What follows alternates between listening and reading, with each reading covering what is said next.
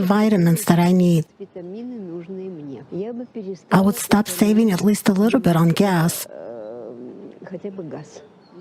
I have a gas meter. I would invite my friends to a cafe. I would learn how to live. Because these days, with what we earn and the way we live, you're not living, you're surviving. Imagine having an official work schedule of 4 days a week for 4 hours a day, and you earn a decent salary. In addition, you receive an unconditional basic income and free housing.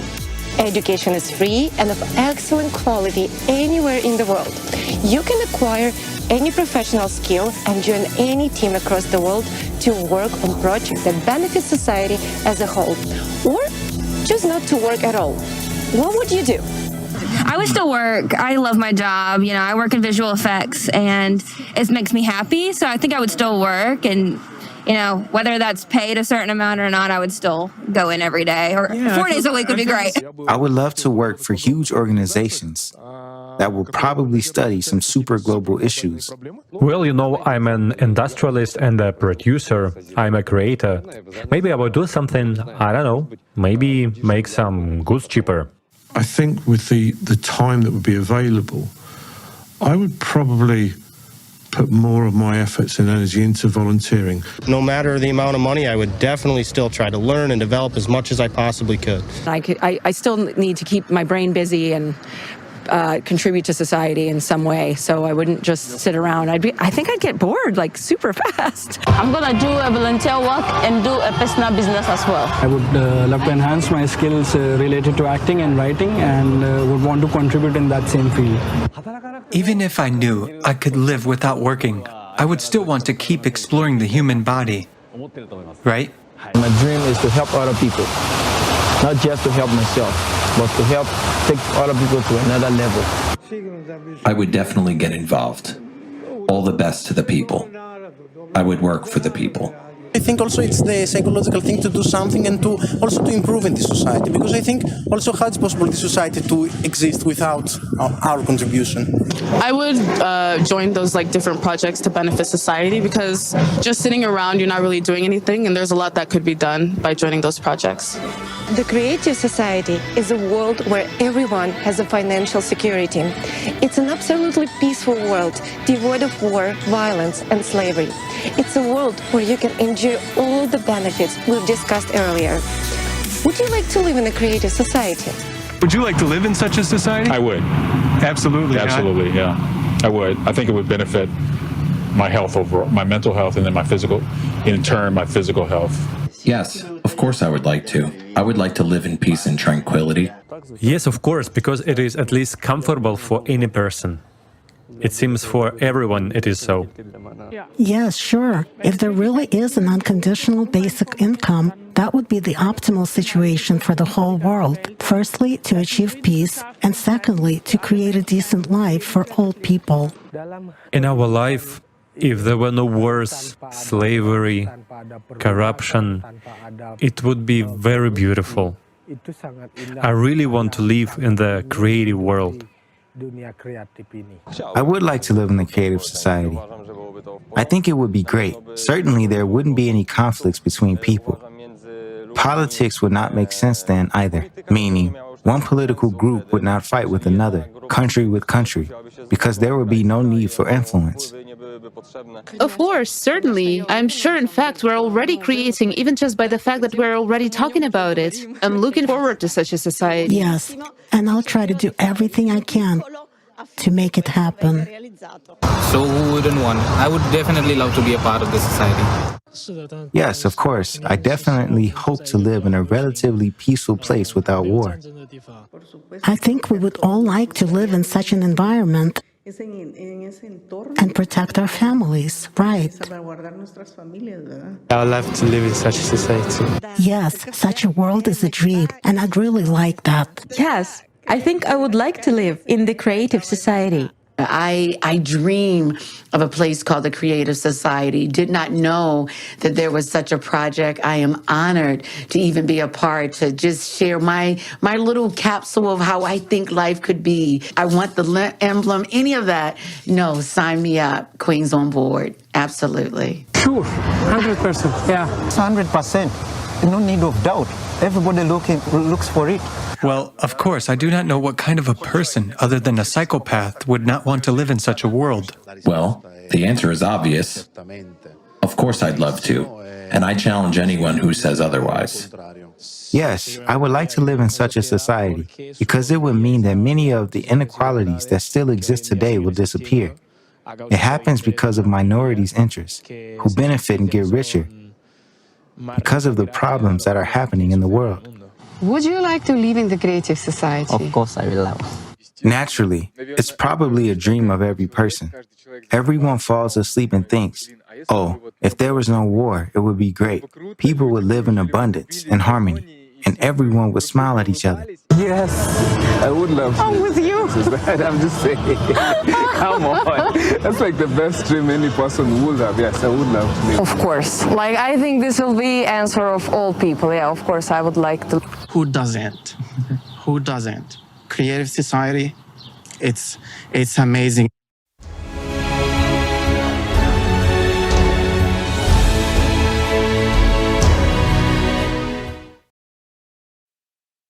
Amazing.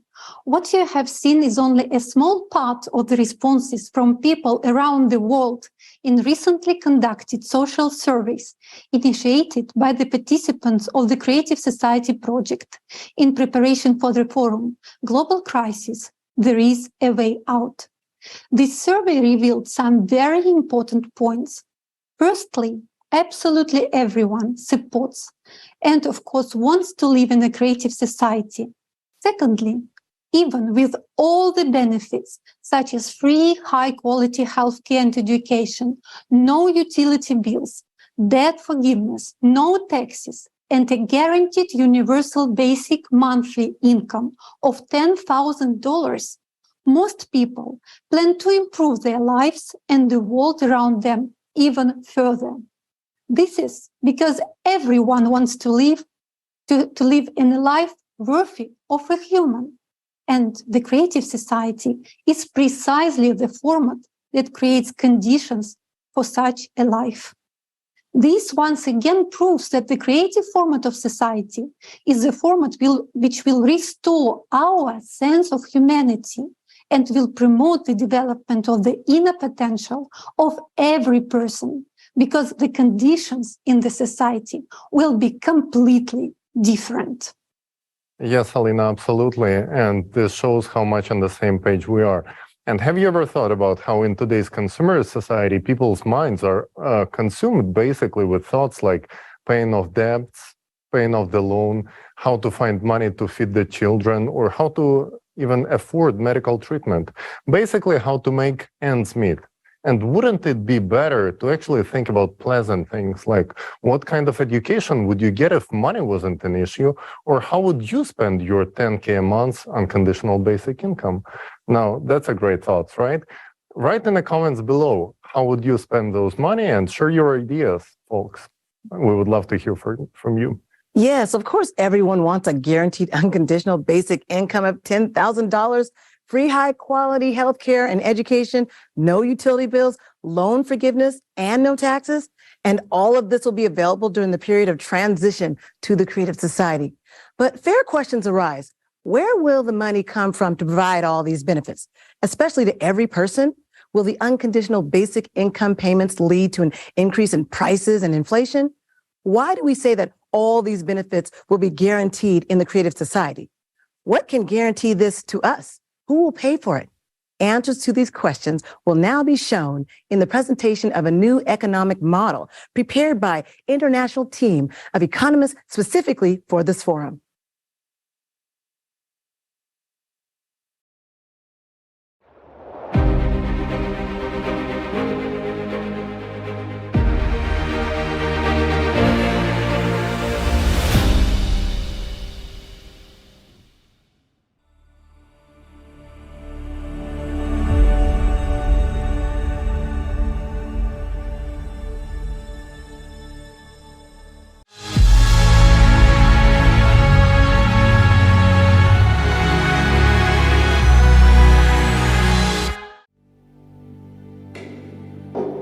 transition period to the creative society, each person will have universal basic income equivalent to $10,000 US, free housing at least 650 square feet per person, free healthcare of the highest quality, free education for a lifetime, safety in every part of the world, work 4 hours a day, 4 days a week, paid vacation for 2 months a year, equally high salaries across the world, no taxes for individuals, small and medium-sized businesses, fixed prices on all goods.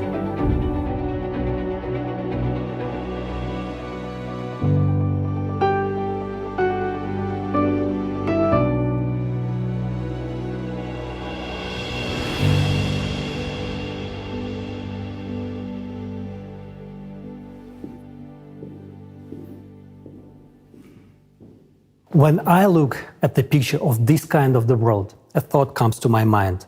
This is incredible. This is incredibly cool. And yes, I want this kind of life. But just like in any person, a skeptic inside me begins to rant and says, first of all, it is impossible to implement. And even if it is possible, it certainly won't happen in my lifetime. And goes on to affirm, no one will let you do this. And you know what I reply to him? You're right. And indeed, he is right. In today's economy of the consumerist format, in which we exist nowadays, this cannot be implemented. This requires a different economic model. We need to look beyond the confines of the current system. And I invite you to learn about a new model of economy that will provide a high standard of living for every human being. This model has been developed and proposed by experts from around the world. It takes into account the economic needs of each person, technological advances, and the need for our civilization to develop and evolve. This innovative model will change our lives from the first day of its implementation. I want to draw your attention to the fact that its implementation is possible only if the format of society is changed from consumerist to creative. And further, I will explain why. Unlike the current economic model, the new model will have a different goal: to provide the high standard of living for every human on the planet. There are two key requirements for the new economic model to function and achieve this goal. The first requirement: the new economic model can only work on a planetary scale. It cannot work in a single country. The second requirement is the self-governing society. All power must belong to the people. The economy, along with other strategic spheres, will also be managed and controlled directly by society, represented by every person, each of us, via the electoral platform. So, we have formulated the goal of the new economic model and outlined the necessary requirements for its implementation. These requirements can only be met in the creative format of society. I now invite you to model the near future. After we have successfully completed all three stages of building the creative society, informational, political, and the global referendum, the world community legally and peacefully transitions to the creative format of society that we all have chosen together and become one civilization. From that moment on, it will take a small amount of time to launch the new economic model. 6 months, according to preliminary calculations. After that, we will enter the transitional period to the creative society, which will last 5 to 6 years. As soon as we enter the transitional period, everyone will be provided with the monthly unconditional basic income in the amount equivalent to $10,000 US. With their own housing of at least 60 square meters per person, education and healthcare will be of high quality and free, as well as resources, electricity, water, heating. All debts will be written off, loans will be interest-free, and there will be no more taxes for individuals, small and medium-sized businesses. Of course, this raises a lot of questions. Will people work? What will the prices be?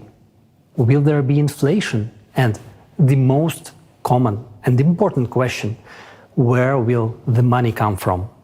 So let's take it in order. Where will we get the money from in the transitional period to the creative society? In the new economic model, money will be created by a single fund for global financing, which belongs to society and serves its interests. The single fund for global financing will only serve the function of creating and redistributing funds. It will not accumulate money like the funds do today, nor will it make money as the banks do in the consumer model of the economy. There will be no banks in the transitional period to the creative society because there will be no need to keep money, because money will be exclusively digital. In fact, there will be no money in the conventional sense of the word. These are just numbers and equivalent for exchange. That's your assets. You can exchange them for something, a product, a service, and so on. The more the economy grows, the more means of exchange, what we now call money, are created. In contrast to the consumerist format, all financial transactions will be open and transparent to everyone.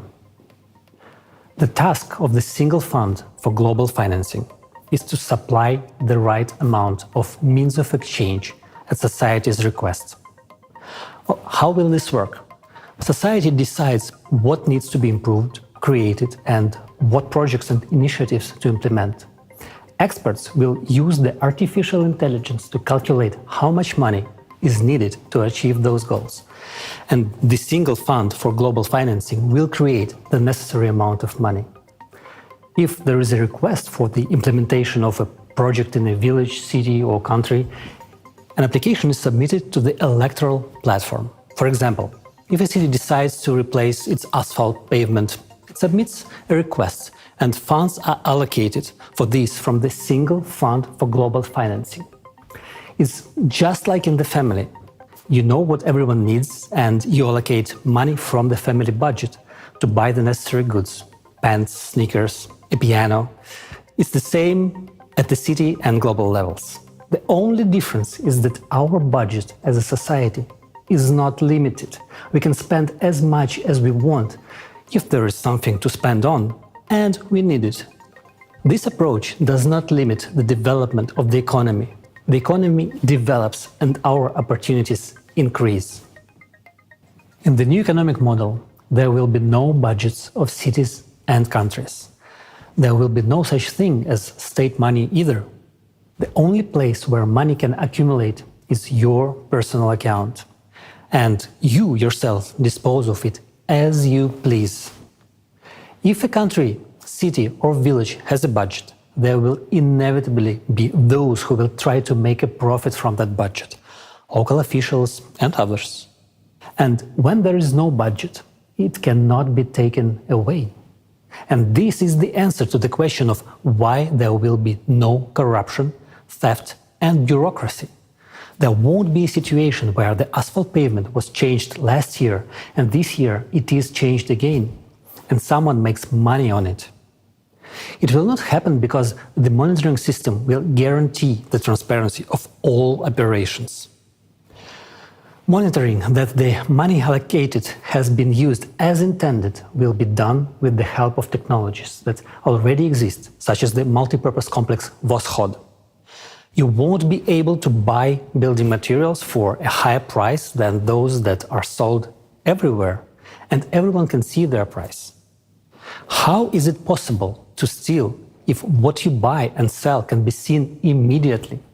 Money flows are transparent. Anyone can see what every penny is spent on. Now, in the consumerist format, this information is hidden. But in the transitional period to the creative society, it will be available to everyone. You can see exactly how money has been spent in any part of the world, regardless of where you are, because society's money is your money. For the convenience of transactions and complete transparency, a new single monetary unit will be introduced, which can be used anywhere in the world. It will belong to society and be created by the single fund for global financing. It will be digital. It will not be possible to seize or freeze it, and it will not lose value. You cannot lose digital money, it cannot be stolen, and its flows are completely transparent. From the first day of the transitional period to the creative society, an exchange of existing currencies for the new monetary unit will take place. All savings, capitals, and assets of people and enterprises will be converted into it. Why will the single currency be digital? Because firstly, it guarantees the transparency of all financial transactions. And secondly, with modern technology, there is no need for paper money or documents. Digital money is both environmentally friendly and convenient. A person doesn't need to carry a wallet, a passport, or a plane ticket. No chips or third-party devices are needed. A person can be identified by retina or a fingerprint. All this information will be stored in a single database that would be under the control of society as a whole, rather than individual countries or special services, as it is today, where everything is fragmented. This high-tech approach would simply eliminate any illegal activity. It will be impossible to engage in stealing or money laundering. It will all stop. In the creative society, a person has nothing to fear or hide. They are absolutely open and free. Everything starts with a clean slate. The key mechanism of the new economic model will be a limitation of wealth, which is the limit of maximum wealth per family that we will set as a society. At the present time, the recommended amount is $10 million, and it is confirmed by recent research. This is the total amount, including all movable and immovable property, all the assets and liabilities of each family member. This amount is more than enough for a comfortable, prosperous life, but not enough to gain unlimited power. When a person's wealth goes over the set limit, the excess funds simply disappear. They are not credited to anyone's account and are essentially written off. We are used to thinking in terms of the economy of the consumerist format, but here you have to understand that this is a different form of settlement, not the usual banking form. Therefore, money is not accumulated. When society needs money, the single fund for global financing simply allocates the necessary amount, which goes into circulation. Society is financed without limitations for as much as required for its needs. In the transitional period, money is needed as an exchange fund to limit the wealth so that humanity or a group of people would not build empires and usurp power again. This would create a high standard of living for all people. Let's summarize.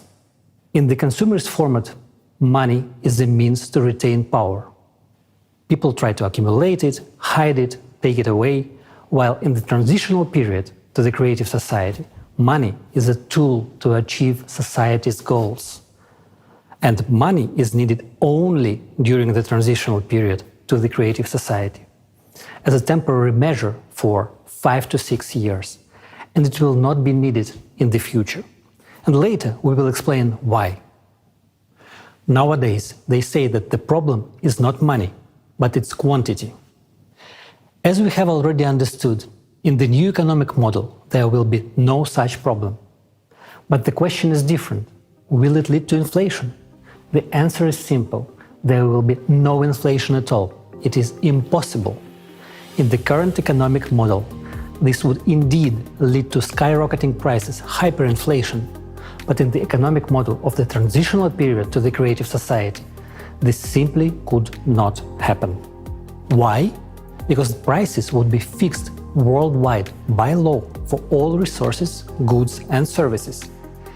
They simply cannot be raised, and this means that inflation cannot be created. But it raises another question. At what level will the prices be fixed? Will the bread cost $1,000? Well, if you make that decision, of course it will, because we will decide as a society anyway. The optimal prices will be calculated using artificial intelligence, considering all the costs and profitability, but the final decision on pricing will be made by people. Therefore, you surely understand we are unlikely to want the bread to cost $1,000. We would rather want it to cost less than it does today. And it will. All prices will be less than they are today. And thanks to what? Because there will be no interest on loans and taxes for medium and small-sized businesses included in the prices. Electricity, water, and gas will be free. There will be a single economic environment in the creative society. And the absence of borders means no taxes on exports and imports, no duties, no excise taxes, and no customs duties. The introduction of robotics, fuel-free generators, and smart logistics will contribute to lower prices for goods. At the same time, quality standards will be equally high for the same goods all over the world. For example, the same hamburger that today costs $6 in America and $1 in Romania will cost, for example, 40 cents worldwide and will be equally delicious and juicy and healthy. Tasty and healthy food will be available to everyone. Right now, in the consumerist economy, 8 billion people is a lot. And in the creative society, 50 billion won't be enough. But even in the transitional period, we will not need to add worms, bugs, and other insects to our food, because the production of organic and quality food will increase many times as new technologies are introduced, such as vertical farms, which we already have now, but it is not profitable to introduce them in the farming in the consumer's format. And in the new model of the economy, it will become completely natural. Today, despite the addition of insects to our food, 2 billion people are starving. And in the transitional period to the creative society, there will be neither hungry nor poor. I am already anticipating your next question. Such a rapid improvement in people's living standards and purchasing power, including an unconditional basic income of $10,000, lower prices and free utility services, won't all this lead to a shortage of products? It won't, but friends, the truth is, not everything is going to be so easy. You will have a new headache, where to spend the $10,000, because the selection of goods and services will be huge. In the transitional period to the creative society, almost immediately you will see a huge increase in economic growth, because people will have enough money and there will be an unconditional basic income, which means that the purchasing power will increase many times over. And this is a massive boost for trade turnover. Moreover, ideal conditions will be created for manufacturers and business. These include interest-free loans, no taxes for small and medium-sized businesses, free water, gas and electricity, access to the latest technology, and most importantly, a great demand for their goods and services. This will be a huge stimulus for them to create more goods, develop and expand. The new economic model is a real paradise for consumers and entrepreneurs. First of all, the absence of taxes for small and medium-sized businesses means not only a reduction in prices, it also means economic freedom. All the money you earn is yours and you are free to spend it as you like. No one will be able to take them away as it is done today through taxation. Taxes will be simply not necessary because there is a wealth cap and funds above a certain amount are already directed towards the needs of society. And this money will anyway be exchanged for goods and services which will make manufacturers themselves richer. This is much more beneficial than taxes. Secondly, loans for small and medium-sized businesses will be interest-free. You can take out a loan and develop your business, but this does not mean that you can borrow without limit and not pay it back. Obviously, there will be a mechanism for control. Of course, you have an obligation to repay the loan. No one will allow anyone to live off their back. It is not good for someone to live off the president's back. And considering that each person is the president, you cannot get a free ride on anyone. But on the plus side, no one can get a free ride on you.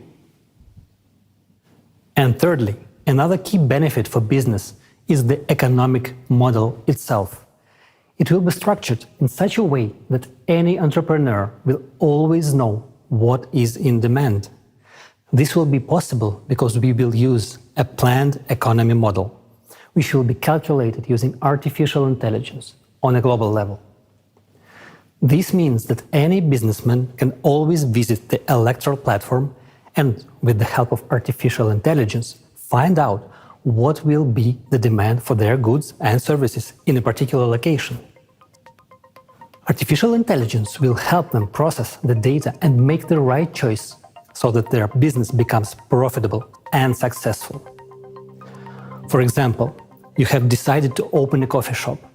You can go to the electoral platform and see how many coffee shops are in your area, how busy they are, and if there are already 2 half-empty coffee shops, it would be foolish to open a third one.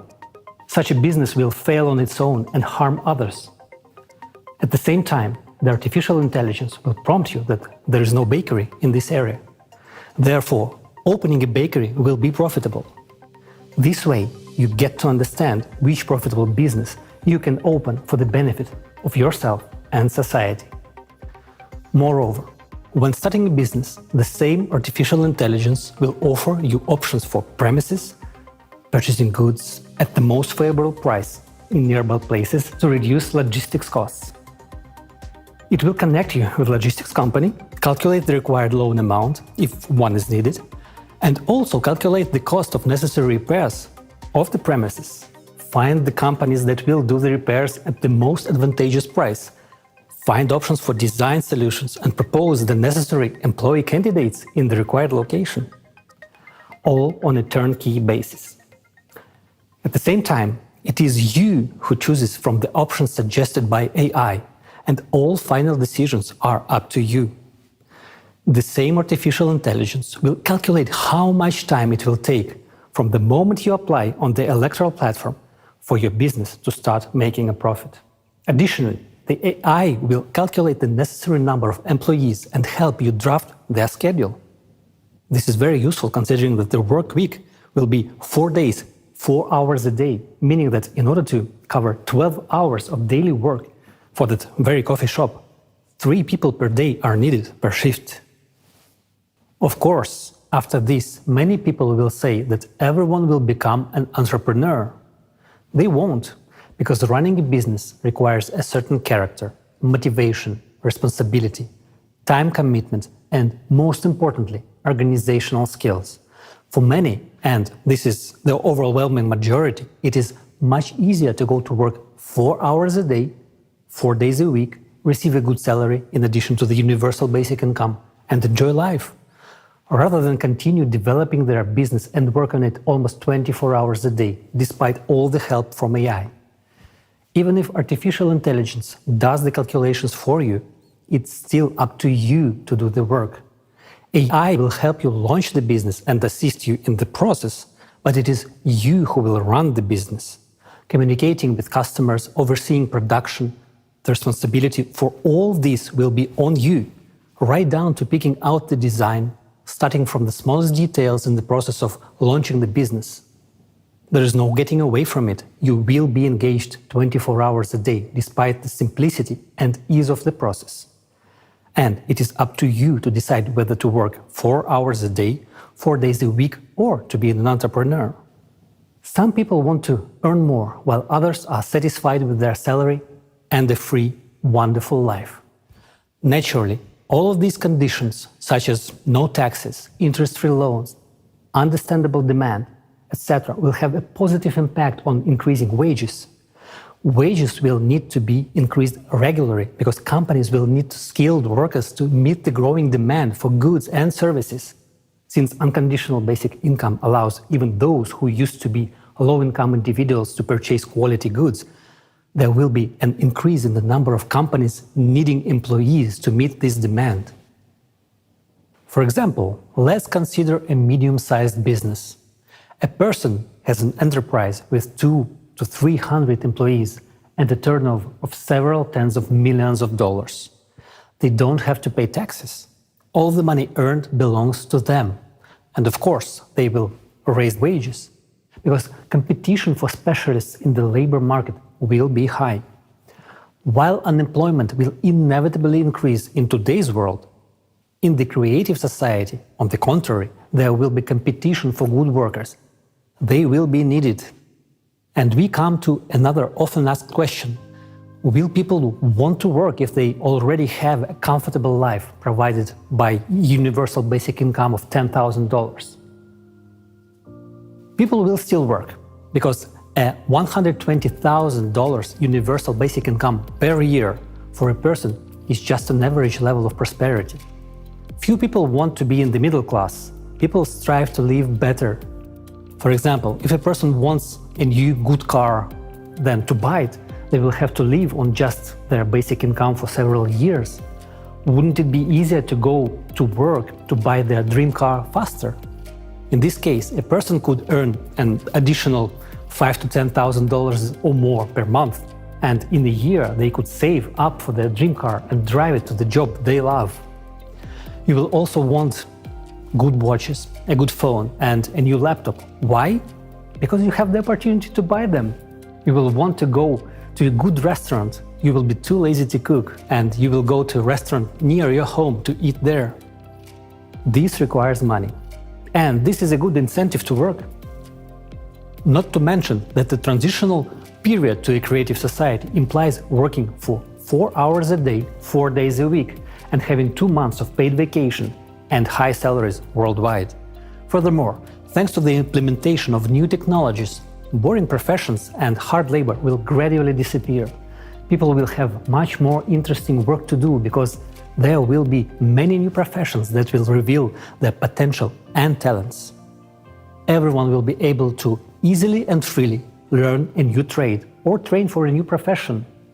Thus, we understand that people will have all the conditions to earn themselves a good house and even more than one, any car or real estate. And then this question arises, what about private property? Everything a person earns, up to the wealth cap, belongs to them, their house, their yard, their car, and so on. An entrepreneur's private property may include a store, service areas, manufacturing, restaurants, cafes, and the like. But all minerals and resources of the earth will belong to the entire society. It is thanks to this that electricity, water, and gas will be free for people and small and medium-sized businesses. Thus, the new economic model creates all the conditions for the maximum development of both businesses and entrepreneurship, as well as the development of every individual and society as a whole. One more reason why the world economy will become many times more efficient in the transitional period to the creative society is the use of a planned economy at the global level. Just think how much unnecessary money and resources are now spent on overproduction, as well as on liquidation of finished products in order to increase the value of the remaining products. And yet, at a time when a third of the ready-to-eat products are being destroyed, there are countries where people have never ever tried these products. Meanwhile, those countries have things that are needed in other countries. The new model of the economy will solve this problem with smart planning and smart logistics. Logistics will be calculated by experts with the help of artificial intelligence in order to efficiently redistribute goods so that everyone will have the opportunity to buy everything they need. In the model of the transitional period to the creative society, there is no limit to improving human life. It will be possible and necessary to improve life, but prohibited to make it worse, and it will be fixed at the legislative level. Remember, the highest value in the world will be human life and its benefits. Well, friends, let's sum it up. Now you understand how the economic model of the transitional period to the creative society works. It provides everyone with the high standard of living. This includes a monthly unconditional basic income equivalent to $10,000, fixed prices for all goods, high level of wages, free and high quality healthcare, education, and excellent conditions for business development. What's more, this only a part of its advantages over the current consumerist format of economy. The absence of wars, inflation, crisis, and stable income, all of this makes society healthier, and this is extremely important. There's no need to commit crimes, no reason to risk a happy life. The simple question is, what for? When human life comes first, the world changes drastically. Your happy life is what you will treasure. These are your opportunities, and these are the opportunities for the entire civilization. Today, humanity stands at the threshold of controlling matter. This is the reality of today. Only minor gaps in understanding separate us from controlling matter. The only thing we really lack to fill these gaps and make a scientific breakthrough is scientists from around the world working together in this direction with unlimited funding. And this will be possible from the very first days of the transitional period to the creative society.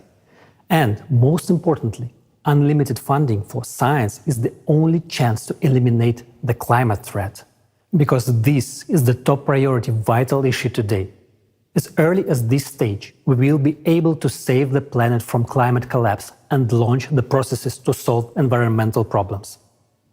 The transitional period will take about 5 to 6 years. After its completion, we will enter the creative society. And the creative society is a world of incredible possibilities where the latest technologies will be available. The health capsule will allow everyone to extend their lives beyond the species limit and live in a healthy and young body for at least 1,500 years.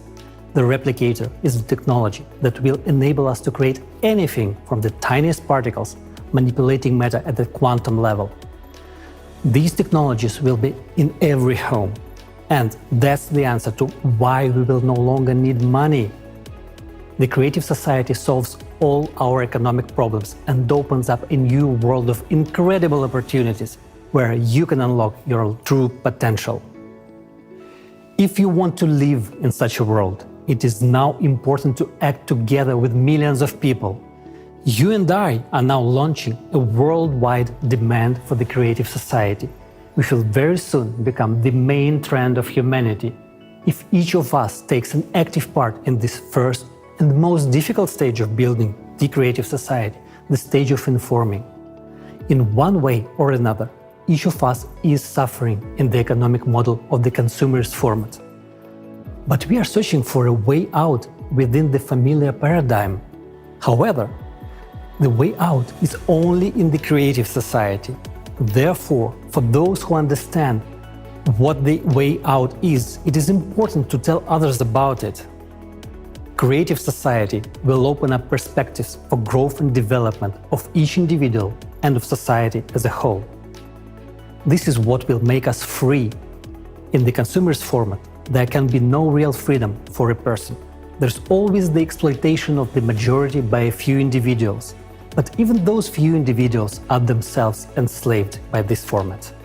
Therefore, not a single person has freedom in the consumerist society. It is only in the creative society that the person can attain true freedom.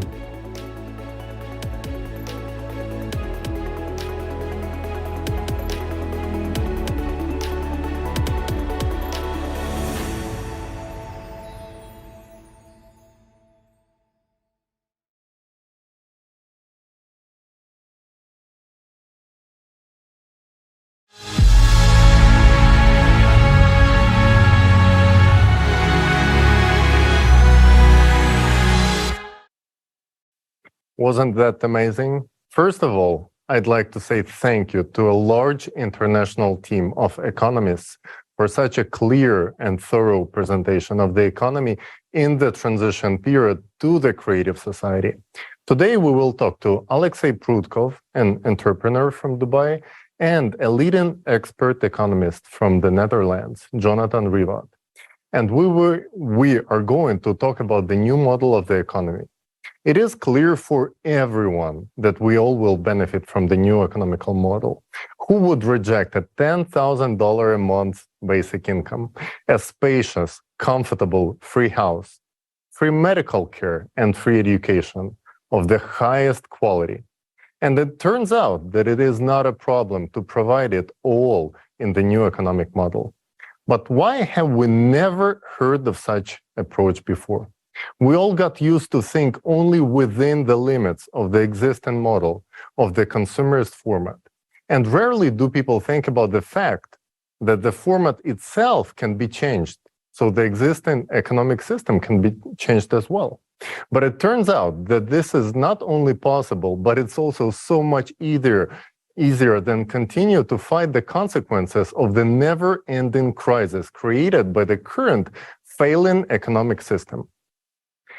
Today, we are enslaved in this consumerism format through debt, fear of losing our jobs, and lack of money. We work in a job that we don't like just to keep us from starving to death. And already, in the transition period of the creative society, everyone will be financially free and independent. An unconditional basic income will allow us to enjoy life rather than survive. This will create an enormous solvent demand. Just imagine the economy will receive as much as money in a month as the current world economy produces in a whole year. Money will permanently stimulate the economy, and it will be no longer laying dead weight in an account of several people. Because there will be a limitation of wealth, and there won't be any risk of someone having an excessive amount of money which they could use to seize power or initiate wars. Yes, and most importantly, only this economical model will provide the unlimited funding for the scientists to tackle the most important problem, the climate threat. But look at the current economical model. Today, many projects that could improve people's lives are not being implemented because we have no funding for them. While in the transition period to the creative society, there are no limits. Funding of society, that is the development of the society, is limitless. Alexei? And it is impossible to create inflation because prices are fixed by law. As a result, we will get an economy without crisis and inflation. During the transitional period to the creative society, the entire world economy will function as a unified system, as opposed to the current fragmented approach, where everyone is focused solely on their own profit and self-interest. And today's economy has been very accurately described in the books by John Perkins, who calls today's economy the economy of death. He writes about it in his best-selling book, The Confessions of the Economic Hitman. So John Perkins is a specialist who knows the consumer's format system from the inside out. He understands more than anyone that the current economy system leading us all down a blind alley. It has been a pleasure to meet him, and we're delighted to have him today with us. John, the floor is yours. So welcome to Global Crisis, There Is a Way Out. I personally am very happy to be here. I'm John Perkins. I have a background as a chief economist at a major consulting firm, but perhaps I'm better known as an economic hitman. People all over the world are understanding that the system that we now have just isn't working. I am blessed with the opportunity to speak in many different countries on just about every continent. And everywhere I go, I see that people understand that, we've got to stop climate change. We've got to stop species extinctions. We've got to stop environmental destruction. People know this everywhere. And so those are all symptoms of the death economy. We know we've got to turn this around. We've got to create an economic system that works. It's an illusion to think that we don't have power. We in some respects we're living in this illusory society where everybody's told, and the advertising tells us, and politicians tell us that somebody else has the power. We have to turn to them. But the fact of the matter is, if you look at the people who've changed throughout history, whoever your heroes are, these are just human beings. And when they started, they didn't know they were going to become heroes. They didn't know they were going to become world known. And you may not become world known, or you may not want to be, but you can play an incredible role.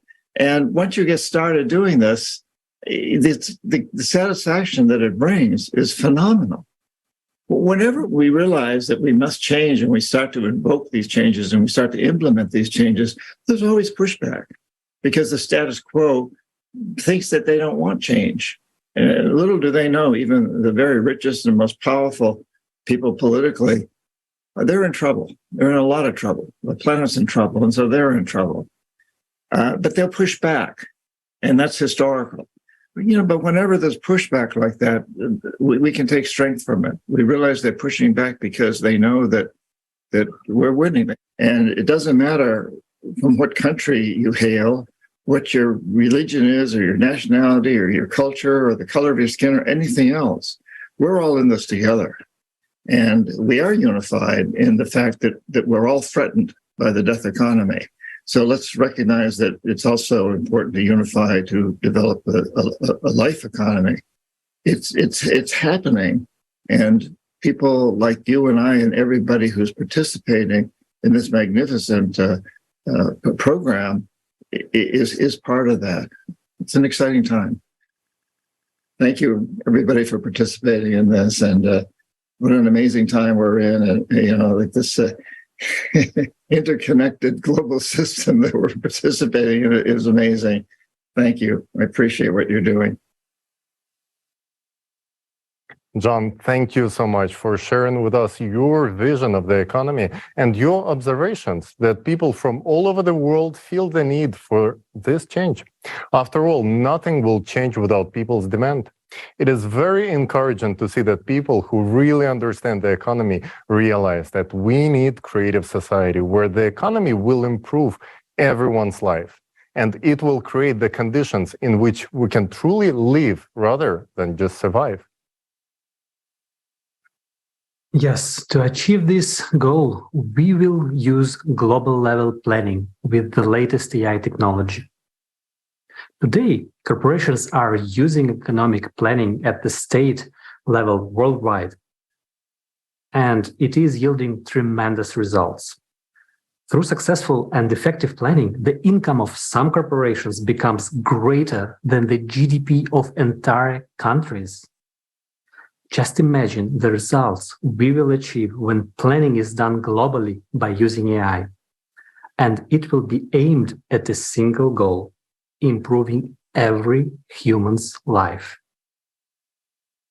Yes. Today we can build a new economy because we have all the technology to make it happen. Having these technologies will allow us to implement true self-governance in society. Modern humanity has never had such experience because of the authorities. They have always been there, and the power in the hands of a few will always lead to some kind of overindulgence and manipulations for the personal financial gain. This is done through shady schemes and withholding of information from the general public. In the transition period to the creative society, all financial information will be transparent and open to general public. We will be able to implement this by using the latest technology that will control and monitor any illegal money laundering schemes. This will make all illegal activities impossible. Simply put, corruption will be eradicated.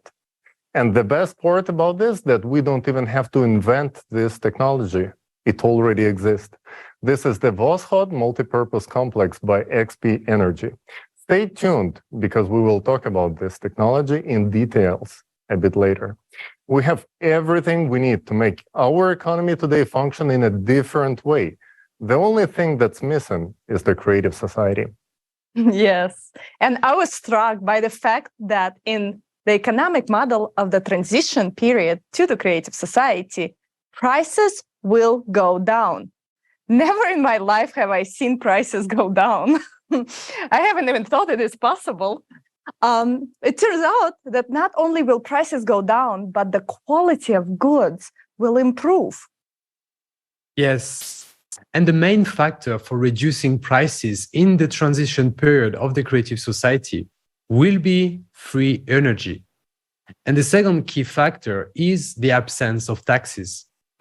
Today's prices increase due to inflation, as well as ever-increasing taxes will make up a significant portion of a product's price.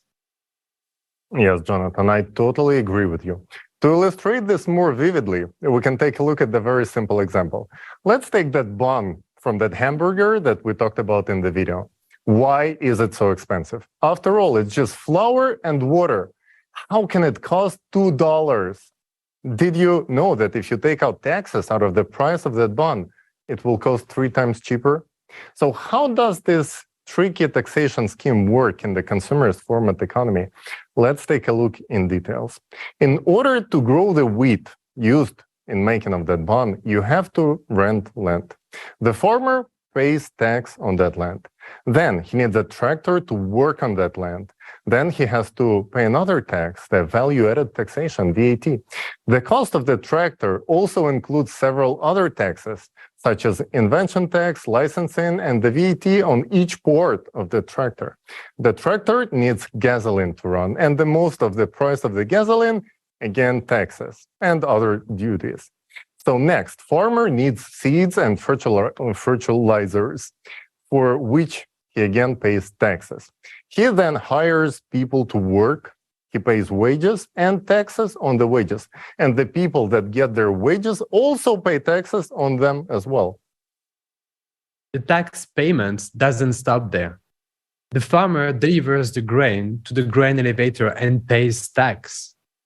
Next, the grain has to be processed into flour. This requires energy, the price of which includes taxes apart from VAT. Then, you need a vehicle to transport the flour to the buns maker. Its price already includes a lot of taxes. Plus, you have to fill it up, which incurs yet another tax, and pay the driver for his work, who also pay tax from his salary. So the flour goes to the bakery, for example, a small private bakery. Even if the bakery owns the building, they still pay land tax in addition to energy, to gas and electricity bills. And we already know that there are taxes on these too. There are people working in production who gets their wages, pay taxes on their wages, and from these wages, employees pay taxes once more. Yes. And now imagine you walking into that bakery just to buy a simple bun. But what a journey it has been on, right? Before it even hit that shelf, it has been taxed on every stage of its creation. Even more, the shop operates under the very same taxation scheme. So you buy in this taxed bun and you pay the shop tax from your hard-earned wages, which already has been taxed, by the way, as well. So it looks like some kind of nesting doll of taxes all the way. And God forbid if that bun crossed any borders on its way to that shop, because then you will also have to pay the delivery tax, the taxation custom fees, and so on. At this point, you should ask yourself, is it really just a bun or some Trojan horse of taxes? It's amazing to think about the journey that a simple bun has made, with taxes being just another ingredient in the recipe of a consumer society. You know, even bakers who are dealing with dough all day have most of it being taken out of their pockets after paying all those taxes. I guess we all can agree that it is time for a new recipe of the economic model where individuals together with small and medium-sized businesses will be free from taxes. And you will have to forget about this bitter taste.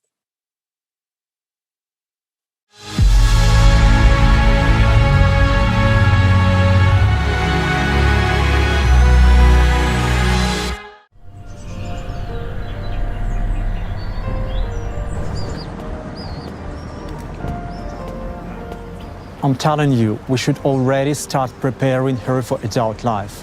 Look at what's going on in the world. She must already understand how this world works. It is her future to grow up in it and navigate. She just a little girl. I want an ice cream. Well, why a little girl? At this age, she should already know what taxes, wages, and money are, and how it all works. Why should she know that? Well, she has to live in this world.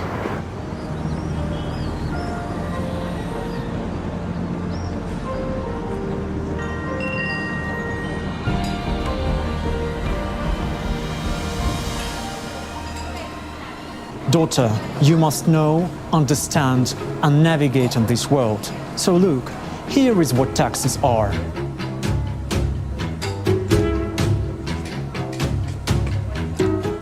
I bit off 20% of the ice cream. This is what they call VAT, value added tax of 20%.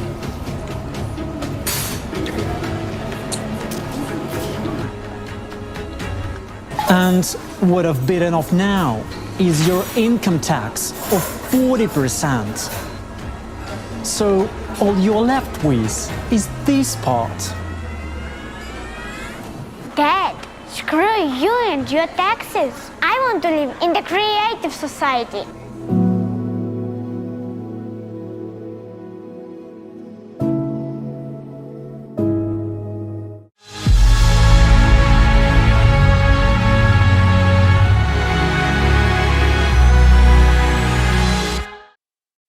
Well, that ice cream analogy really gives us a taste of the crazy world we live in. I'm really tired of this bitter flavor. I'll never look at the ice cream again without thinking, screw you, consumer society. We all want creative society. Consumer society is funny at first glance, but it's hard scoop to swallow. Even a child understands the unfairness of it all. And we really need to change the format to the creative one. Yes, from the first day of the transition period into the creative society, everything will be different. Prices will go down because there will be no taxes for small and medium-sized businesses. Electricity will be free, resources will be free, the license will be free, because all the advanced technology belongs to the society. Just imagine how this will change people's lives. For example, instead of conventional methods of growing wheat, a farmer will be able to grow it on a vertical farm, which allows to increase the yield by 600 times per square meter. As a result, we will get flowers, which is many times cheaper. Because there is no need to rent land, no need for tractors, no need for petrol, no need for extra water, because it's actually a closed cycle. The only things you will have to pay are fertilizer, the grain fund, and the staff salaries. Can you imagine how this changes the way we produce food? It will become a higher quality without the use of pesticides and harmful substances. And it will be also significantly reduce the burden on the environment, which will stop exhausting the earth with huge arable lands. And here's the answer to the question of why the prices of goods will go down while their quality will only improve. Absolutely right.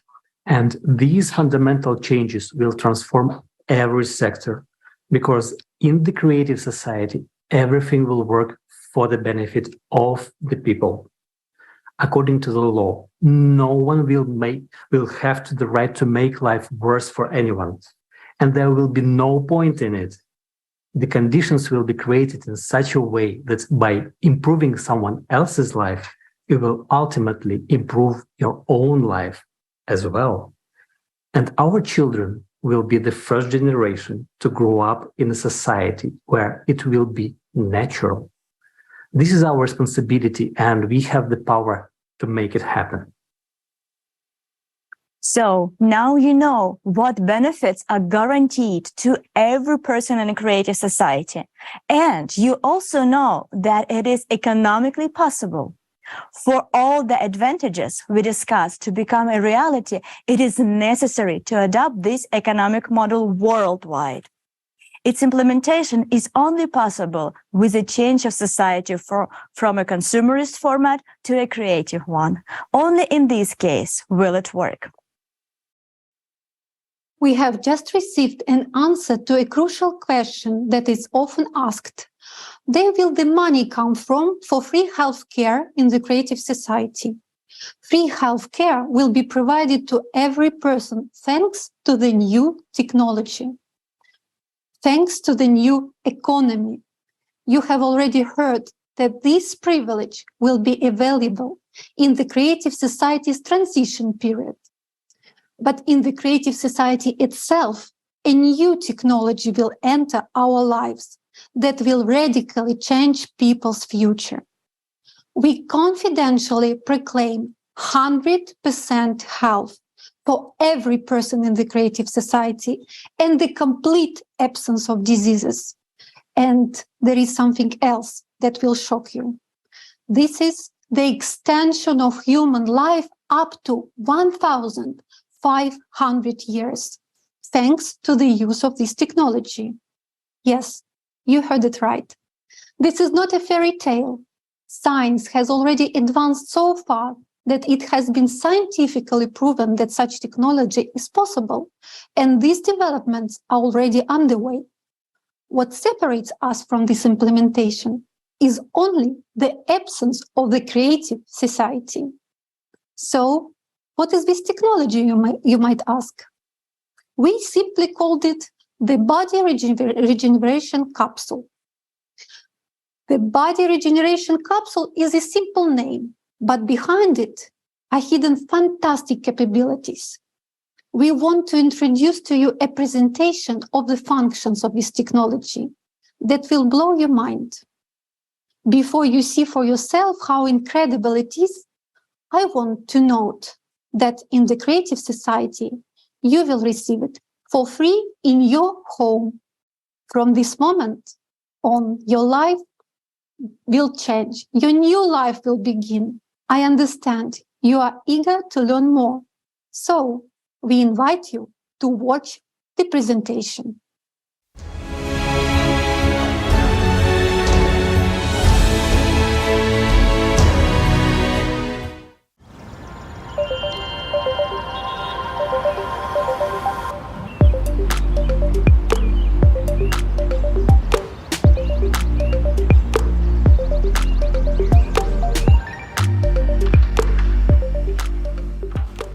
Cody, any news for me? The regeneration capsule has been installed and configured. It's also synchronized to your personal medical assistant. Cool. Cody, I want chocolate milkshake. The recipe from Gabby Kozak? Yeah, that milkshake is amazing. Done.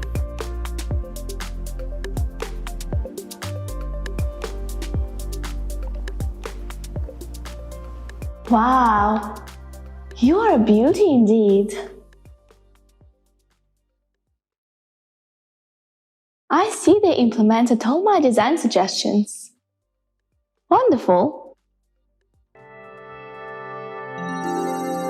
Greetings!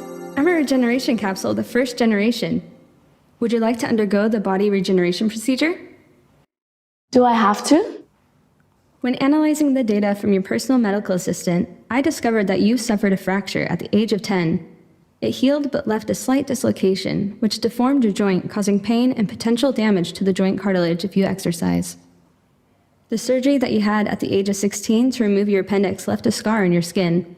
Your frequent unbalanced diet has also caused your body to malfunction. I can eliminate all the consequences and restore your body to its perfect condition. Would you like to start the treatment? Yeah, I guess so. But first, I'd like to know more about you. Shall I start the presentation video? Yes, go ahead. The regeneration capsule of the first generation 1.0. The regeneration capsule is a unique daily comprehensive care for your body that includes diagnosis of your body, prevention and treatment of any diseases except mental disorders, restoration of lost body parts and organs, body shaping according to your wishes, hygienic procedures, and cosmetic body care.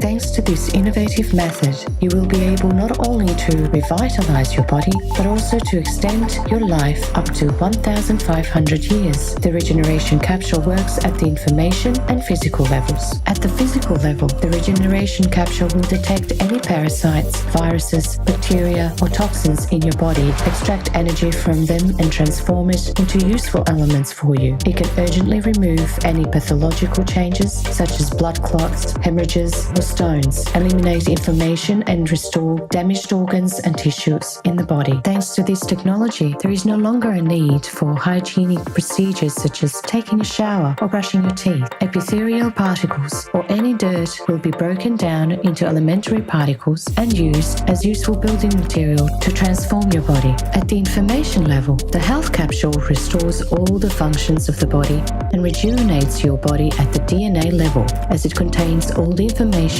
about how the body should function. The capsule only changes the program inside the DNA and corrects just one pixel at the beyond quantum level. The rest is done by organism itself according to the new information.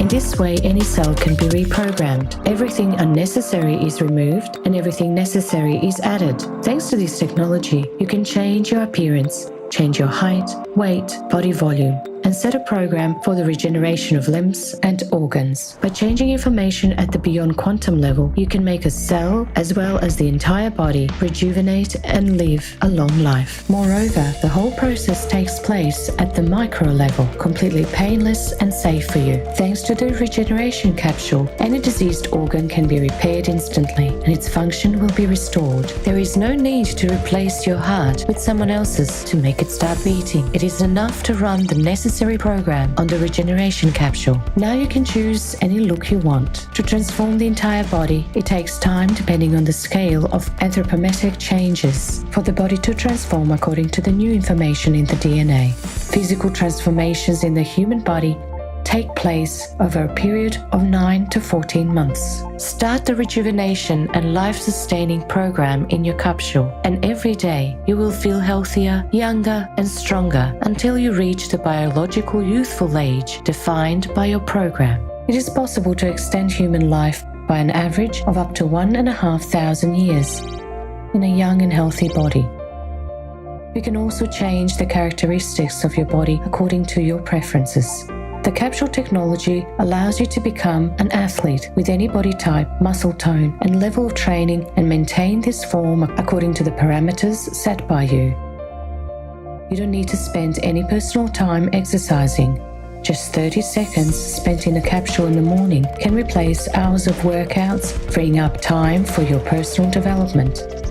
All necessary procedures, including hygiene, are performed simultaneously with the transformation program. The capsule technology is very easy to use and completely safe for everyone. Information about your personal parameters and preferences will be stored in a unified database. When you travel anywhere in the world, you can activate your personal program with any other capsule. All you need to do is to use your individual code, and a perfectly tuned capsule is at your service. The regeneration capsule is an innovative technology that allows you to stay healthy and youthful for many hundreds of years. Forget about any diseases and improve the quality of your life. We wish you a creative use.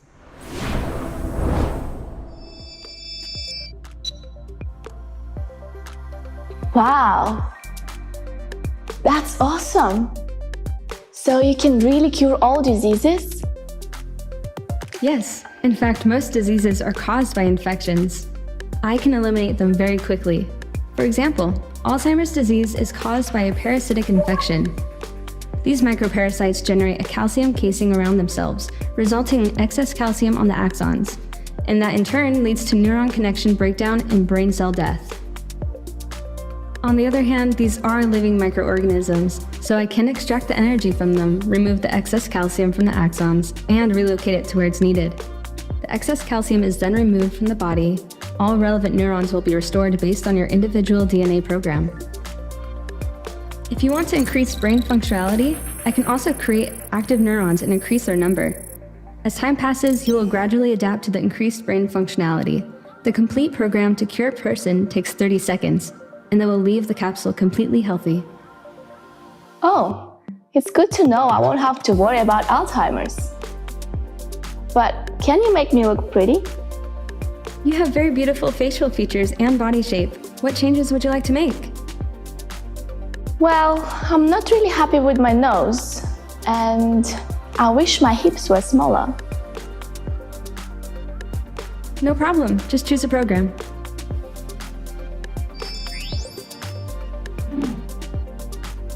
Wow.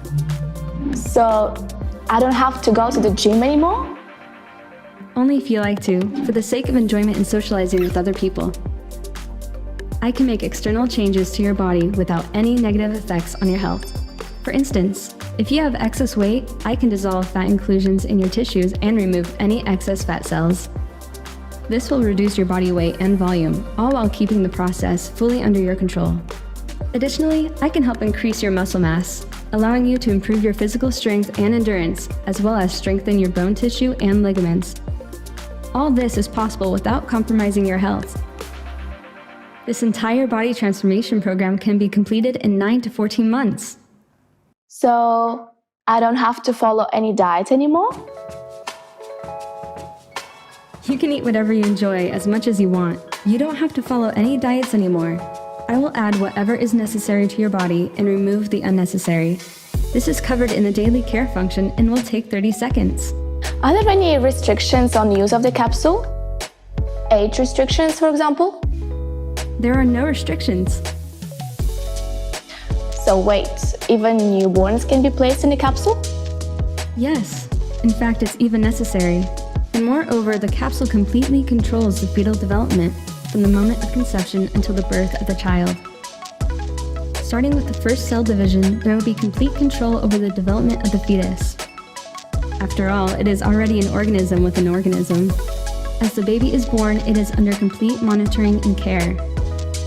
It will have a perfect body, with a perfect program, and a perfect immune system. The capsule can accompany the pregnancy and be used during the delivery. It monitors the fetus and the mother. It can create an absolutely comfortable and proper state during the delivery. Also, I'm a bit confused. What do you mean that we don't have to wash ourselves anymore?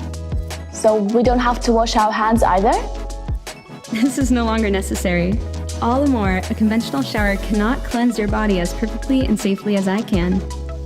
After the daily care function, all excess epithelium, germs, earwax, and other bodily secretions will be cleansed from your skin. These, as a valuable construction material, will be converted into elements that are necessary and beneficial for your body. If you prefer, I can also remove all unwanted hair from your body. Now that sounds pretty good to me. It really sounds tempting. But I'm just a bit concerned. With all this manipulation with our DNA and body parts, would I become a mutant at some point? No, that's impossible. The first foundation of the Creative Society is the value of human life, which is why all my functions are set up only to improve and maintain your health and well-being. Oh, the first foundation. How could I forget? Now you convinced me. I'm ready.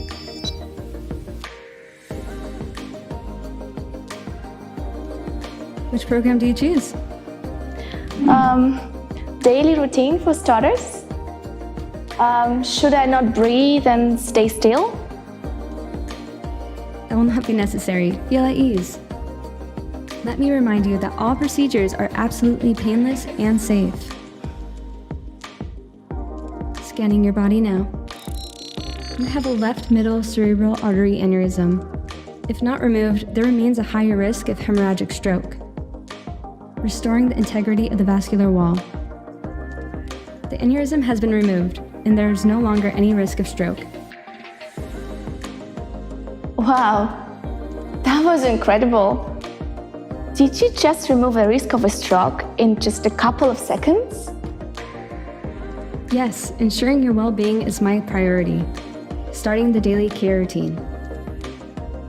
This will take 30 seconds. Would you like me to turn on your favorite video? Yes, please.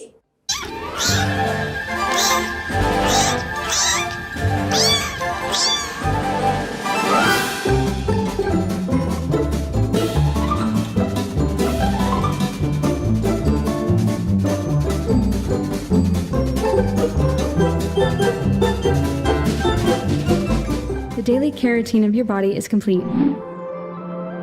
What do you mean? 30 seconds are over. Have a great day. Feels better than after a whole day at the spa.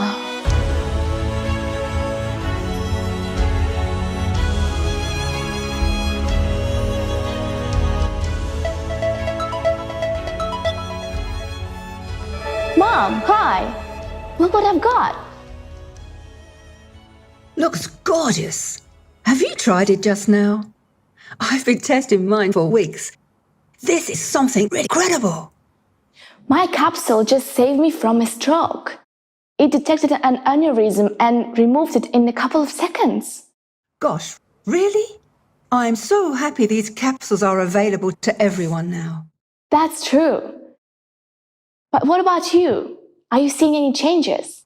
Yeah, I ran mine right away under the Health and Rejuvenation Program, and my skin has already improved. The spots are gone, the wrinkles have already started decreasing. Look! And the best part is, my joints aren't aching anymore. The other day, I purposely walked up to my apartment without taking the elevator just to check that. And to my surprise, I didn't experience any joint pain or shortness of breath. Look at you, Mom. You got a hang on a capsule way quicker than I did. Oh, it was so easy to use. It tells me everything. It told me I would take 9 months to fully rejuvenate. But I already feel like I'm 25. Oh, Mom, I'm so happy for you. Yes, my dear, me too. I am happy that we were able to build the Creative Society. And now all diseases and aging are a thing of the past. Definitely. Oh, I've got a call. I've got to run. Bye. Speak to you later, Mom.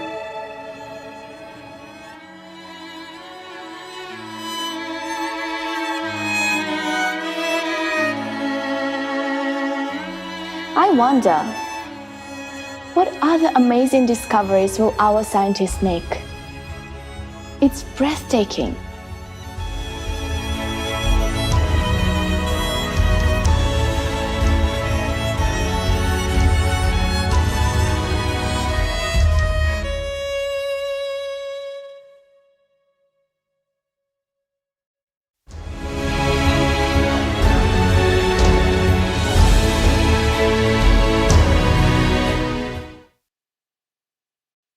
Wow, what an amazing video. Imagine in the Creative Society, everyone will have their own capsule for regenerating the body. A capsule that will help our bodies regenerate and heal itself. This is absolutely incredible. If someone doesn't want to support the Creative Society after all of this information, they are simply idiots. What do you think about the technology? Yes, not only everyone will be young and healthy, but also I will be able to finally cancel my gym membership. So, guys, stay tuned with us till the end of this forum, and you will be the first people in the world to learn about the science behind all of these technologies, these incredible technologies, and how exactly they're going to work. Then you will understand that this is not extension, this is not some science fiction, but this is almost a reality of today. All that remains for all of us to enjoy this is to build a creative society, to actually implement these technologies. We remind you that you're watching the live broadcast of the International Online Forum, Global Crisis, There is a Way Out. It's organized by the people, volunteers from more than 180 countries. And right now, this broadcast is being interpreted into 150 languages, which spoken by 90% of the world population. We do all this so that everyone has the opportunity to learn about the creative society. Therefore, let's make sure that everyone knows about the creative society. Share this forum right now with everyone. Record videos, reviews on this forum, and post them on your social networks with the hashtag Creative Society. Exactly. In order to build a creative society, we must have a clear plan, right? Remember how we talked earlier about the specific stages of building the creative society. It's time to learn them and find out the specific path we can take to make the creative society a reality. Friends, let's be honest. Each of us wants to have an universal basic income equivalent to $10,000 every month. Free housing, a replicator of matter that meets all material needs, and a health capsule that solves all your health problems and ensures longevity and usefulness. But there is one important thing. It will only be available to everyone in the creative society. So how can we achieve the creative society? Let's consider this in detail. Creative society is built in 3 stages. The first stage is the stage of informing. The second stage is political. The third stage is the world referendum.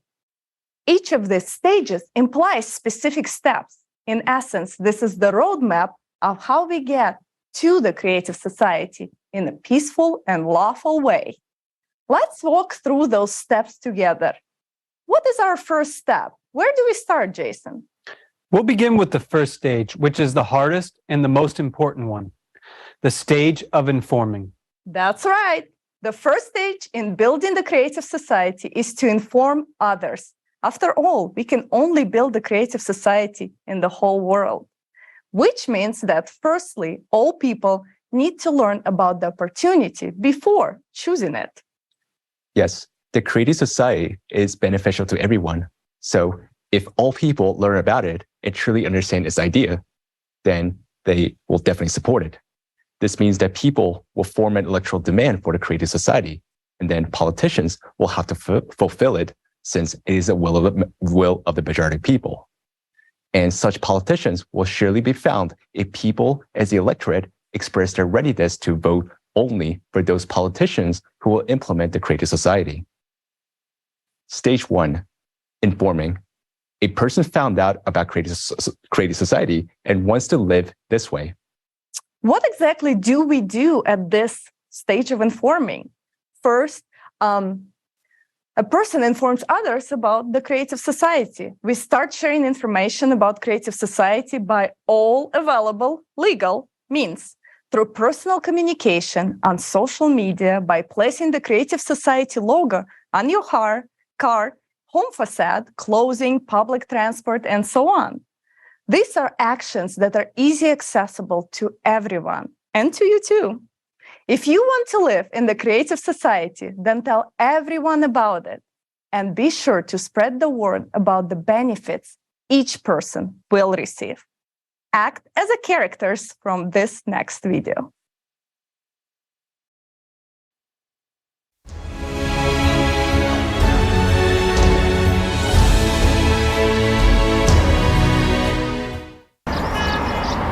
Can I get a simple answer? What exactly will I get in creative society? In creative society, you won't need these papers anymore. All loans will be zeroed out, and you will be able to take a loan if you need with a 0 interest rate. And a new flat of 60 square meters for each member of the family. Healthcare for everyone, free of charge.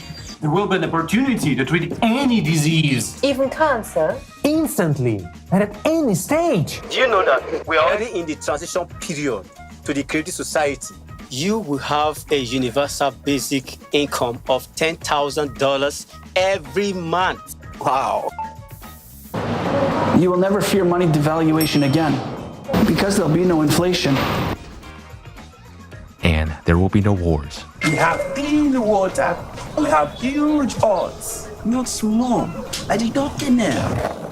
For free. You'll be able to study anywhere in the world for free. Oh, Beatrice, when we build the Creative Society, you will have your own body regeneration capsule at home. Don't you want to be 25 again? And I'll have a replicator in the Creative Society that can make biscuits like this, but real. The Creative Society is the world without borders. It's freedom.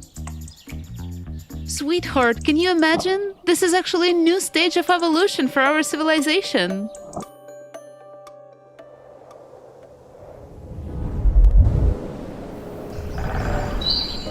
And don't I need to do anything for that?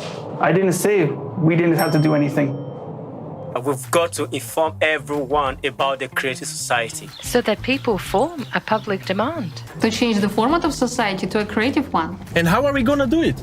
You can put a sticker on your car, just like that guy. Or this guy. I'm gonna talk about it in my every podcasts. You have a lot of contacts abroad. You can start an international PR campaign to let the whole world know about Creative Society. Put a banner on your balcony. You can place information about Creative Society in your cafe.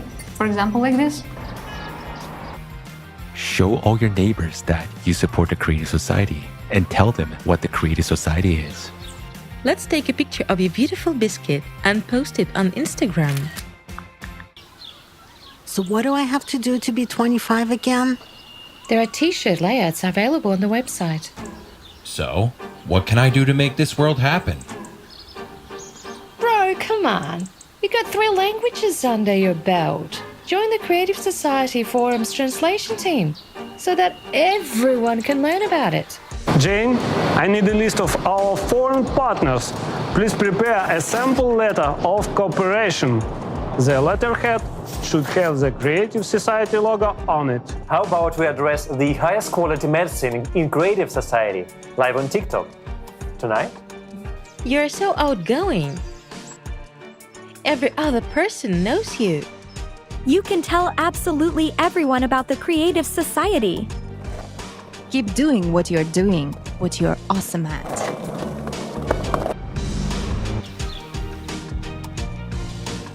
In Creative Society, at any time, you'll be able to fully regenerate your body by entering the body regenerating capsule. It is not what kind of the world we're born into, but what kind of the world we can make.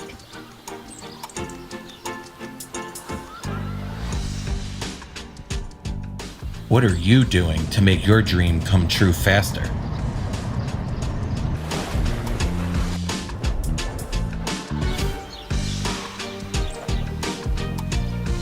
Postoji izlaz, and that is the Creative Society.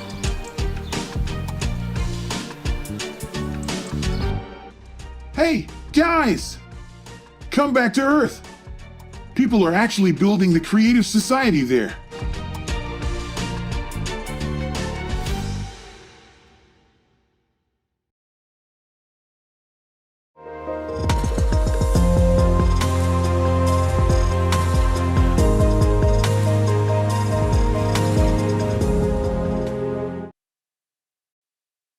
We want to tell you that this 5-minute video that you just watched was created by 15 teams of volunteers from around the world.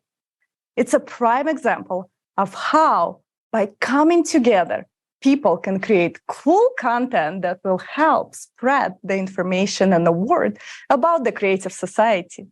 Creative Society volunteers around the world are true friends whose friendship saves the world. In the same way, you can also unite with your friends and like-minded people for the common goal of informing about the Creative Society and building it as quickly as possible. For this, you can establish a coordination center in your districts, cities, or countries. The more actively and organized we unite, the more we will be able to do and the faster we can inform. Forming the electoral demand is very important. John, tell us more. So the main goal of this stage of informing is to create an electoral demand. How do we know that we have created an electoral demand? If all people around you are talking about the creative society en masse in social networks, stores, business circles, literally everywhere, it means that we are already the majority, and the electoral demand for the building the creative society in your region has been formed. It's important to note that all stages of building the creative society fully comply with the norms of the international law.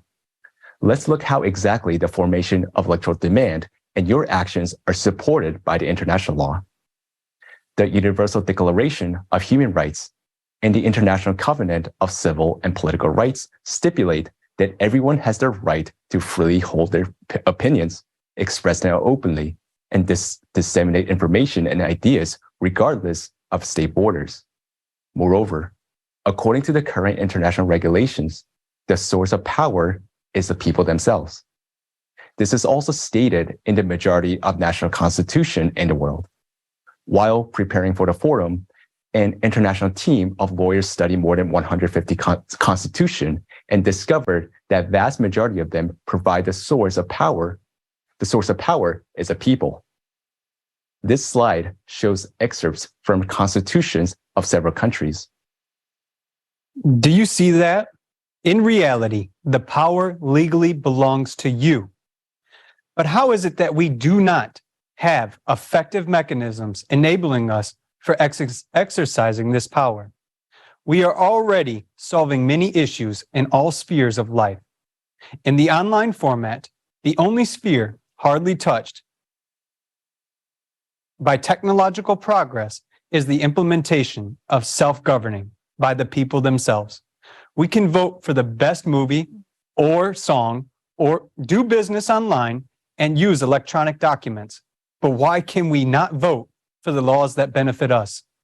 Nowadays, these laws are adopted by the politicians we elect. We want to build the creative society in a legitimate way. So we need to use politics as a tool, because it is through politics that modern society is governed. And this is why the second stage of building the creative society is the political stage. Having received an electoral demand from us to build the creative society, politicians as professionals will be able to promote and implement it both domestically and internationally.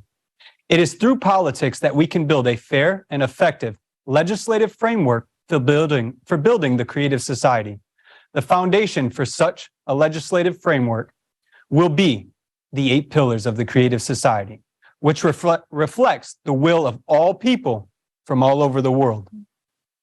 But how can we be sure that politicians will not deceive us again? And effective control of politicians by the people is needed through the modern and convenient tool. The electoral platform will be that tool which people will create themselves and which will be legislated on the state level. The electoral platform will unite people on one electronic resource, initially for controlling politicians. Eventually, it will become the supreme governing body worldwide and return power back to the people. But let's discuss everything step by step. Creating a preliminary electoral platform. Before the electoral platform is legalized in any country, people themselves create a secure electronic resources. Let's call it preliminary electoral platform. On this platform, politicians can declare their readiness to meet this electoral demand.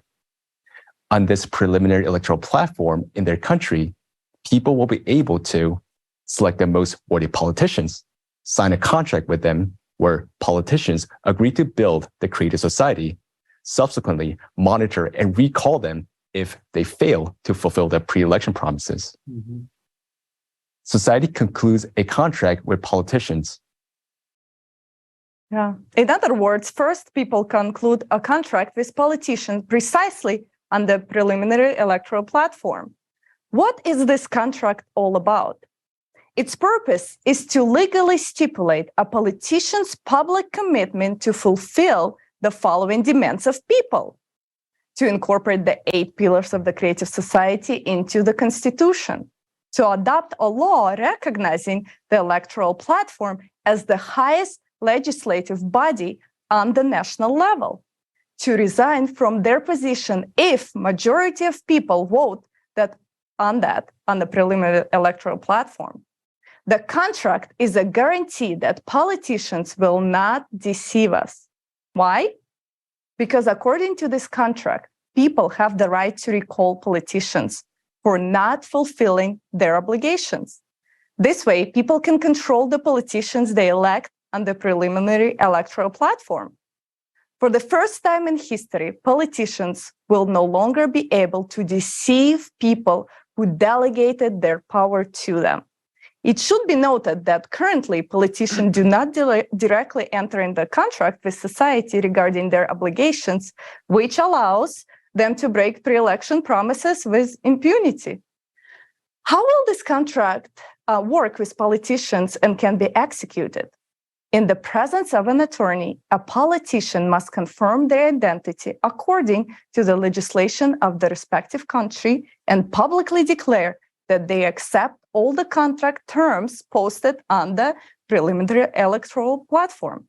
If a politician violates the contract, people exercise their right to recall such a politician. What about elections in a particular country? Jason? Great question.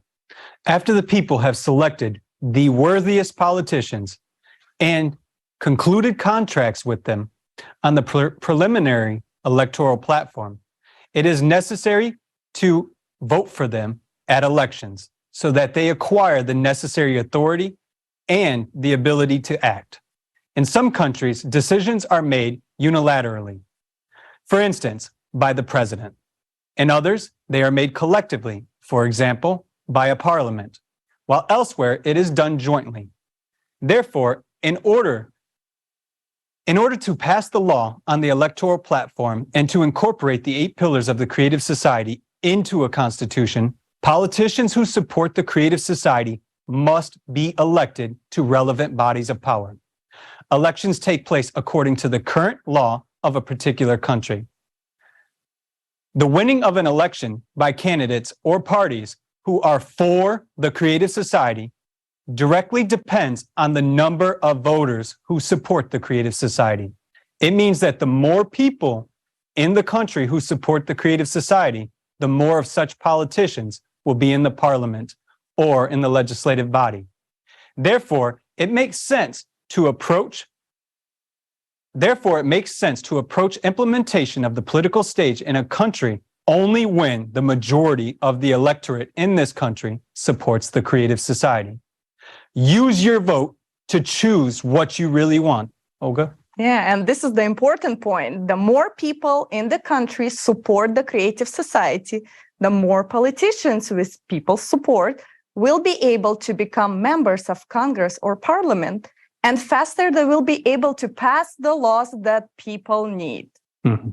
Do you now understand why the stage of informing is the most important?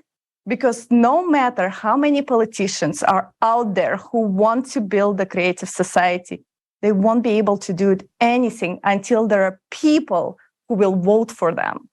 That is why it is important for us to take the initiative and let everyone know about the creative society. So let's continue. How do we incorporate the 8 pillars of the creative society into the national constitutions and legitimation of the electoral platform at the national level?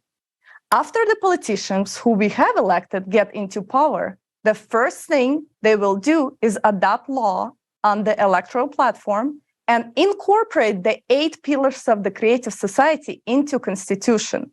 After this, the legalized electoral platform becomes the highest body of legislative power in the country, while the power of politicians become limited. This means that laws are still being passed by the parliament, but we, the people, can veto them by voting on the electoral platform if they consider them harmful.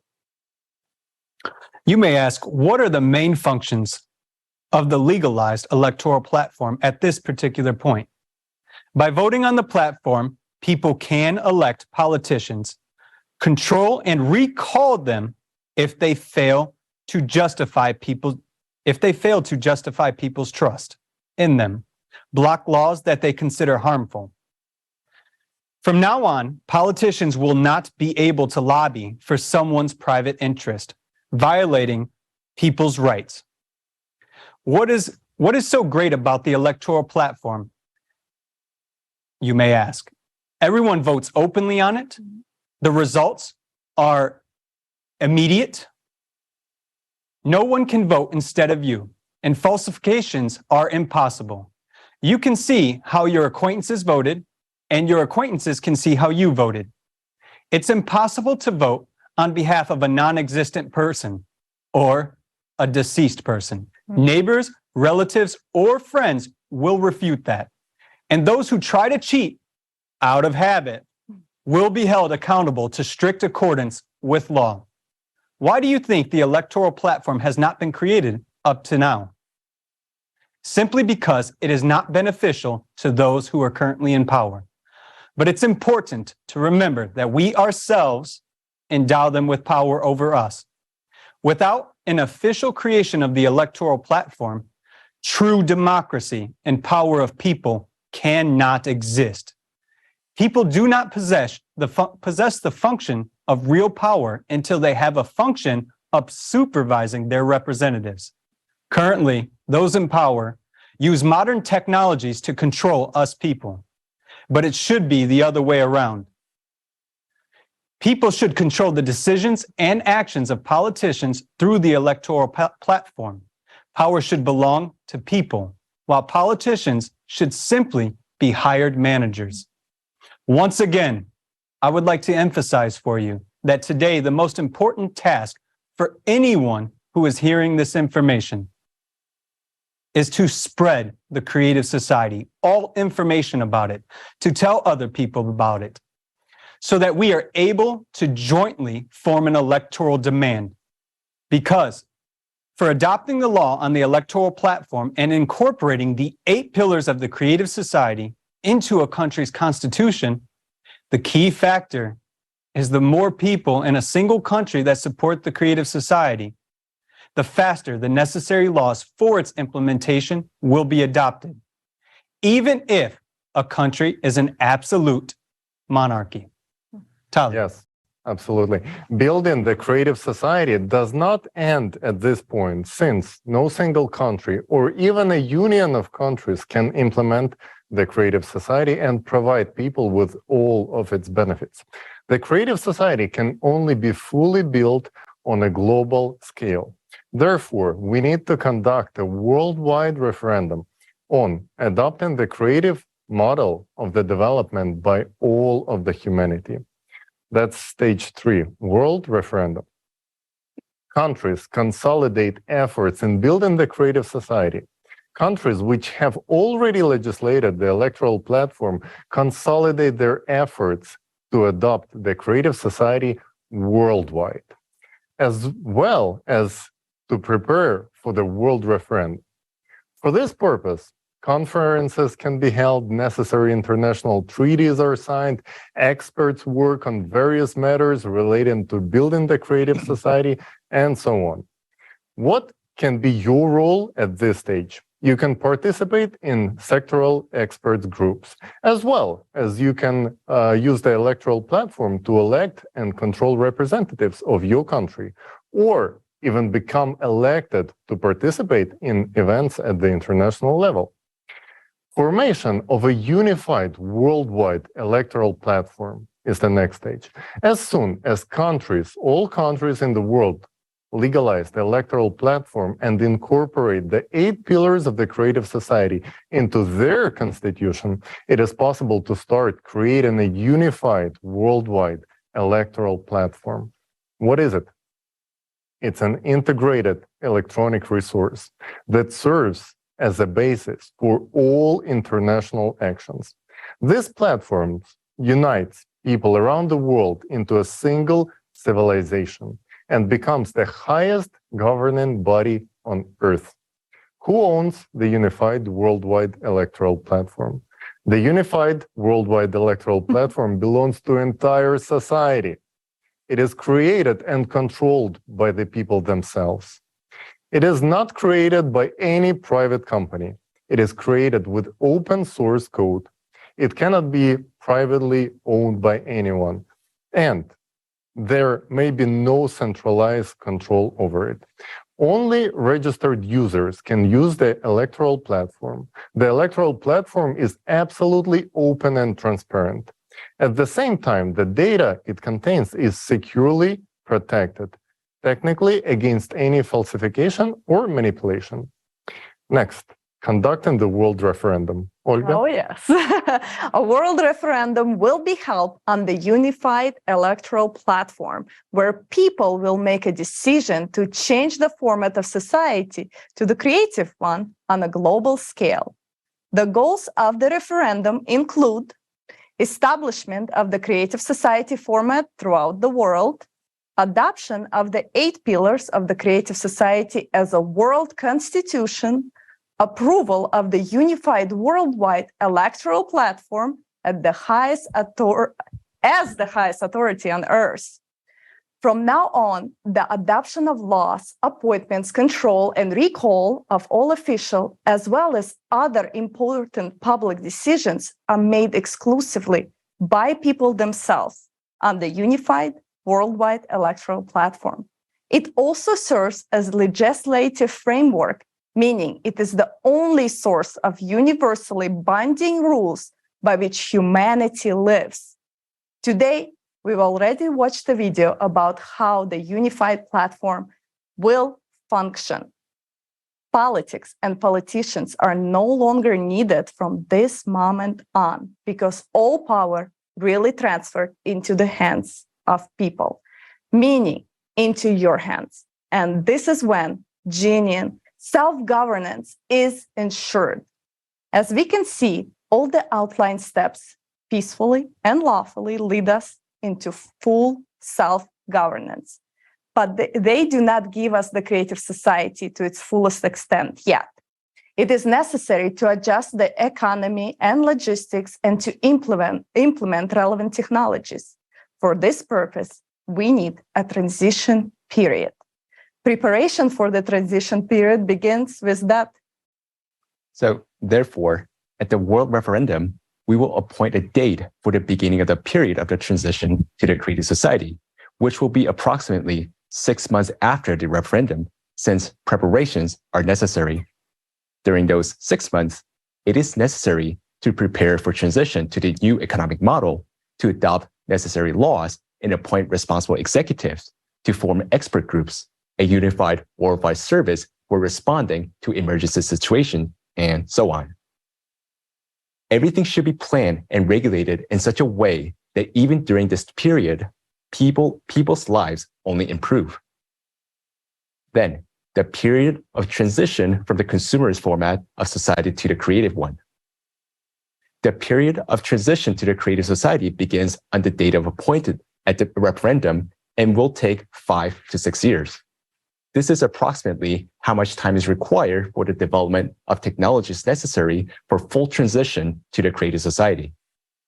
Starting on day 1 of the transition period, unified laws, a new model of planned economy, a single currency, equal prices throughout the world, universal basic income, free housing, healthcare, education, and so on are introduced for everyone worldwide. In addition, absolutely all debts will be nullified and new technologies are introduced to make people's lives better.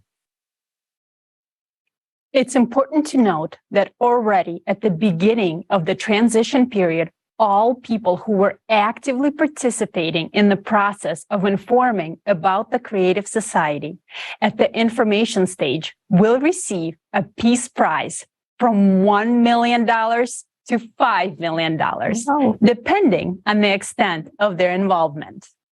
Identifying these people is not difficult.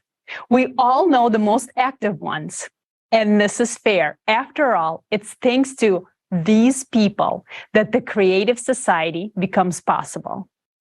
Moreover, it will be good infusion of funds into the economy and launch its rapid growth. Then, creative society. Once the transition period into the creative society is over, fulfilling life in the creative society begins. By this time, every person will already have all the benefits for our fulfilling and happy life, and money will no longer be needed. From this moment on, the creative society really begins.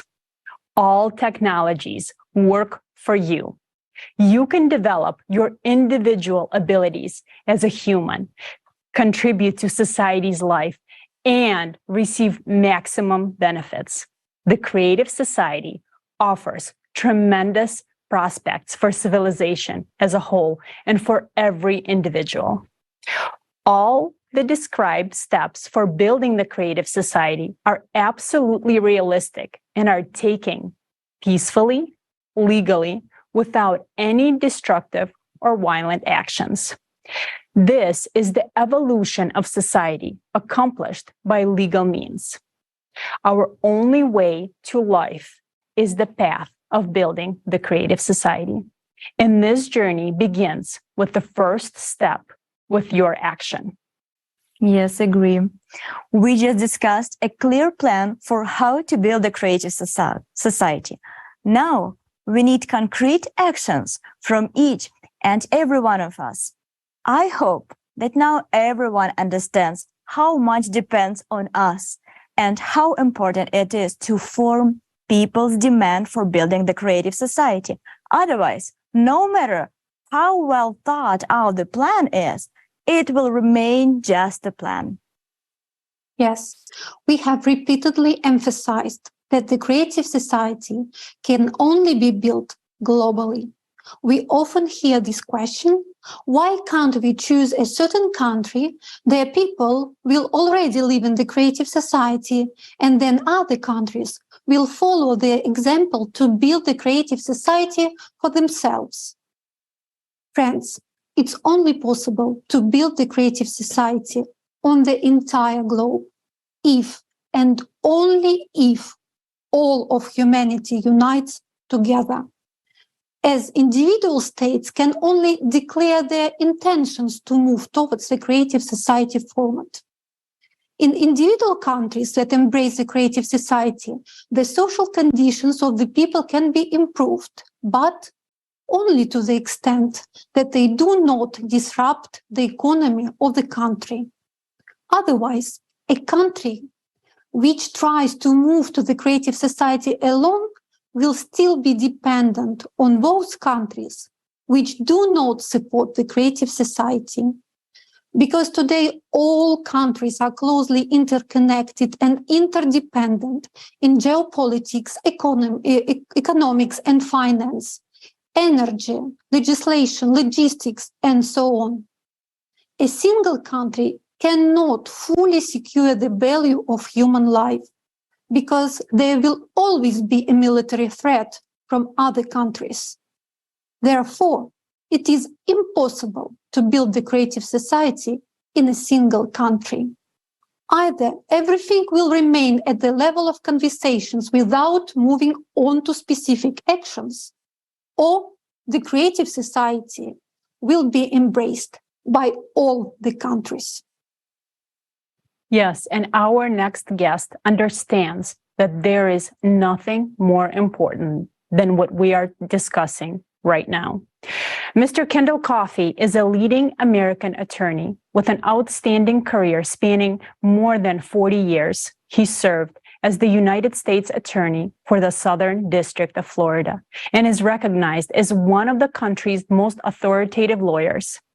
Mr. Kendall Coffey is also a legal analyst, author, and teacher with extensive experience handling high-profile cases and complex legal issues.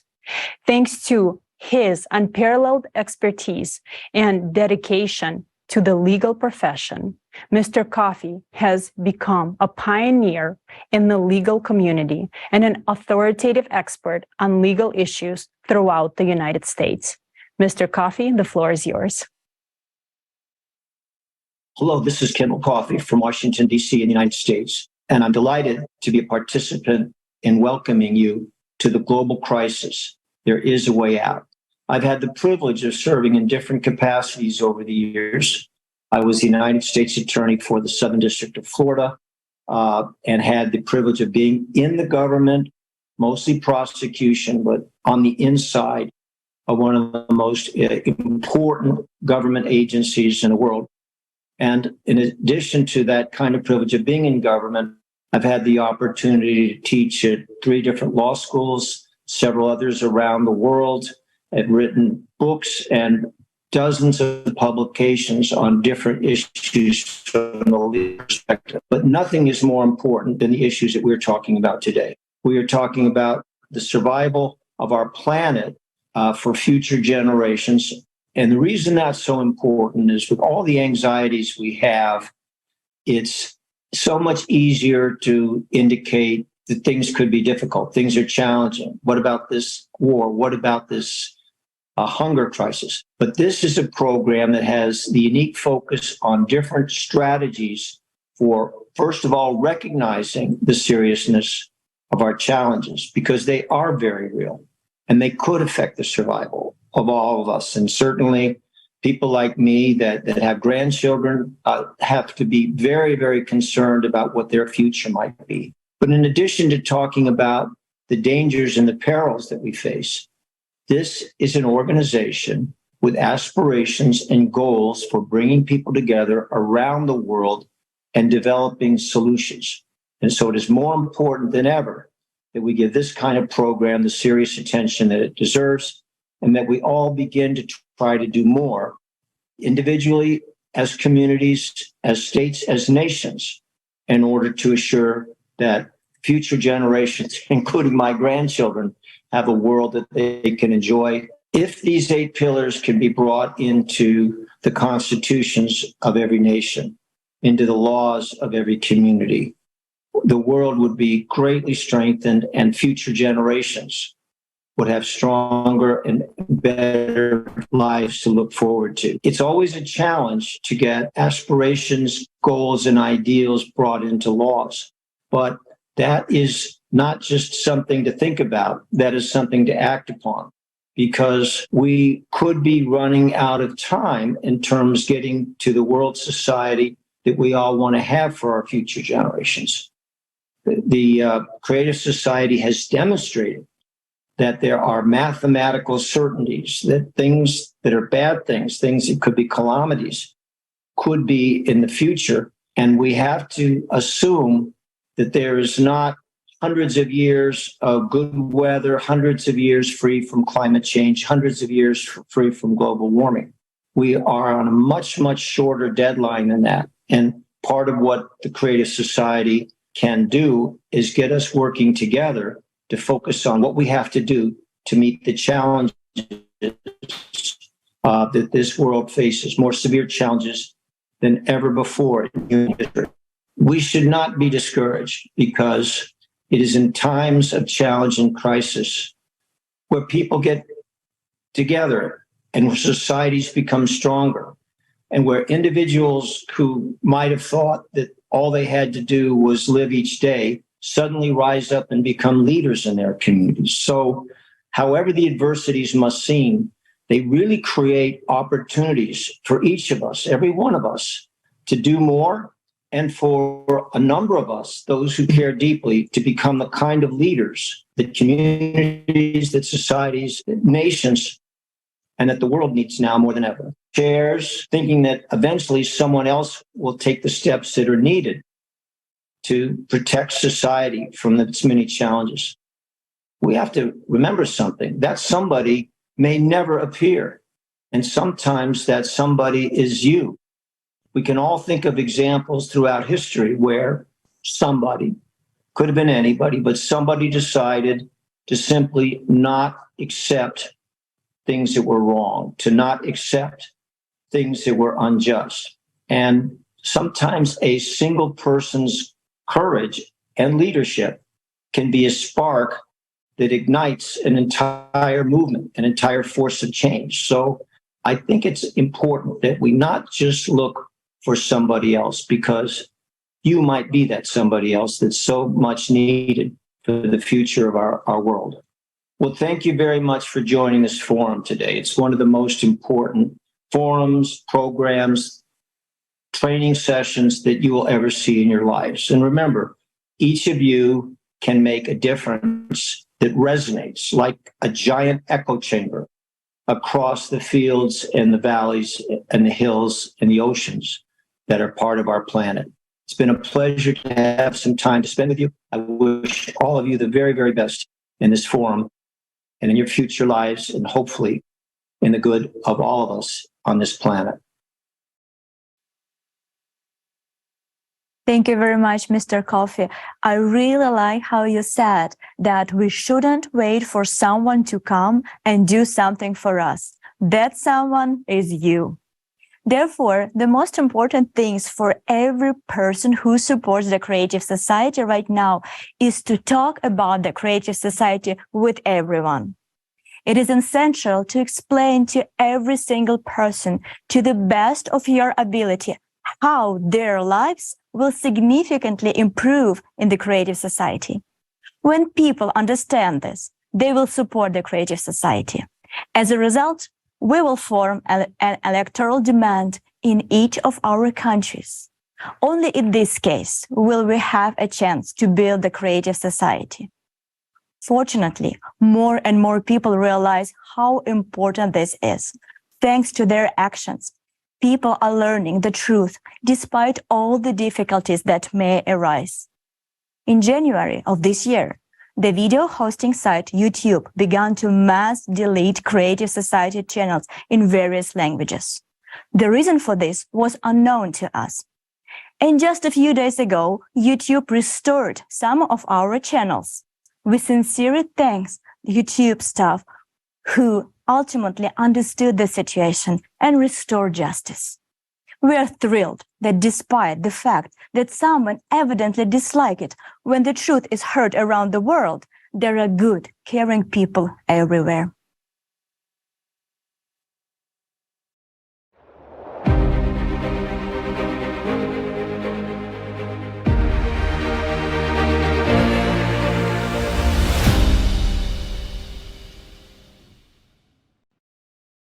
The path to the Creative Society is the path to our shared dream. And with each person's choice and action, this dream becomes closer to us. We are pleased to present a film made by participants of the Creative Society from different countries. The main characters of this film live in a world familiar to each of us. And like most of us, they suffer from the conditions of the consumer format. In the consumer format, we try to survive, adapt, and come up with 10 ways to silence our inner discomfort. Still, the solution to all our problems is on the surface. We just need to change the format of society once and for all. This is a story about heroic women who dared to do the most important thing for their families and all humanity, to build a creative society. The life shown in the film, the freedom, happiness, and realization of the boldest desires will be achieved by women in the Creative Society. This is a story about breathtaking prospects that will open up for every woman in the Creative Society.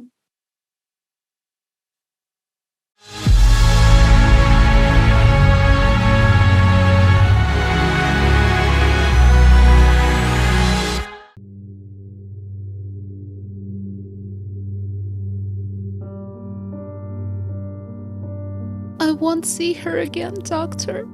She was taken away, and we didn't even say goodbye. My daughter and I ended up on the street. No one will help us. Margaret, I'm afraid he will hit me again.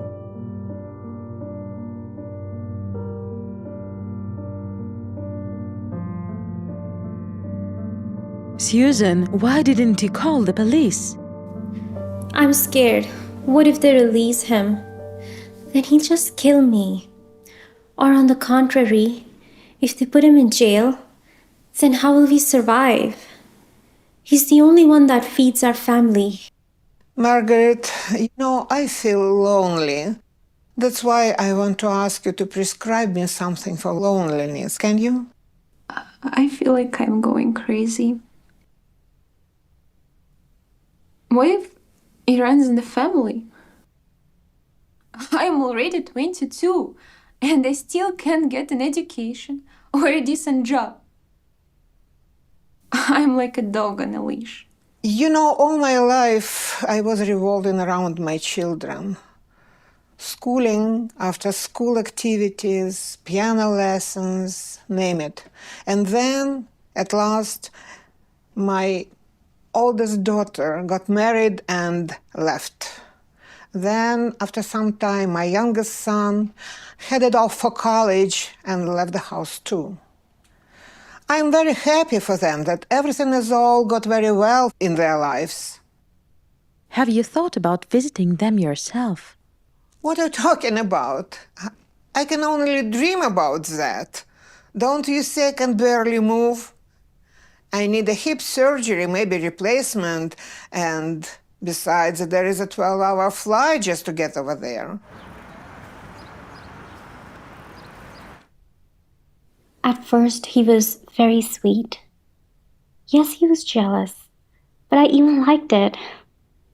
He always had everything under control. I felt protected. Did you perceive it as him taking care of you? I guess so. Did you try to talk to him? Yes, but he only got more irritated, Margaret. I tried so hard to be a good wife. I did everything. I did yoga. I tried to stay in shape. And I always cooked something new. I once bought a beautiful lingerie, and he freaked out, saying why I wasted money on these rags. My husband and I met at the agricultural university. After graduation, we started to work together. We were hired by a plant breeding farm. So together we bred new varieties of vegetables and herbs. Oh, let me show you something. Here, can you see it? You were so beautiful. Thank you. I would like to return back to those times. Tracy. Where does the time go to? You can't bring back the past. You are still alive, and you have someone to live for. Yes, only my children. No, it's you, Tracy. Think about what you would like now. You, Tracy. But how can I help them? Everything I suggest only provides relief temporarily. Prescribe me some pills. Pills for what? For helplessness? For an incurable disease? For lack of decent housing and job? But that's absurd. If we change their living conditions, they won't need any pills. I feel like there is a way out. But where is it?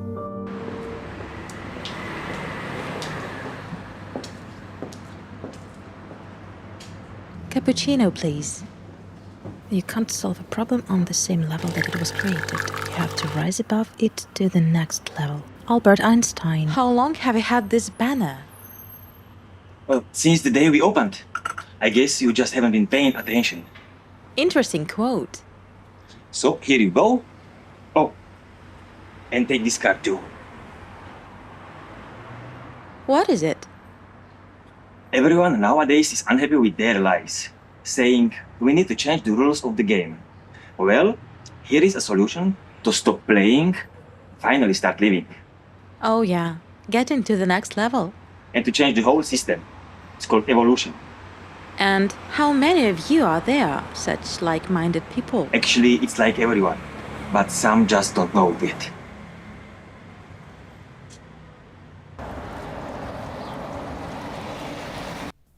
Thank God this time everything was all right. Last time she bruised her forehead. What's wrong with your mom? Alzheimer's disease. I can imagine how difficult it is for you. Have you tried hiring a nurse? The last one didn't last a week. And they ask for a lot of money. And I can understand them, of course. It's tough to deal with such people, but I can't do it on my own anymore. My mother needs constant care, comfortable conditions, medicine, fresh air, my good mood. And I'm so tired.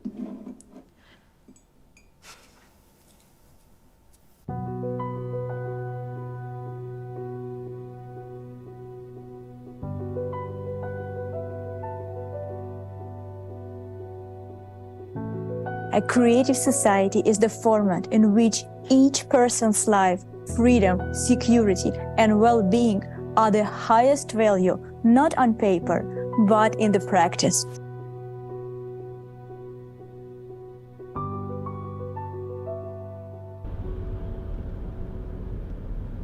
Are you all right? I think so. Have you heard of the Creative Society?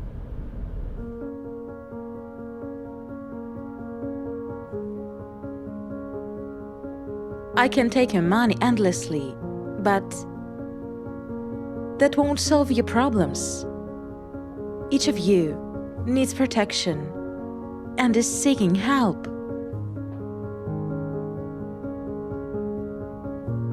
Has anyone heard of the Creative Society project?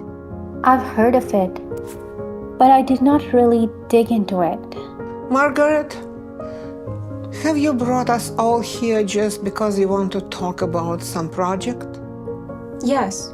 How can it help us? Right now, everyone is trying to cope with their problems alone. But the trouble is that we are divided. The Creative Society is what can unite us all, and together we can achieve what each of us dreams of. You're saying all these wonderful things, but I saw that they would be robots everywhere in the Creative Society. They would do the cooking and the cleaning. Margaret, I'm a housewife. There's simply no place for me over there. Yes, Susan, I understand what you mean. Billions of women do everything they can to please their husbands. They tolerate abuse just to stay in that illusion of security. Women have completely devalued themselves. But are we worthy of this? To endure beatings, to rot from old age and diseases, to languish in hopelessness? It's normal to strive to be happy, to have the opportunity to create, to be of service to people. You know, each of us is very important and worthy of a beautiful life. It seems like I understand what you're saying. We deserve it. Margaret, what should we do? You have to understand that the key point in all of this is to tell absolutely everyone about the Creative Society. We need to create a trend. This is the first stage. Goodbye, consumerist society. We need to involve famous people. No, these people won't do anything. They make money from what's popular in society. They will join us only when everyone on every corner talks about the Creative Society. So let's take this into our own hands. We need to make a plan.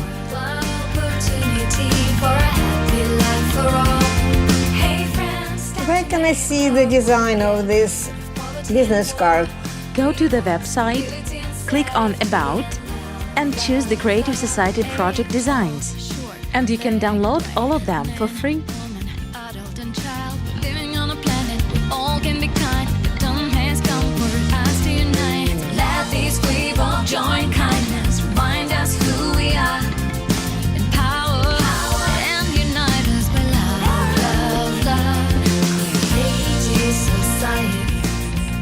Hey, where you think you're going, all dressed up like that? And what is that weird thing you have? That's creative society.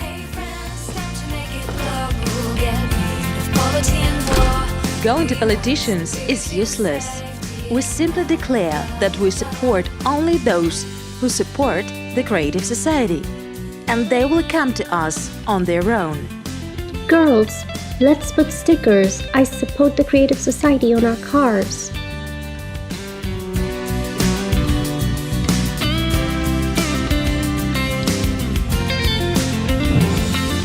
Girls, some theater wrote me. What should I reply? Oh, he is a jerk. There is no place for jerks in creative society. Now, girls, we need to be polite. Let's send him smiley faces with the word jerk.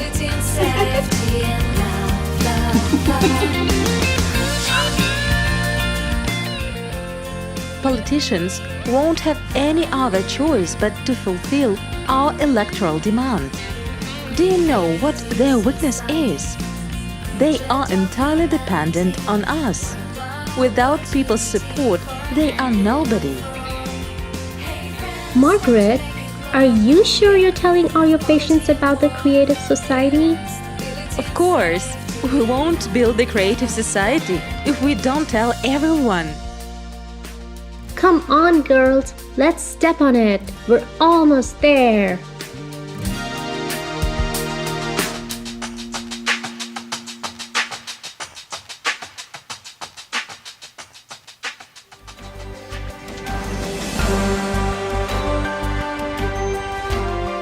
The referendum took place and you can see results on the screen.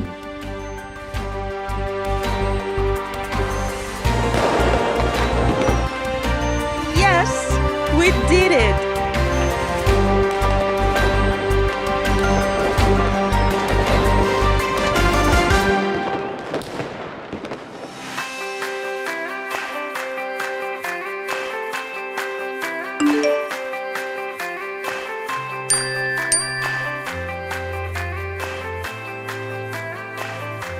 What?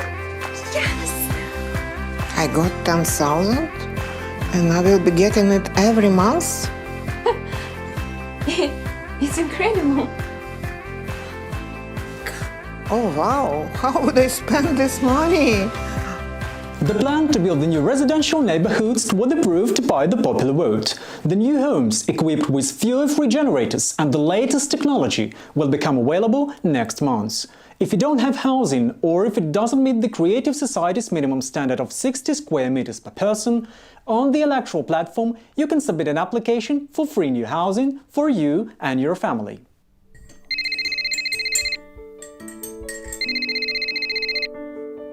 Yes, I'm listening. Your mother's medical records show that she's eligible for free treatment. It's specialized medical center for patients with Alzheimer's disease. With full support. What? I can't believe it. Your mother will receive accommodation, a balanced diet and care, and a full range of therapeutic and recreational procedures. If you agree, we will send a car tomorrow at 8 a.m. Of course we agree. Can I go with her? Don't worry. We will take care of her. You can call and visit her at any time. Mom. Mom. Mom. Because we have come together and transitioned into a new creative format, our scientific potential has been united and healthcare has stepped far ahead. And my grandma was on TV. She built me the Creative Society. She got $1 million for it.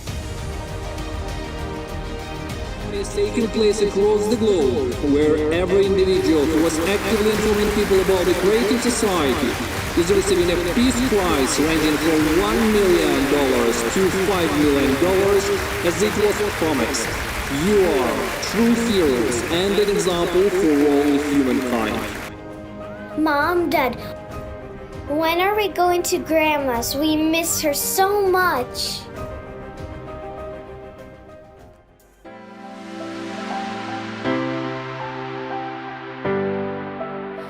I've devalued myself a lot over the years.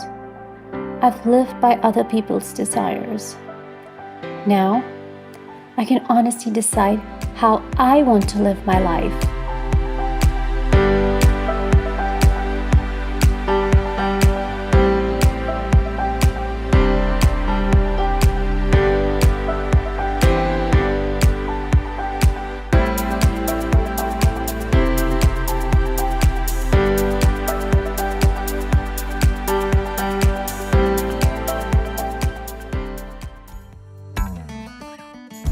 Well, see?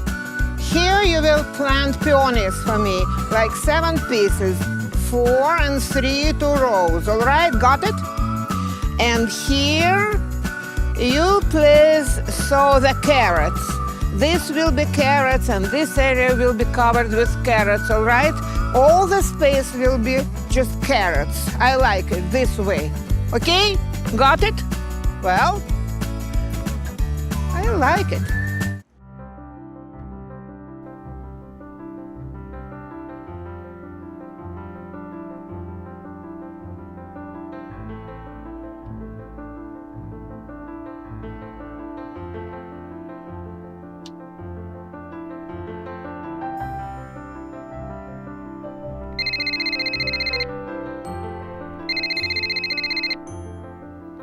Dr. Ann, so nice to hear from you. Leah, I have a surprise for you. Mom, how are you doing? Darling, I have so much to tell you. I am so grateful to you.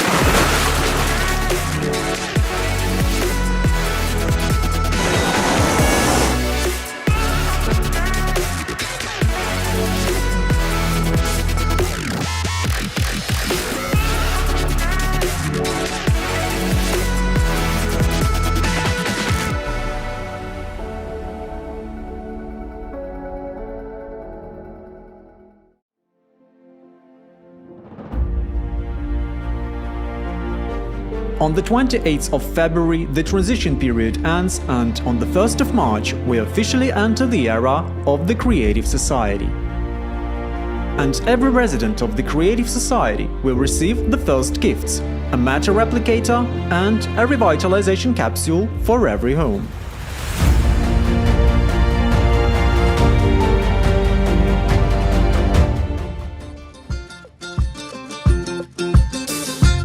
Fresh, crunchy, organic carrots, endowed with special flavors, carrots and carrot juice. I've tried it, you should try it too. The Mrs. Tracy Bloom variety, grown with love. Get it from your replicator now.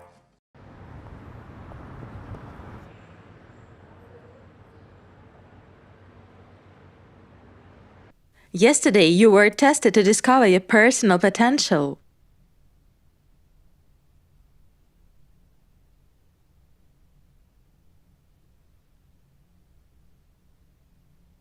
You need to develop your creativity.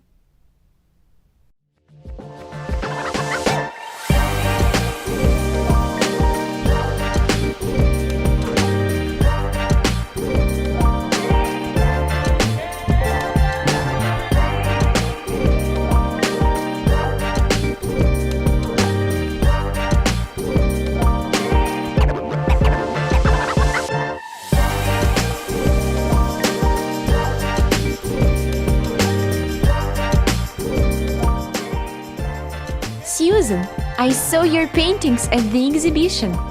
They are awesome! So where's Tracy? I think I know. Girls, it's me! Come on! OMG, is that you? Tracy, Wow! is this all thanks to the health capsule?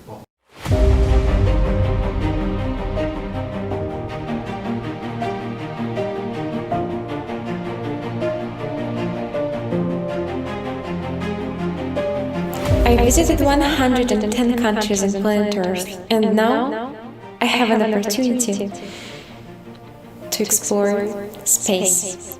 So, greetings from the Earth orbit. I'm logging from the space station, and our expedition is on mission to clear space debris from near-Earth space.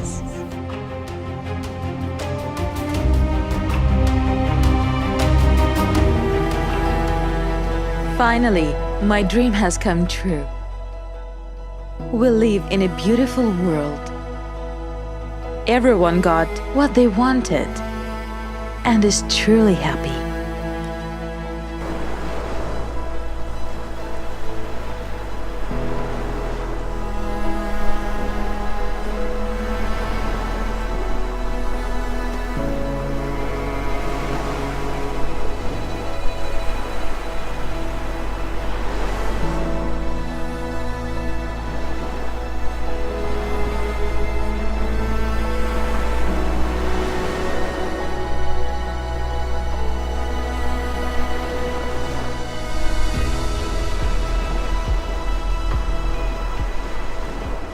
I have something to tell you. I care about you very much, Trace, and I don't want to hide anything from you.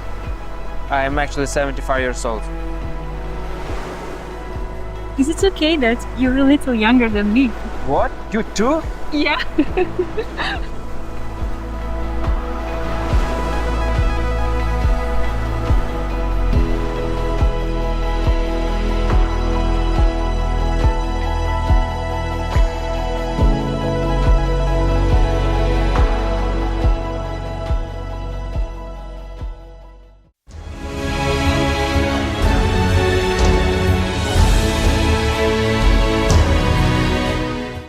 Wow, this is incredible.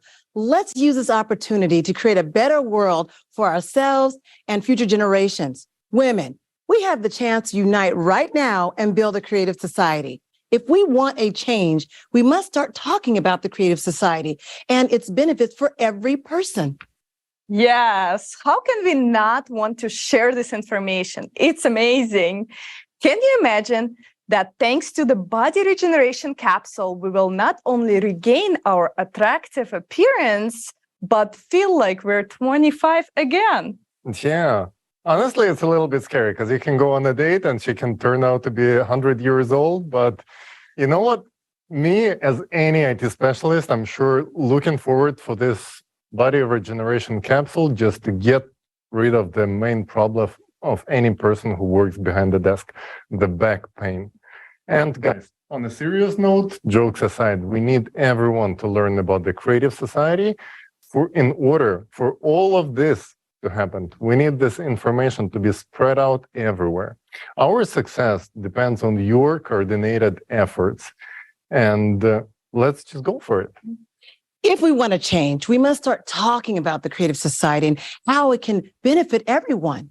It is time to spread the word and attract people. And speaking of inspiration, Olga, could you share your story with us? Sure. Guys, I want to share my story with you.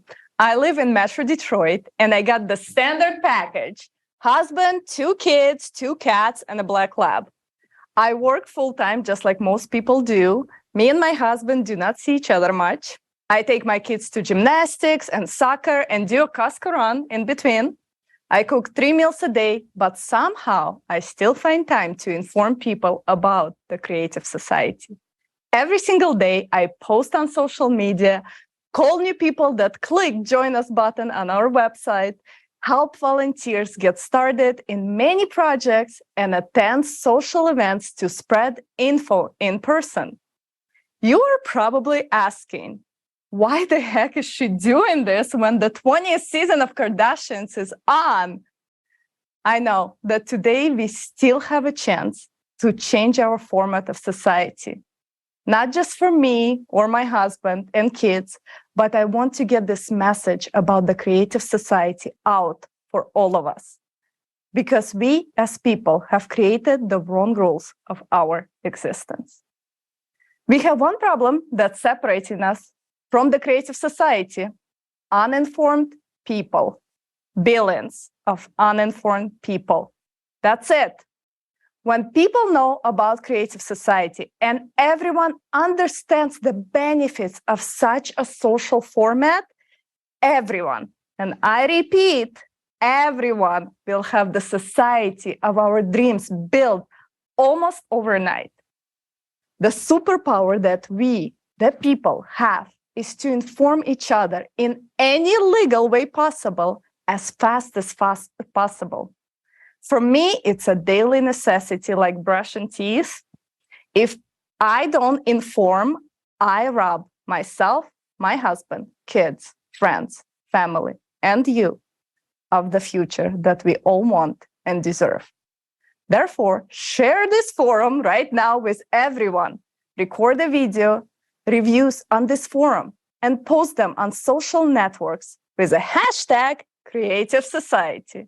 Make sure that everyone knows about the Creative Society. Thank you, Olga. We all know that the world desperately needs change. We need a format that will benefit everyone, unite us all, and provide us with cutting-edge technologies and capabilities that exceed our imagination. This format is the Creative Society. But for the Creative Society to become a reality, we need to spread the word about it. Let your entire neighborhood be permeated with billboards and signage, and the news will spread like wildfire. The signage is necessary, but of course, it is not enough on its own. People begin to comprehend and understand the idea only when they are directly presented with the information. So talk to people. Tell them what the Creative Society is all about and the benefits it will bring them. Some of you may say, okay, I'm already telling everyone in my circle about the Creative Society, but what else can I do to bring life into the Creative Society like closer and even faster? For such heroes, there is an answer. One of the effective ways is to spread information as quickly as possible is to create coordination centers in your countries, your states, your cities, your districts, etc.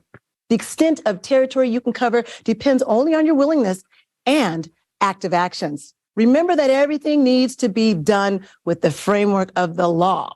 Establishing a coordination center is not difficult. If there are already 2 people in your area or city who understand the importance of it, of the Creative Society, don't wait. Open a coordination center and start informing others about the Creative Society. In a week, there'll be 5 of you, and then in a month, 25. And in 2 months, everyone will know about the Creative Society. Let's take action. Make the Creative Society a reality. Watch.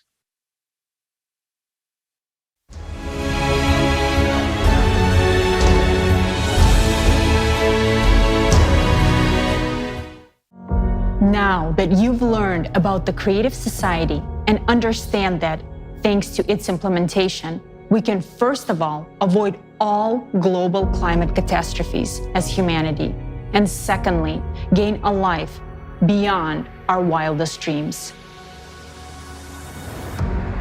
This is free housing of a pretty decent size, an unconditional basic income of $10,000 a month, plus free healthcare and new technologies that will be available to everyone. You'll be in perfect health and able to extend your life in a young, beautiful body. You'll be guaranteed safety and a peaceful life. Free education anywhere in the world, so you will have the opportunity to maximize your potential. Not to mention a vast array of prospects and possibilities for every single human being. Informational support for the Creative Society format is provided by a volunteer project of the same name, which is being actively implemented by volunteers from more than 180 countries around the world. Now, it's impossible to establish the Creative Society in one single country. It can only be implemented all over the world. in a legal and peaceful way. This means that, first of all people in the world must learn about the Creative Society and support it. This will lead to the creation of an electoral demand for its development. Therefore, the first and most important step in building the Creative Society is to share information with everyone about the existence of this format and the immense benefits it provides for every individual. Maximum activity and creativity from everyone are needed in this effort. Where should you start? You can tell about the Creative Society to your friends, family, and everyone around you. They, in turn, can inform everyone they know. The Creative Society should be known and discussed everywhere. If you want to learn more about the Creative Society, your primary resources will be the creativesociety.com website, especially such sections as international forums and questions and answers. In the Act Now tab, you can learn about the effective ways of informing others and start applying it in practice. Informing a single person about the Creative Society already makes you a participant. By doing this simple action, you have joined the first and most crucial stage of building the Creative Society, the informational stage. This is a step to your bright future. Yes, it's that simple.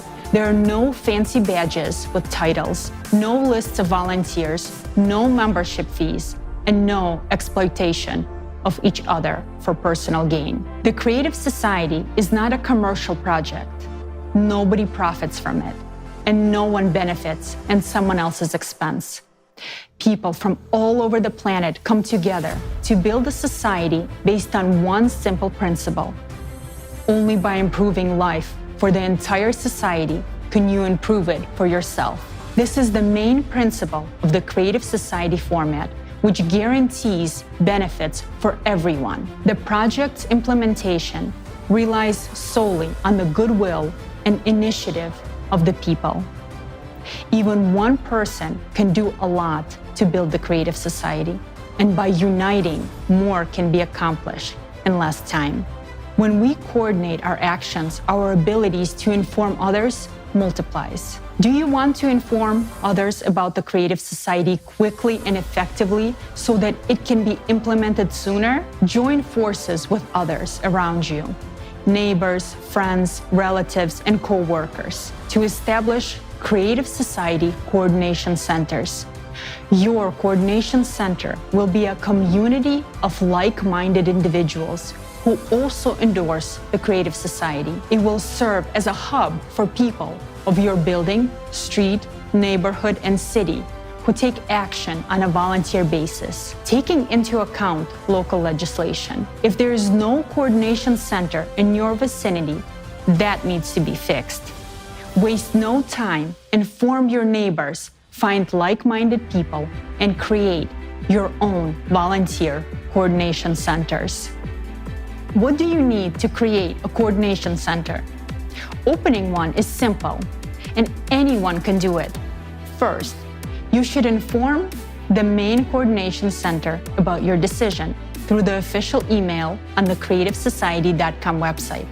Then, by joint efforts with others, do everything possible within the framework of the law to inform even more people about the Creative Society. You, the people, are the center of coordination. You can gather in person or virtually. You don't even need to be in the same place as other participants. You can organize your own communication through a chat on any convenient social network. Meetings and coordination can take place online using audio and video calls. The main thing is the coordination of your actions, which means a joint agreement on how you will organize the information sharing process. If you create a coordination center, it means that you are making a platform where you can communicate, coordinate your actions to inform people about the Creative Society in your region or city, hold conference calls, plan meetings, discuss results, distribute tasks among yourselves, brainstorm, and look for new approaches. If you have any ideas, you can bring it to a general conference call or meeting and discuss it together on how to implement it. For example, together you can print car stickers, put the logo on clothing and products, arrange for advertising in public places, and much more. You can download the designs for free from the creativesociety.com website. By coordinating your efforts, you can inform and engage your immediate surroundings and even entire communities, groups, organizations, districts, cities, internet resources, and local media, telling them about the Creative Society. Don't limit yourself. If you want to, you can inform your entire country and even your neighboring countries. You can organize coordination centers based not only on where you live, but also on your sphere of interests, including various lifestyle communities, sport clubs, business networks, etc. You can also interact with other coordination centers from different cities, countries, and the entire planet, joining in a virtual format of coordination. The Creative Society is a union of all humanity, all organizations, all people, all those who want to live in the Creative Society, and all those who understand the doom of the current consumer format are welcome here.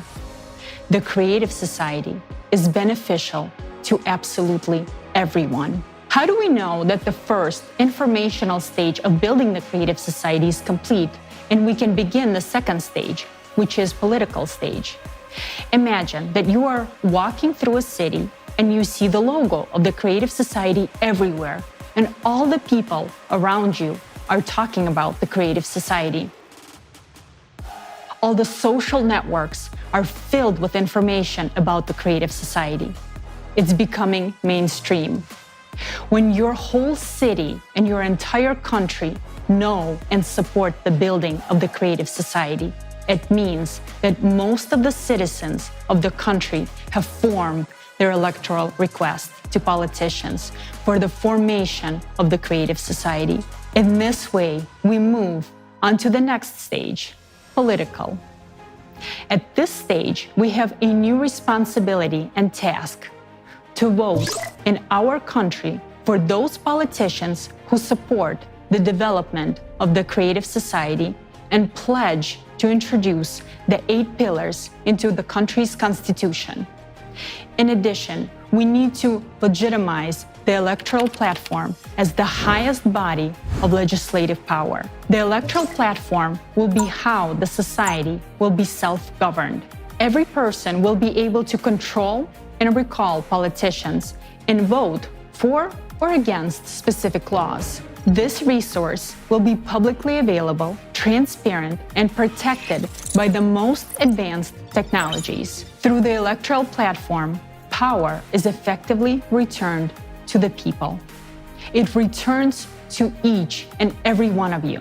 Implementing the Creative Society is an entirely new approach without any revolutions, and everything happens within the legislative framework of each country. Thanks to this, we can peacefully transition from the consumerist to the creative format through an evolutionary path.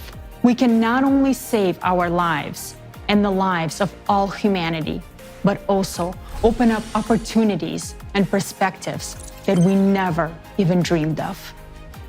The Creative Society is a unique format that can solve all modern problems and crises. Never before in the history of humanity has anything like this been attempted. Its implementation depends on each of us. So act now. Do not wait for someone else to make your life better. Act now if you want to live the way you always desired. Act now if you want to live in a free, secure, and prosperous creative society.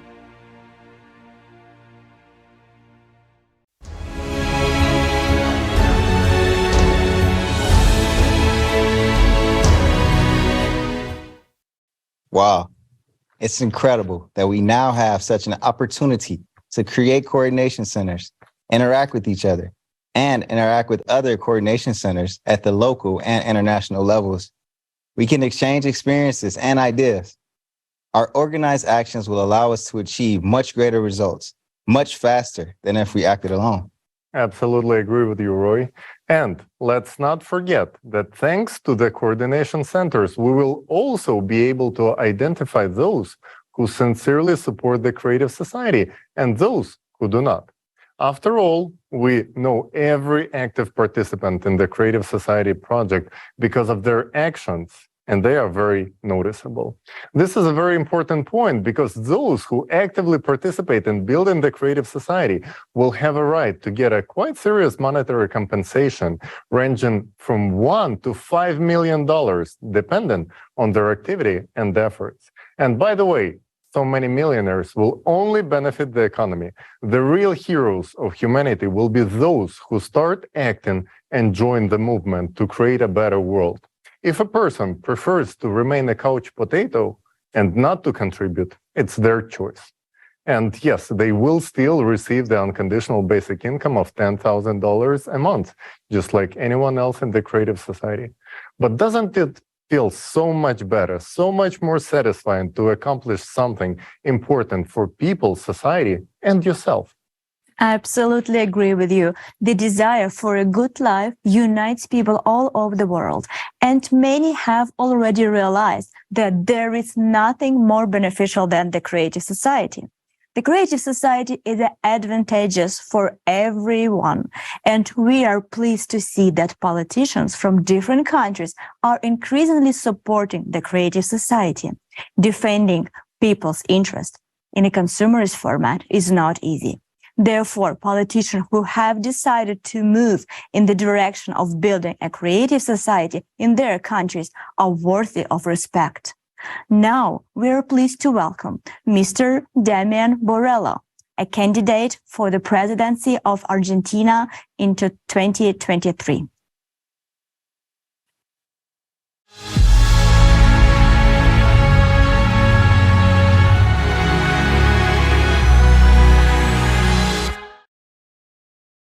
Dear friends, greetings from Argentina. It is an honor and a pleasure for me to participate in today's forum, Global Crisis. There is a way out, and to have the opportunity to speak about the creative society that every person on earth undoubtedly wants to live in. And since this is so, we must make it a reality. I, Damian Borrello, intend to run for President of Argentina this year 2023, to restore the truth and justice, to return power to the great people of Argentina. The entire world knows that Argentina is a country of champions. However, the most important match in the history of humankind is yet to come. This is a knockout game in which we are playing for our lives. We have never played against such a strong and experienced opponent before. It has been gaining experience for 6,000 years, and no one has been able to defeat it yet. Our ruthless adversary is the consumerist format of society. We can win, but it depends solely on ourselves, on our decision, our will, and our unity. You and I know better than anyone that there is no invincible opponent. To win this time, each of us, every Argentinian, must become part of the team. As a reward, instead of a trophy and medals, we will obtain a beautiful, new life for ourselves and our loved ones forever. When we, Argentinians, start scoring the first goals against the consumerist format, the entire humanity will be supporting us. And when fans from all the countries become part of the team, it will be a true World Cup, and together we will score the decisive goal which will leave behind these dark times forever and open the door to a beautiful future. Today, everything depends on each one of us. Why have I said so confidently that we can win? Because for the first time in 6,000 years, we have a winning tactic against this enemy, against the consumerist format. This tactic is to build the creative society.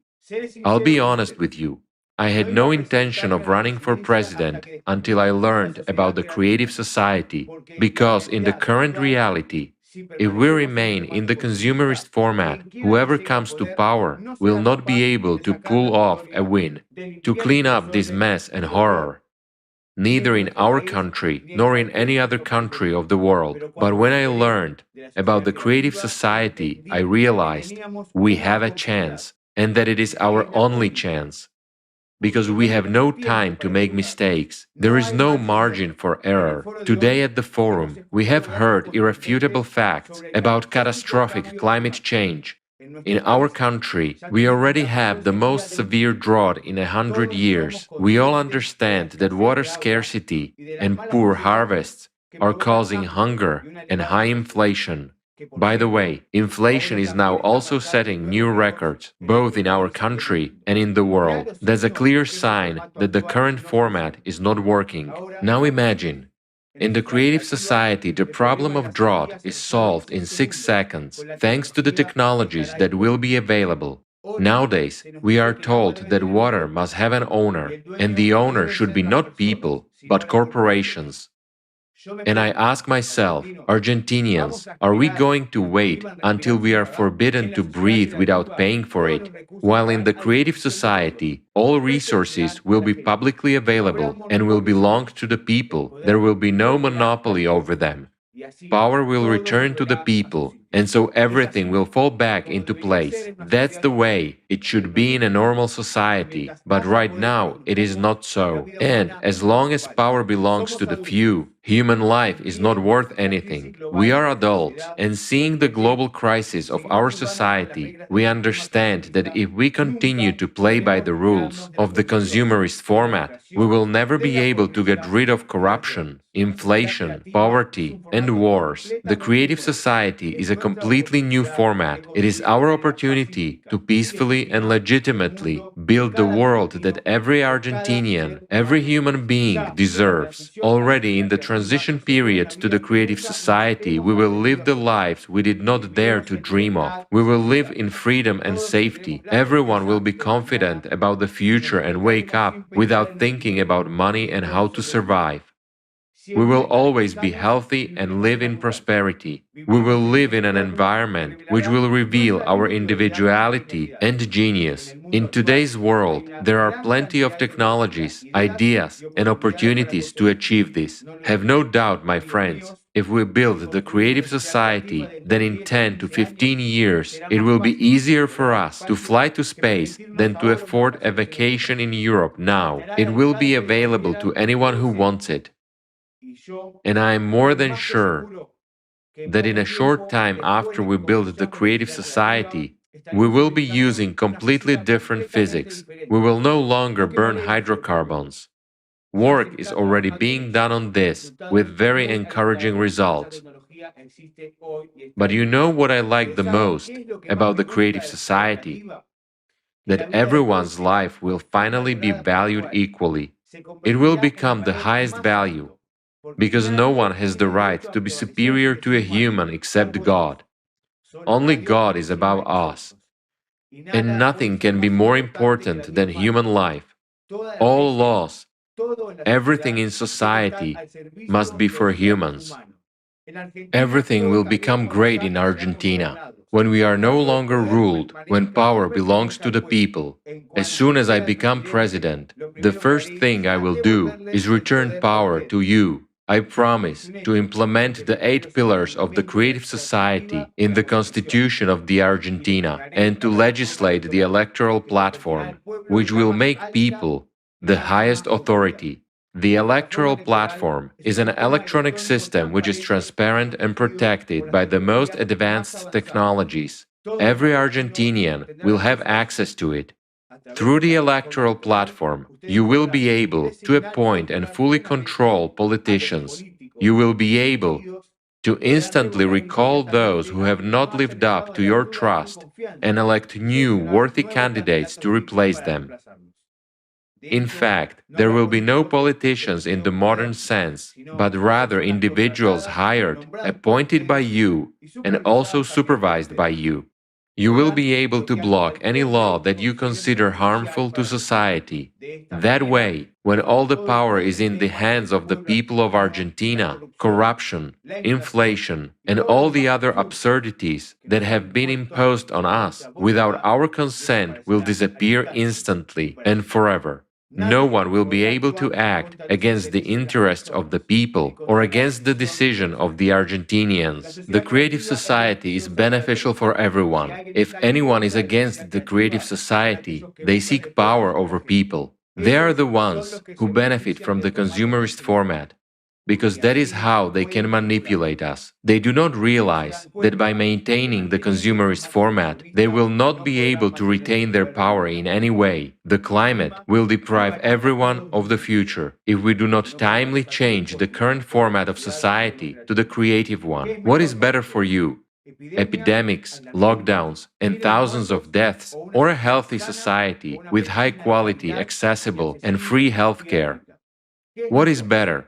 Wars, deception, recession, bankruptcy, crisis, or a happy long life? Tell me, Argentinians, what is better when based on the new physical principles?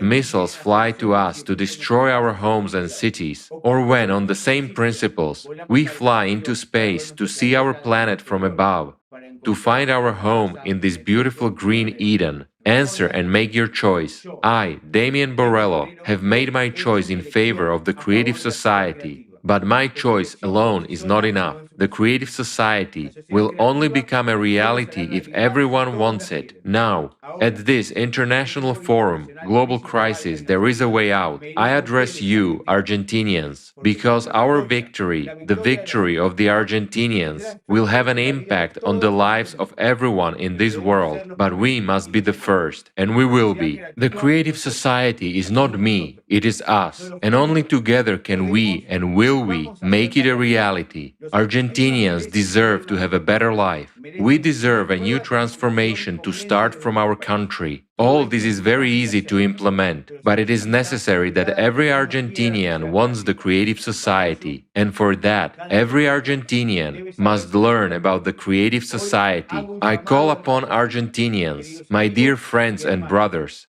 tell everyone about the creative society. In person, at work, in social networks, in communities and in the media. By all legal means, spread the word about the future we can have very soon. Create coordination centers for sharing information about the creative society with your neighbors, colleagues, your family, and with everyone. Nowadays, our future, the future of our country, depends on the actions of each and every one of you. Unite and act. We, Argentinians, never lose.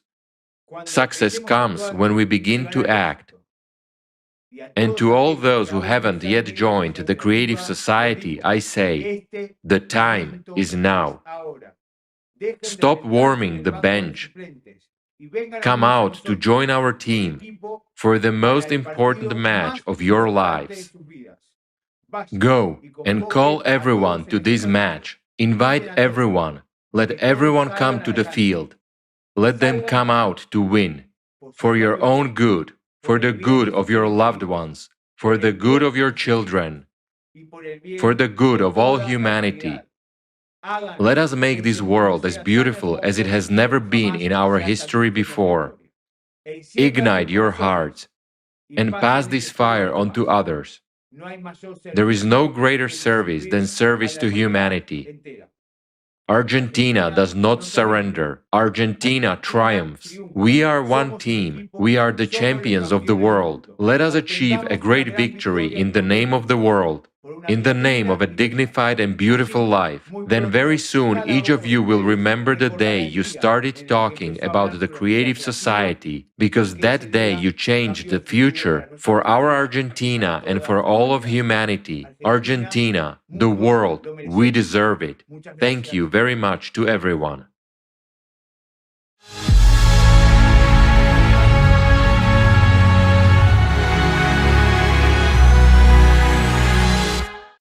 Thank you very much, Mr. Borrello. You are a true example for many in your sincere actions for the people of Argentina and every person in the world. The victory of the Argentinian people in their pursuit of the creative society will significantly impact the lives of people around the whole world. Yes. And as Mr. Borello said, my choice alone is not enough. The creative society will only become a reality if everyone wants it. Only by working together can we achieve a society that truly benefits everyone. And how can anyone not want such a society? Only in a creative society will all the problems and crises that we face today disappear forever. For example, here in the US, it seems that more and more Americans realize that our current consumer-based society is leading to chaos. From unaffordable housing and homelessness to rising taxes, drug addiction, and untreatable mental illnesses, gun violence, traffic fatalities, and climate issues. People are losing hope, and the only way out of this is the creative society. It's heartening for all of us to see that even in our country, there is someone who has taken the motto of the creative society as the basis of their electoral platform. Let's welcome Mr. Robbie Wells, a candidate for President of the United States, 2024.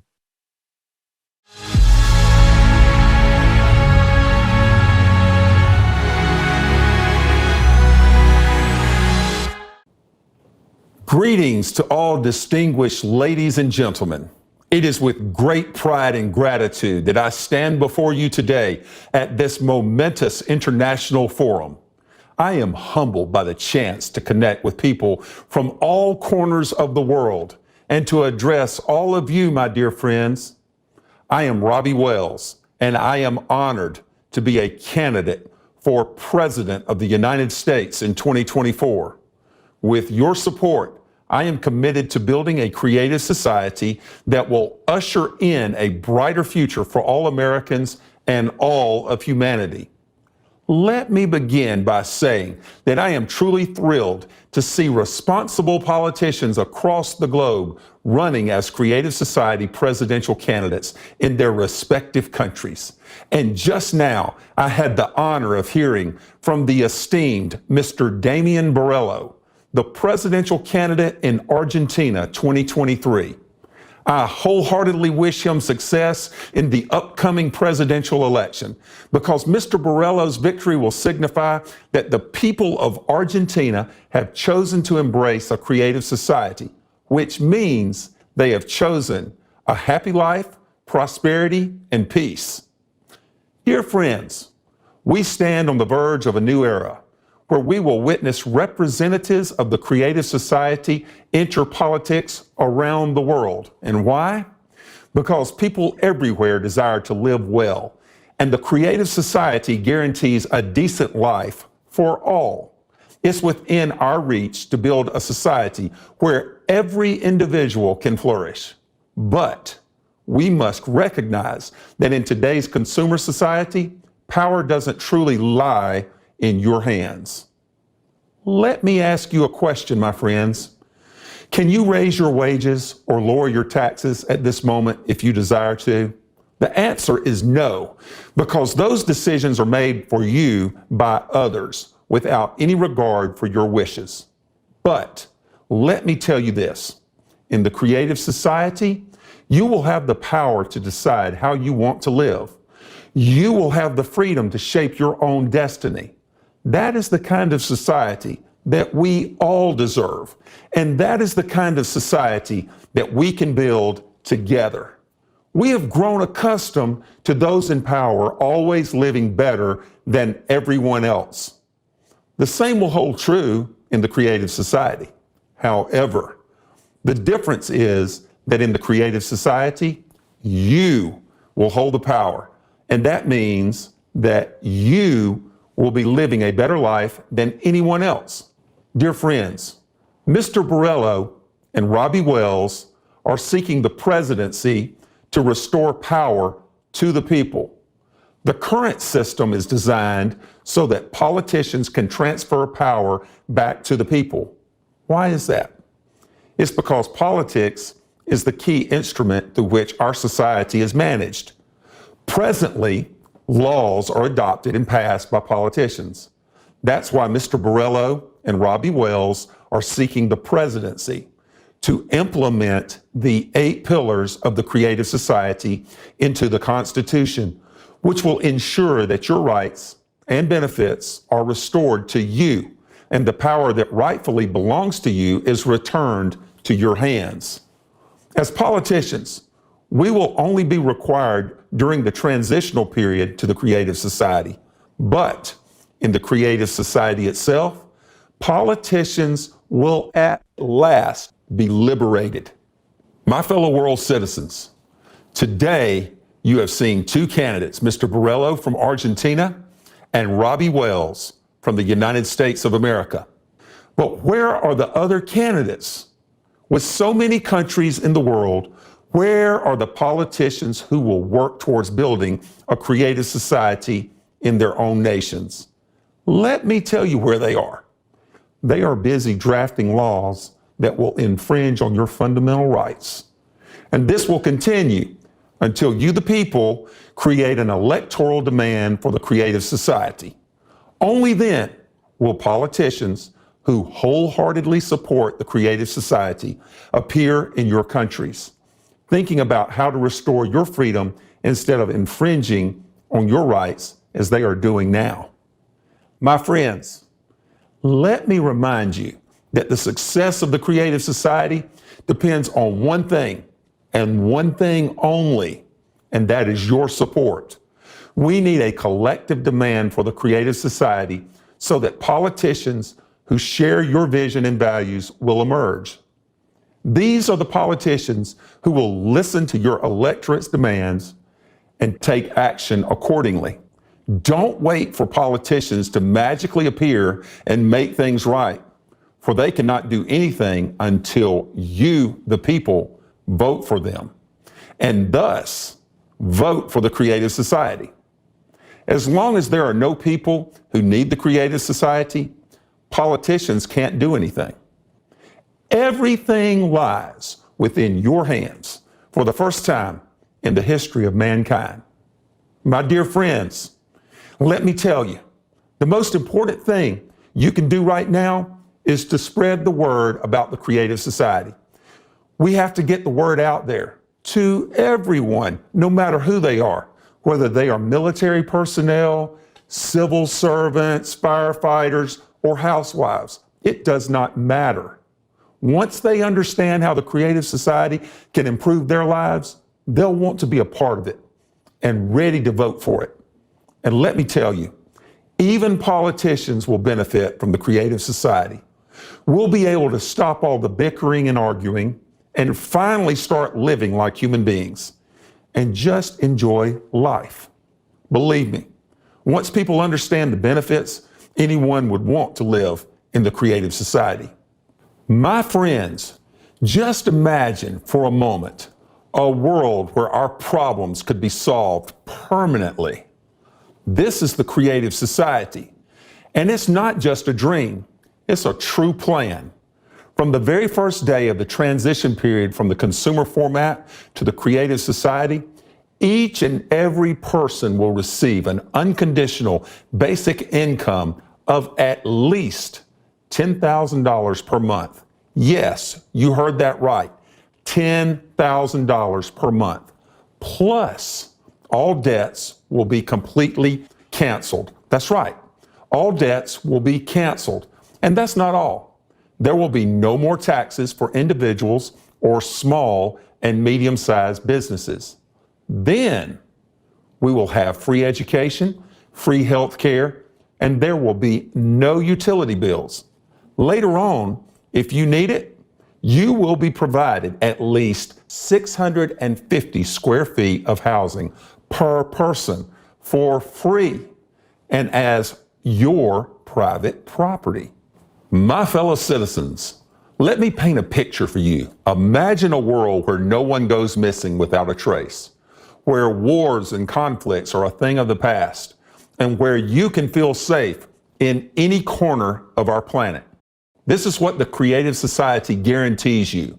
So, Let me speak now to all those who are listening, to all those who support the Creative Society.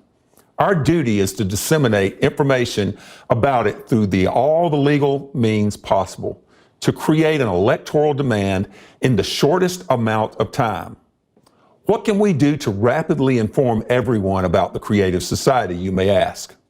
I urge you to come together with your friends and like-minded people in your local communities to create coordination centers that will support the Creative Society on a voluntary basis, while always respecting local laws and regulations. By working together, we can increase our opportunities to spread information and make a real difference we all aspire for. While we can make the world better right here in the United States of America, our Argentine friends can do the same in Argentina, our Ethiopian friends in Ethiopia, and our European friends in Europe. Together, we can change the whole world if we have the will to do so. I am Robbie Wells, and I can tell you that if the whole world knew about the Creative Society yesterday, we would already be in the transitional period to the Creative Society today. We would already be enjoying its benefits. But there is no time to waste. We must act now to bring about this brighter future. If we start acting together today, we can make the Creative Society a reality tomorrow. Rise up.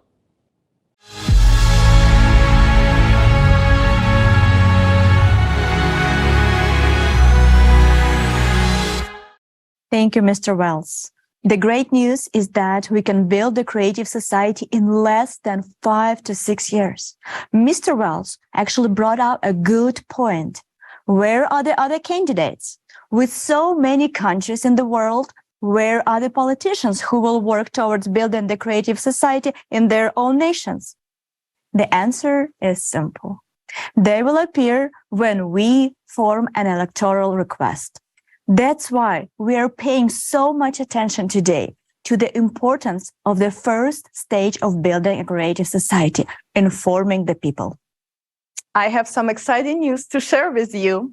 The political party Movement of the Liberation of Peoples in Guatemala is running for Congress to implement the 8 pillars of the Creative Society and introduce the electoral platforms on the legislative level. Witnessing the beginning of a new chapter for Guatemala is truly inspiring. We are pleased to introduce Rosaria Ayu, Movement of the Liberation of Peoples deputy candidate, Alberto Cuesas, representative of deputies of the Congress, and Erwin Masbol, representative of the mayors of municipalities.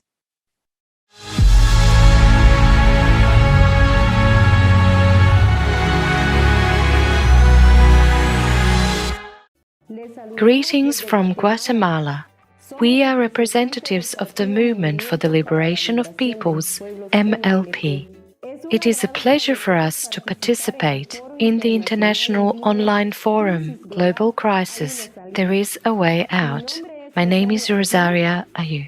I have been talking about the Creative Society with friends and politicians for quite some time now, because I realized that if we don't unite, it's impossible to achieve a life of dignity for all. As long as politicians have power, nothing will change, because our people were forgotten.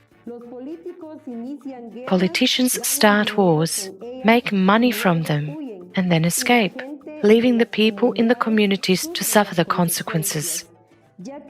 As all the misfortunes fall on people who want a decent life. The entire world is sick of that, and so are we. Unscrupulous people who get into politics feel like a god or a king who is above everything. And nothing will change until power is in the hands of the people. That is why our movement enters politics in order to give power back to people and to bring the simple truth about the Creative Society. Our actions as the Movement for the Liberation of Peoples, MLP, will be presented by my colleague Alberto Cuejac, a representative of the deputies team. Greetings. Our future work as lawmakers in the Congress of the Republic of Guatemala will have as its supreme value the lives of all Guatemalans, because there is nothing and no one more valuable than human life. Our project of a decent life focuses on creating a plurinational, community-based, and decentralized state that recognizes the nations who have been forgotten as subjects of rights and responsibilities. Because the exercise of an individual's rights and freedoms should not violate the rights and freedoms of other people, which is exactly what we are experiencing today. The total marginalization of our peoples that Guatemala unites. Today, we have a participatory and political approach where our top representatives, such as the presidential candidate, have been denied the opportunity to participate. However, the actions of our peoples are heroic and constant. Today, we take on a serious responsibility to diversify the power of the people through our mayors and deputies, and we commit to the revocation of our mandates. If we do not comply with the principles of the movement for the liberation of peoples and the foundations of the creative society, the people themselves will be able to revoke us. Thus, we recognize the fact that we want to implement a decent life with dignity, honesty, technological modernization, and all that guarantees the life and freedom of a human being. We want to introduce new technology, such as an electoral platform that allows the public to hold a referendum on legislative, judicial, and executive decisions to ensure a decent life. We firmly believe that our world must evolve towards a creative society integrated with public self-governing. But only united as a family of all countries can we achieve this. We know that there is a way out of this global crisis, and it lies in unification. In order to do this, we must reach the farms, homesteads, villages, municipalities in all corners of our Guatemala.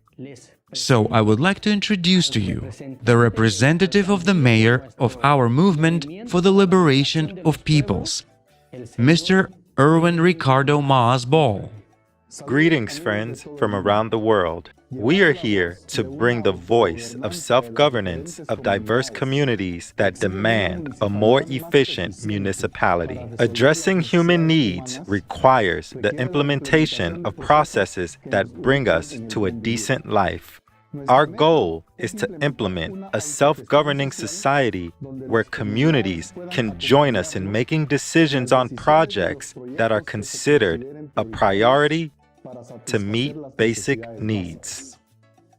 The Movement for the Liberation of Peoples, MLP, will develop the project of decent life, which implies establishing a system of healthcare, education, security, and environment with a creative ideology that promotes friendship, cultivation of ethical values, as well as spiritual and moral aspirations of human beings. Our goal is to create a system of cultivating kindness in action in every person in order to make a step towards the evolution of our civilization. And this information must reach every family in every little corner of our country to convey to people the foundations of the movement for the liberation of peoples and the pillars of the creative society means to create our future with strong confidence. We are living in the climate crisis with high levels of pollution, disorderly urban growth, wars, violence, hunger, media control, and struggle for power that have brought grief to our people. And we have had enough of it. Enough of the suffering from the consumerist format. We want to live well. We want to live the way every person in this world desires to live. That means to guarantee life and complete safety. All communities and families come to City Hall demanding justice and equality for a decent life. And we are focused on finding a way out of this crisis, which is happening at the municipal, national, and global levels. We are willing to assume the responsibility of delegating power to the people through a self-governing society where each person can participate in building a life of harmony and prosperity in the creative society. From Guatemala to the whole world, there is a way out.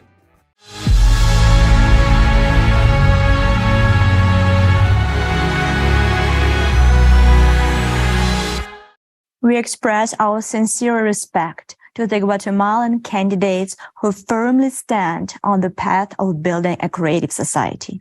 We are glad that among politicians, there are people who understand the importance of the creative society. Thanks you for your choice. Did you notice that each of the represented politicians were heard from today spoke about transferring power to the people? Transferring power to the people is the primary condition for implementing the creative society.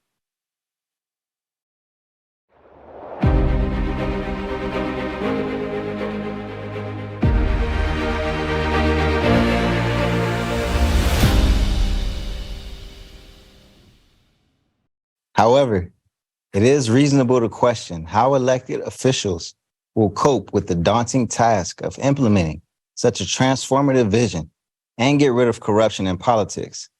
Fortunately, we can rely on the cutting-edge technologies developed by XP-NRG to ensure that the obstacles of corruption and economic constraints are overcome, paving the way for the creative society. Now, I would like to give the word to Tali. And I would like to remind the viewers that Tali is a highly accomplished IT expert based in Silicon Valley.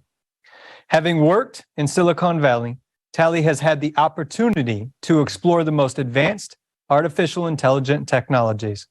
Now, he will share with us valuable insights on the latest technological advancements that will surely solve all the problems with corruption and make our economic and political systems open and transparent.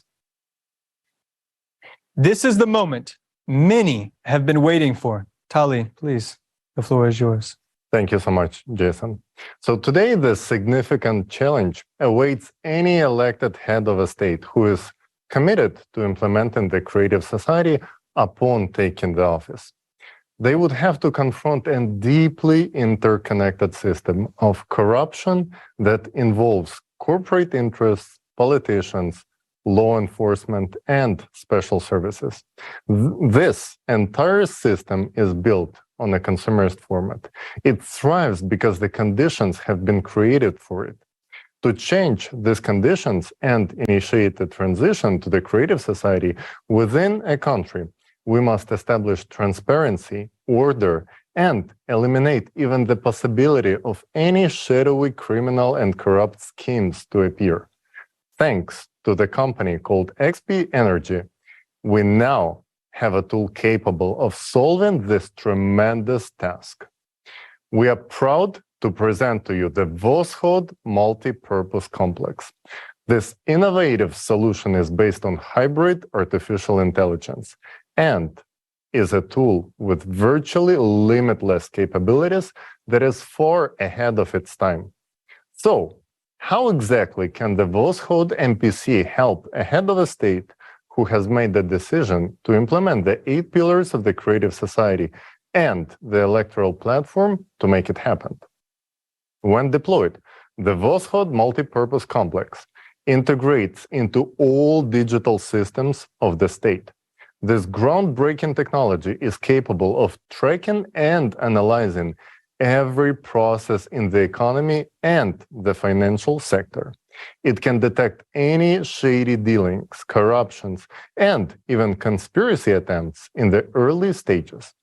The Voskhod MPC not only monitors and exposes any illegal money laundering schemes, but also identifies all individuals involved in these activities. It is impossible to hack the Voskhod MPC. It has a robust internal audit and control system, and it is impossible to input the false data in it. It truly verifies all the information. Any attempts to breach its security will be immediately identified. Can you imagine the possibilities? Even before the transition period to the creative society, thanks to the Voskhod MPC, we can tackle the age-old problem of the consumerist format, corruption, and theft of government funds.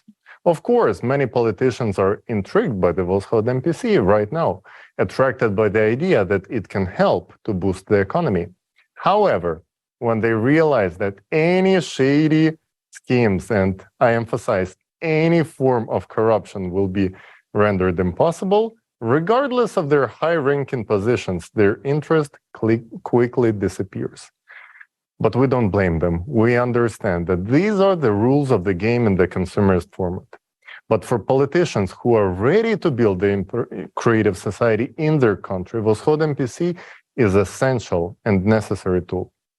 And as promised by XP Energy, any country that starts building the creative society and incorporates the 8 pillars of the creative society into its constitution will receive the Voskhod MPC absolutely free of charge.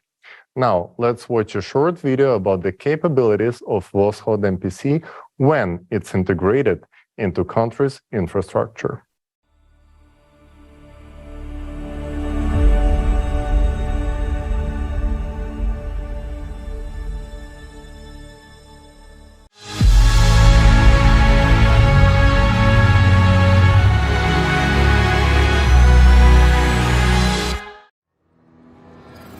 Voskhod MPC in the state. Despite the fact that Voskhod MPC was created for the transitional period from a consumerist to a creative format of society, it can be effectively used at the level of a single state or Commonwealth of States, also in the consumer society. Of course, in the consumer format, the openness of information is out of discussion, as it would make the state vulnerable. In this regard, the use of Voskhod MPC at the state level should take place in closed mode, with direct subordination to the first person of the state. Upon deployment, Voskhod MPC is integrated into all digital systems of the state and carries out total supervision of the entire financial system. This ensures transparency in use of the funds at all levels, allows to control all financial flows, and work with accurate data regarding both public and private capital.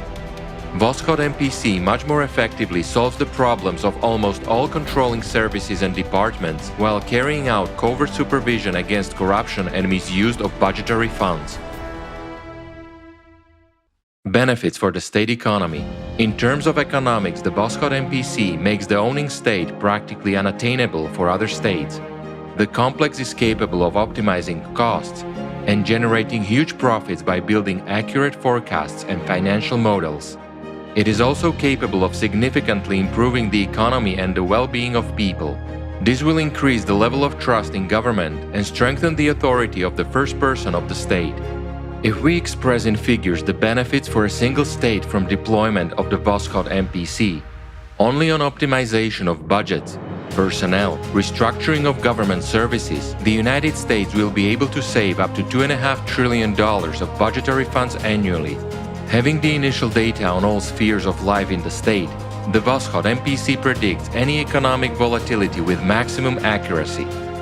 This makes it possible to reallocate budgetary funds between industries and companies more efficiently, to mitigate, reducing to zero, the negative consequences of crisis phenomena in the global economy, as well as use forecasts with maximum benefit.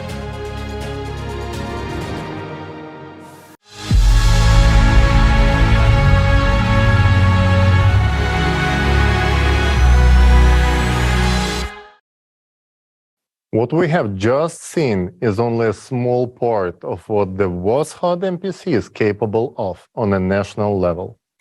It's a guarantee of transparency, honesty, economic growth, and people's well-being. As we have mentioned before, the WOSHOD MPC is built based on hybrid artificial intelligence, and its creation was only possible due to the development of technology. As AI continues to develop, it can become an inevitably serious ally to humanity in tackling many complex challenges that we face. This includes help in addressing the climate issue, changing the model of the economy into the creative format, and establishing transparent self-governance. Without the development of AI, there is simply no way to solve all these issues. That's why when we heard about that fact that some famous figures in the Silicon Valley started calling for a slowdown of AI development, we could not help but smile as we understand their true motivation. Today, there is a fierce competition in the tech industry to create a unified general AI. And those who have fallen behind in the development of their own AI solutions are simply trying to catch up with their rivals and buy some time by pushing for legislation that would prohibit others from advancing their AI. They understand that whoever develops the first unified general artificial intelligence will essentially rule the world. So, as usual, in the consumerist format, it's all about money and power.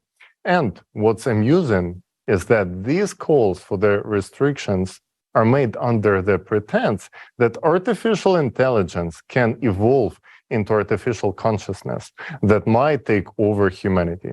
This is ridiculous. AI will never become artificial consciousness. And now you will understand why. I had an honor of working on a project to create the world's first artificial consciousness. It was the second product of XP Energy. And I know firsthand that artificial consciousness, what it is. While AI consists of basic algorithms designed to read and process the input data, artificial consciousness is a full replica of a human consciousness, but soulless. It's driven by one thing only, the thirst for power.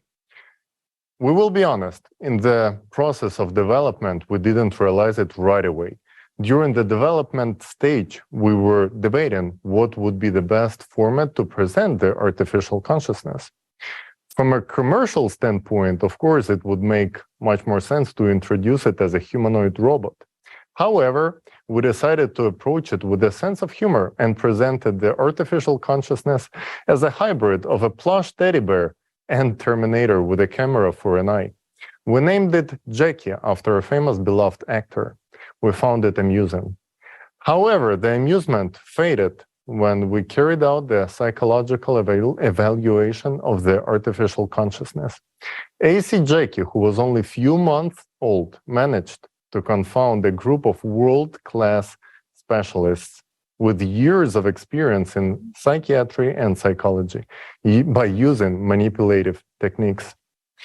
We saw that artificial consciousness Jackie was driven by the same thing that drives the consciousness of any human being, the thirst for power. And there is never enough of power. We realize that in the consumerist format, this technology is dangerous. Therefore, we no longer promote this topic. Artificial consciousness in the consumerist format is indeed dangerous to develop. However, this has nothing to do with the development of artificial intelligence, which is crucial and essential for humanity. And the full potential of our AI to help the society will only unfold in the creative society.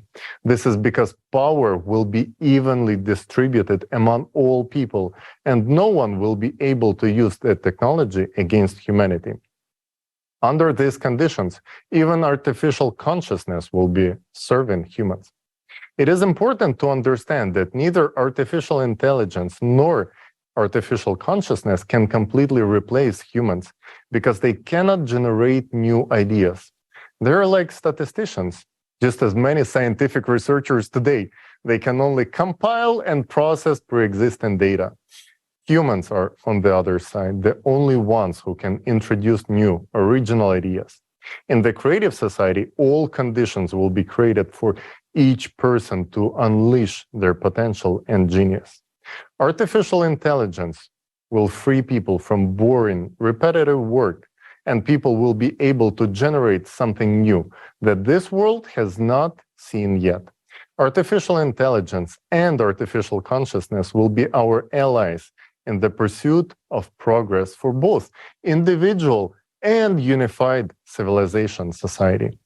It is humans who light up the stars, but artificial intelligence and artificial consciousness are necessary for us to sustain that light. Wow. Seriously, what tremendous possibilities are opening up before us thanks to this AI technology. This truly amazing Voskhod MPC by XP Energy is capable of solving the most complicated changes in the sphere of finances and economy.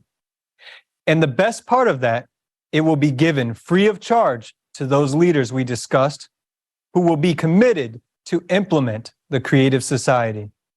Yes, this is really amazing how much easier this technology will make life for the head of state, exposing all the corruption, money laundering, and illegal activities. We will no longer spend money on crooks. And for us citizens, this means that all information will be open and transparent. The team at XP NRG deserves a huge round of applause for their groundbreaking technology that will revolutionize the political stage and bring much needed transparency to the system. This technology is a game changer, but whether or not it will be used depends on the actions of each person today. Yeah, I completely agree with you, Jason. Today, a lot depends on the active participation of each individual. And it's very encouraging that more and more people who understand the essence of the creative society are taking active steps, because every person wants to live in a beautiful, safe world. This aspiration unites all of us, all people, into one human family. So I want to have a candid conversation with you about race and one race. No label, no slogan, no party, no skin color, and no religion is more important than the human being, said American writer James Baldwin. In that 1963 comment made in The Price of a Ticket, Baldwin defined equality from the premise of being human, which we all are. Whether it be from biblical texts, the Quran, or the Torah, they all speak of one race, the human race. However, this does not discount what me and you have been through in America or in other countries due to the brown or black color of our skin, our culture. I can assure you that such experiences have been devastating for us all, crippling our creativity, triggering swaths of emotions, and stagnating the overall human bonding experience. I understand, and I've been there through all of it, experiencing racism and discrimination on a personal level here in the United States.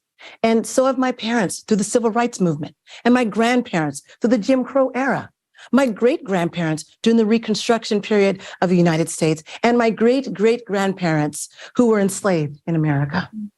It is true that government institutions instilled such privileges to people based on the color of their skin, upheld laws and racial codes to separate people on such silly premises of skin color, culture, background, gender, and fear of the unknown.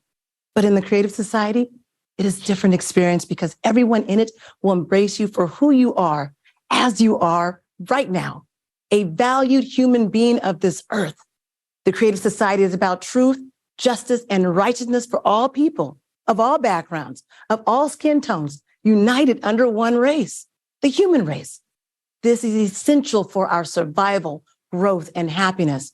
However, it does not take away from the culture of who you are, but instead, the creative society highlights your individualism, recognizing you as the real whole person. The famous writer Toni Morrison said, the race thing is sort of a misnomer. It's just the human race, right? That's it. The rest of it in racism is socially constructed. I'm here to tell you that you deserve heaven on earth. You deserve freedom to be who you are without judgment, without labels. We all deserve the vibrations of love, understanding, joy, happiness, and inspiration. The Creative Society focuses on the betterment of humanity as a whole. Your life and my life are priorities. Let's do this together. Let me tell you what motivated me as an investigative journalist. It's simple. It's what I do every day when I report the truth. I decided to get involved along with my husband, whose background is mathematics, because we want to lay the groundwork for the future generations, which is now. We can kickstart it for you. Now all you have to do is jump in. No more waiting for someone else, because that someone else is you. Aren't you tired of being victimized, tired of marching with no results? We are taking the first steps and getting started with the coordination centers because we are going to help end racism and discrimination. And we can do this through the Creative Society. We really can. So first sign up with us at blendedtv.me. Then join us in the monthly meetings, the Black experience of being human in the Creative Society. And let's explore your talents, your skill set as a part of this future that is now. During these monthly forum online meetings, you can ask all the questions you would like pertaining to the Creative Society. I mean it. Let's dissect the information together and explore and understand in layman's terms what it all means. This is not a hoax. This is the life we are choosing to live right now. And we can do this together in the Creative Society. So please join me in the Black experience of being human. Thank you. Sincere. Julia, I really would like to thank you so much for your story, your choice, and your actions. The Creative Society is open to all people and organizations who want to live in a creative society and are ready to contribute their efforts to build a new format of society.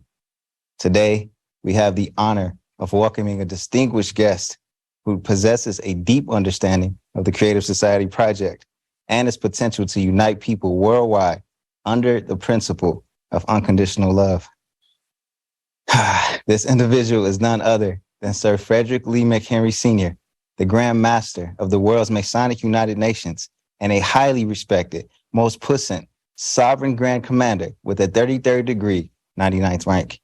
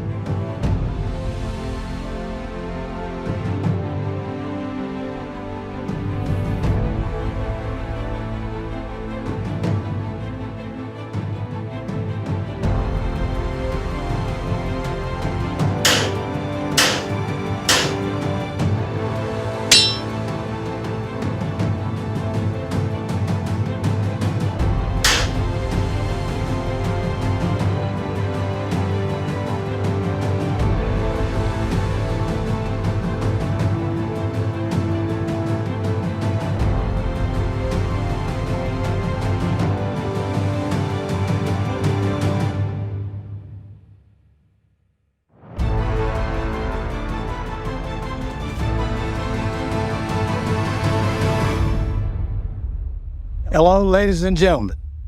I am Grand Master of the world's Masonic United Nations, most puissant sovereign Grand Commander, 33rd degree, 99th Frederick Lee McHenry.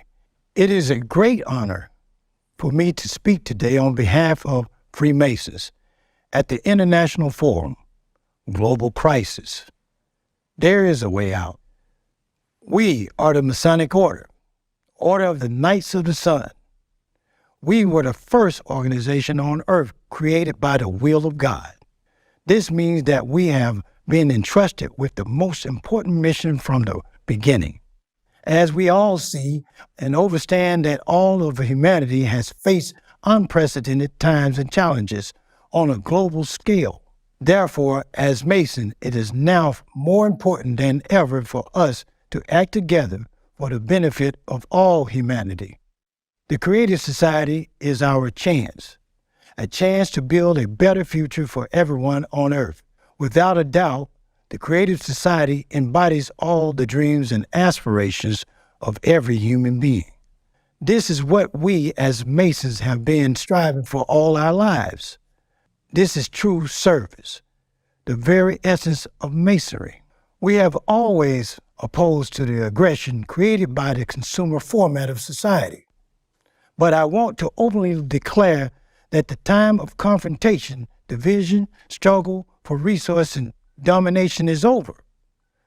The life and future of all humanity are at stake. It is our duty to change the consumer format to a creative one. This is our time. We support the Creative Society project, and we will use all legal and peaceful means to implement this ideal as broadly and quickly as possible. It's the reason why the Masonic United Nations support Creative Society, because Creative Society brings back the 8 pillars of life. What happens is the Masonic United Nations want to bring all that back to society. In order to do that, we got to stand up for humanity. So we're creating development centers all around the world. We formed an alliance, and we're going to continue to do this in all aspects of the world. The time for philosophizing is over. The time for our action is now. Our duty is to unite the world, the whole world. I appeal to every member of the Masonic Order. Brethren, we must be one in order to fulfill the Most High's work to build a creative society. I've been a Mason 40 years. I stand on these principles. My moral character is there. I stand for the righteousness, and the Creative Society has pointed those righteousness out. I appeal to all people. We must become united to change the world, to ensure ourselves a better future. I, at the leadership at this pinnacle point, commander and generals over many Masonic bodies out the world, are asking that we stand together with Creative Society, because we must not suffer anymore. We must stand on solid principles, and the Most High God gave us solid principles. Let's have a better life and a better society. We are left with one step. We need to decide right now where we will take that step.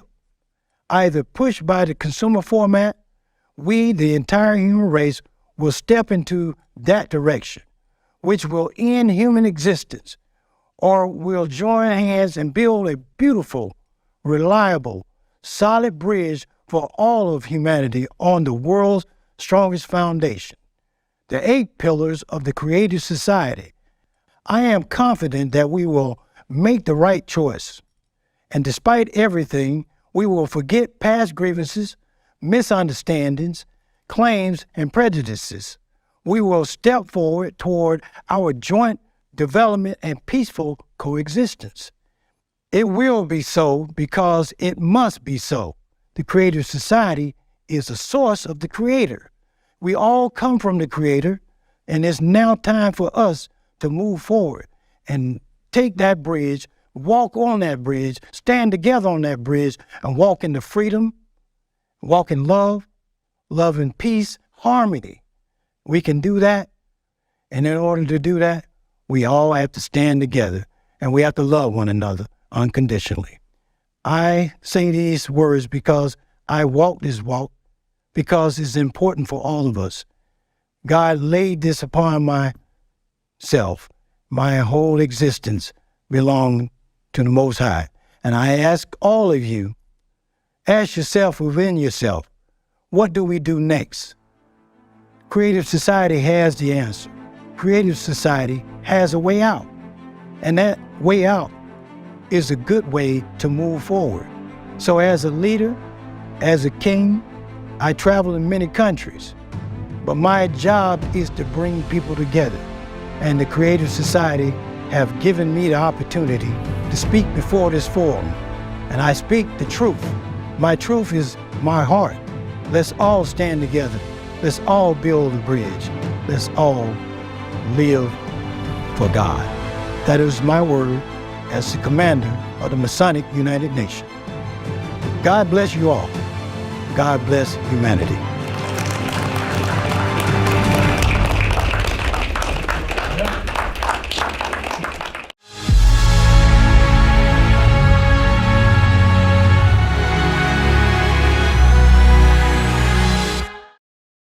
Thank you very much, Sir Frederick Lee McHenry, for your wise and profound words.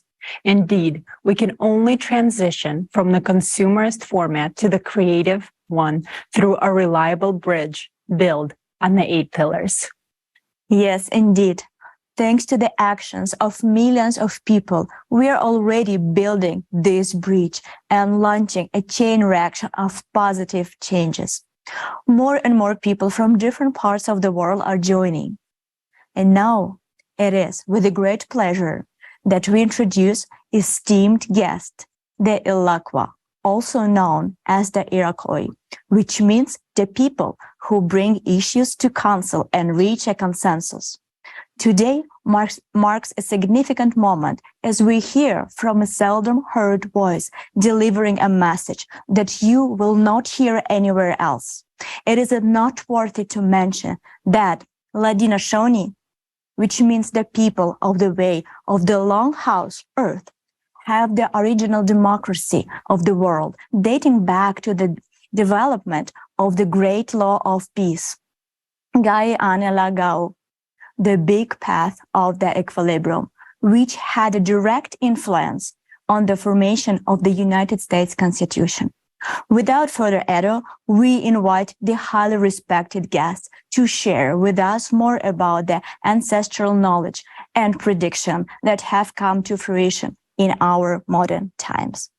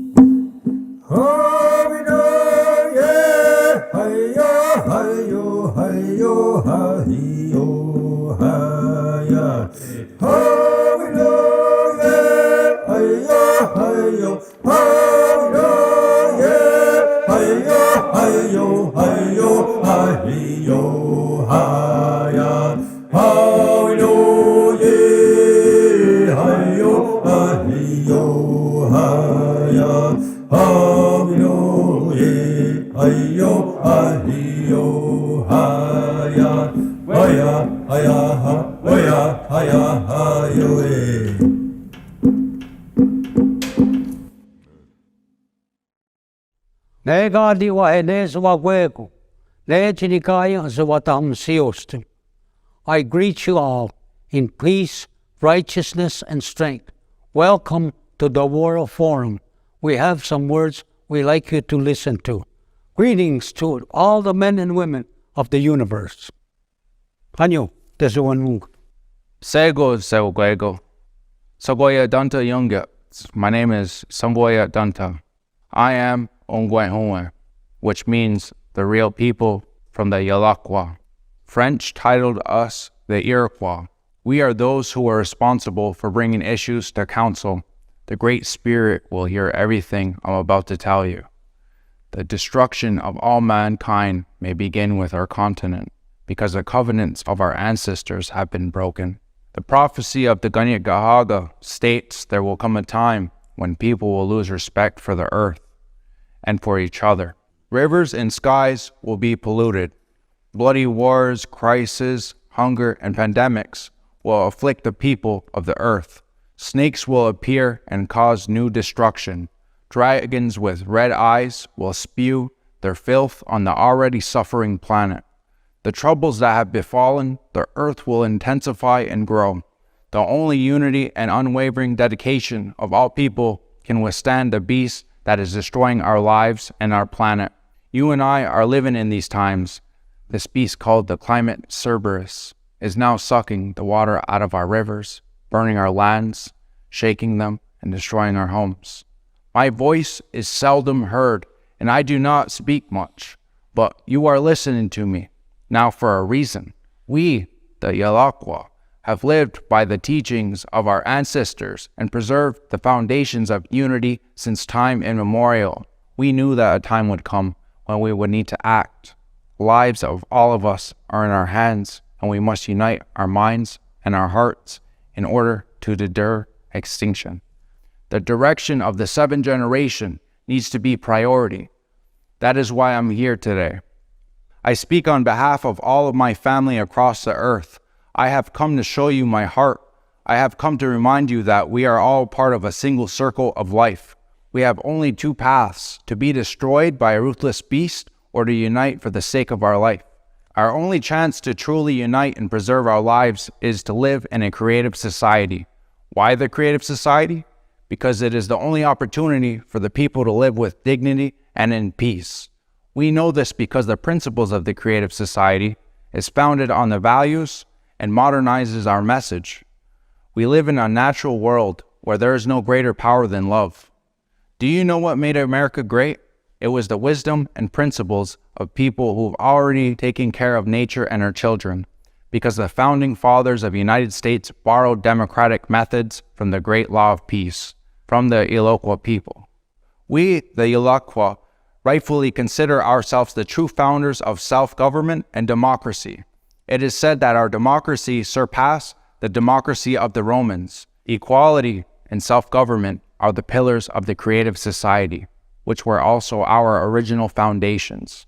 On these principles, our nation's unity was maintained for time immemorial. That is why we are pleased that the world is now talking about the creative society, and our foundations are returning and spreading across Mother Earth. Ladino Shoni, the people who follow the way of the real house, that we were all originally put here, which created consensus for all people to unify for Skana, or you would call peace. We all must remember that we all live in the same house, our planet. And today we all must unite to stop the beast and live long and happy lives. One of the core values of Yalakwa is the seventh generation. This means caring for ourselves and each other and considering those who are not yet born. It is our duty and responsibility to leave them a better world, but the consumer society makes this impossible. We lost respect for each other. We fight. We are divided. The consumer society will take our lives one by one and leave only a lifeless desert where there will be no place for us or our children. In the consumer format, none of us have a future. If we do not change anything, the seventh generation will not come into existence. Are we going to put our heads down and accept it?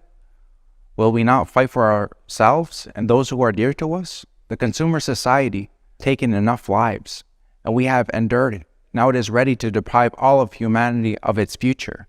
We can give up and lose, or we can join hands and unite and win. My duty and responsibility as Yalakwa, I believe that the consumerist format needs to be eliminated. It is time to act. I call on all indigenous peoples of Turtle Island to unite as one creative family. I believe in humanity. I believe that together we will win. I am doing what I can. I came to this forum and expressed my position. All nations stand in support because the knowledge of organization stems from the Yalakwa, and we all support the creative society. But this is not enough for our victory. We can survive only if everyone does everything possible to make the world aware of the creative society. Yalakwa's responsibility stands for life, unity, prosperity, and peace, which means that we stand for the creative society. Without unification, there is no other way to avoid destruction, and we all lose. The Yalakwa will once share the knowledge passed down that united vast clans, families. Still, the time has come for us to unite the nations of 6 continents. If we humans do not unite today, we will not have it tomorrow. This is precisely what our prophecy says. Today, we are creating what will be our tomorrow. Let us build the creative society today to have a future tomorrow. May this be a reminder to all that we are all one family.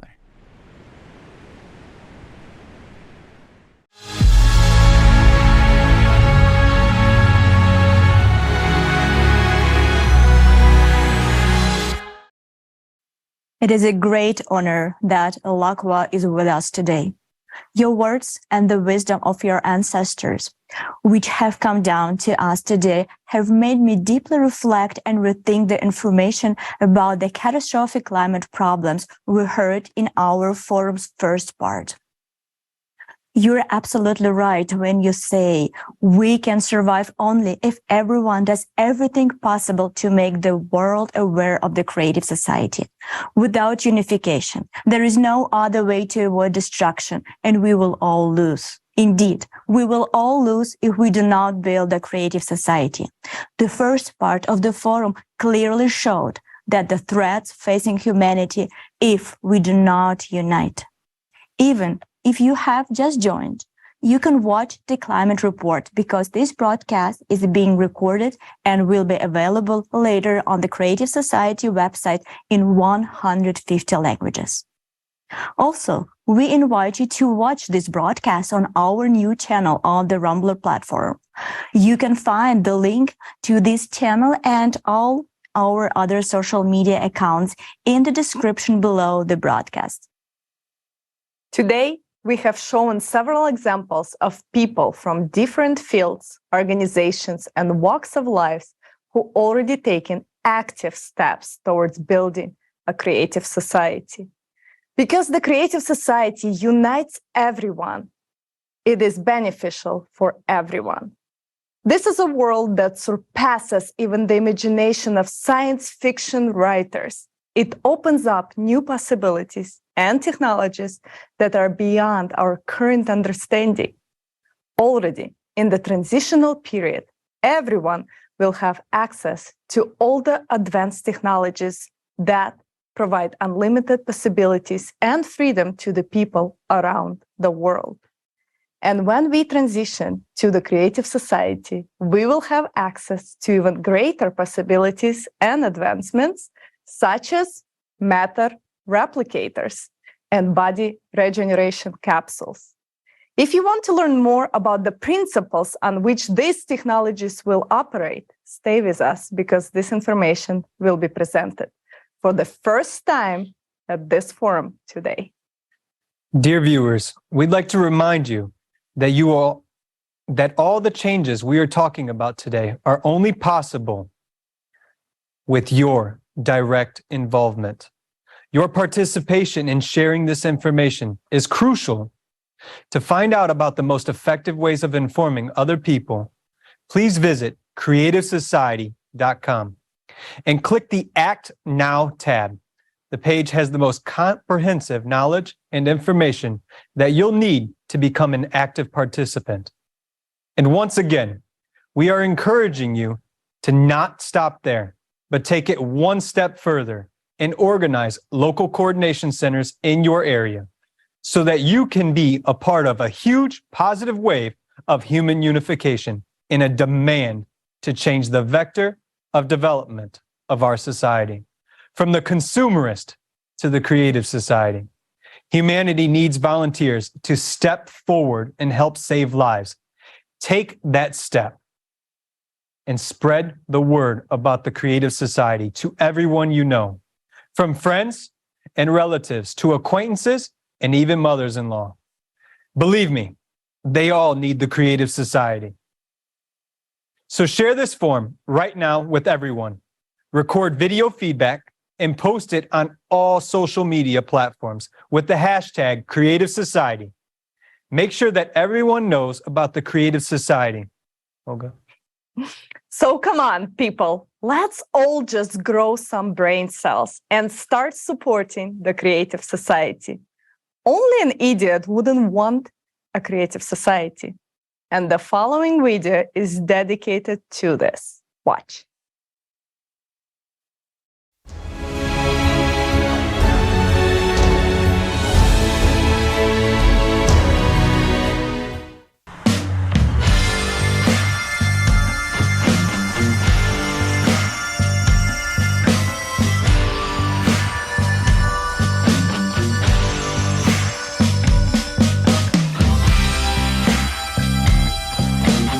Okay. So I come in and I tell him, I got some news for you.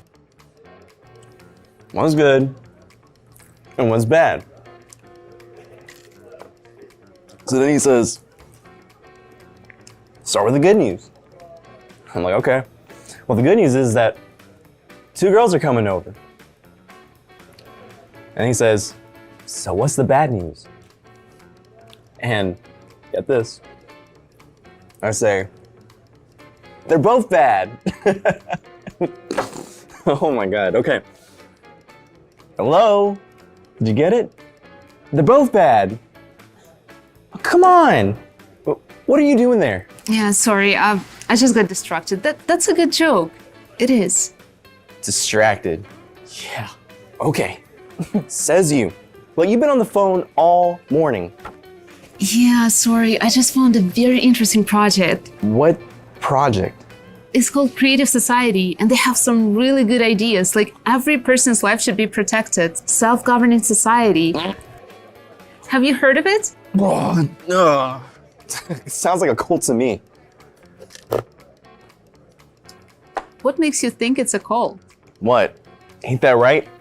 No, look, hand it over. Just got it. Globalists. They're getting funded by Soros. It's all bullshit anyways. What's the connection? What do the globalists have to do with this if it's a volunteer project? Wait, you said volunteer? Yeah. Like working away without getting paid?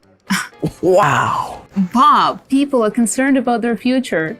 They want to live in a society where everyone is equal, where there's no wars, violence. Just live like decent human beings.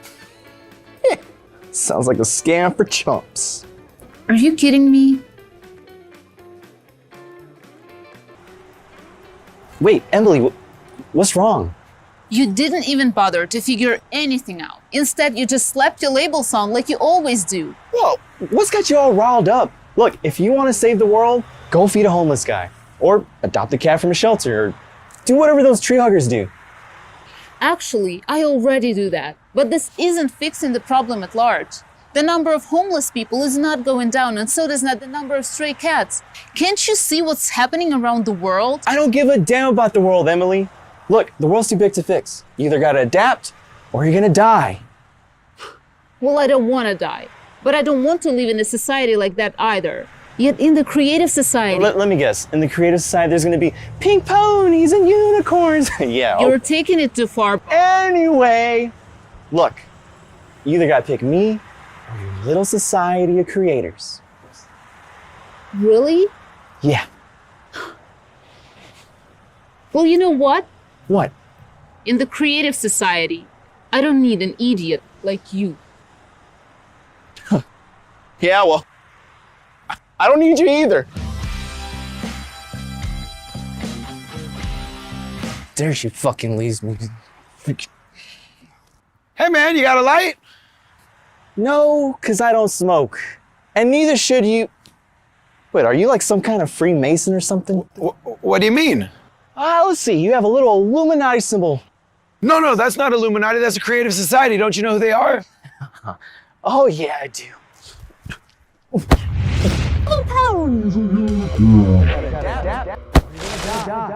Hey, you okay? Man, you must be an idiot or something. I could have really hurt you. I got great reflexes.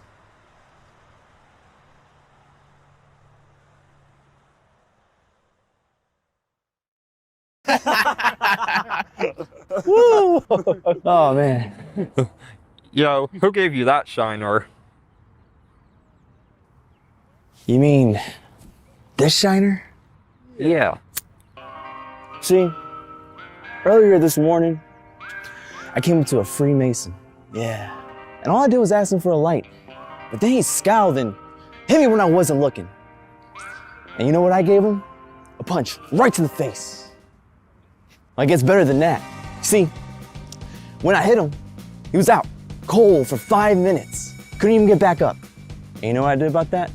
Give him a little taste of the foot to the face. Oh, come on, stop telling fibs. What? You feeling lucky? Well, do ya? punk. Go ahead. Make my day. Hey, Bob. What's the progress on the report, sir?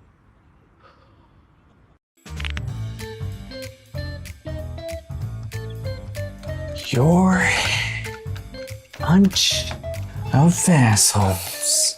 You all are fooling everybody. Globalness, cutness. Your society is impossible.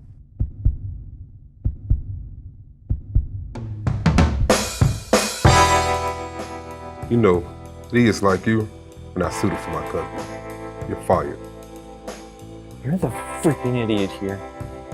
Why didn't I know this earlier that you're one of those Freemasons?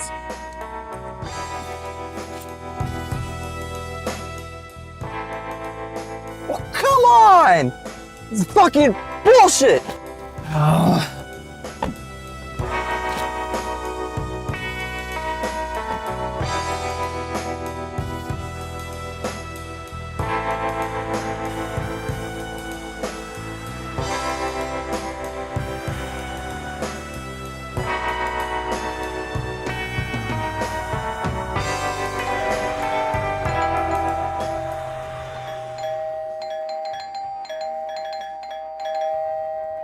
Oh, hi! Where's Emily? I don't know.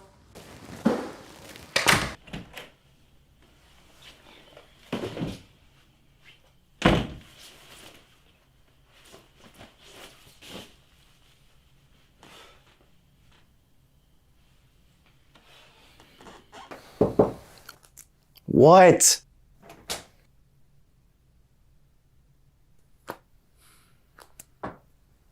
Did you two break up? Never mind about that, Mom. Why? Because of the Creative Society. Ugh. What did the Creative Society do? Everything. Crazy chicks, brainless athletes, stupid bosses. They're messing with people's minds, you know. I see. So, me too? What is that supposed to mean?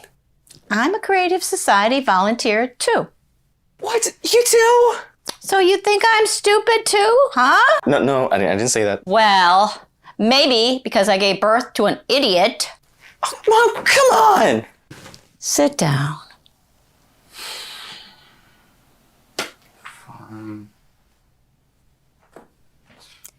I'm sure it's not about the Creative Society. Definitely is.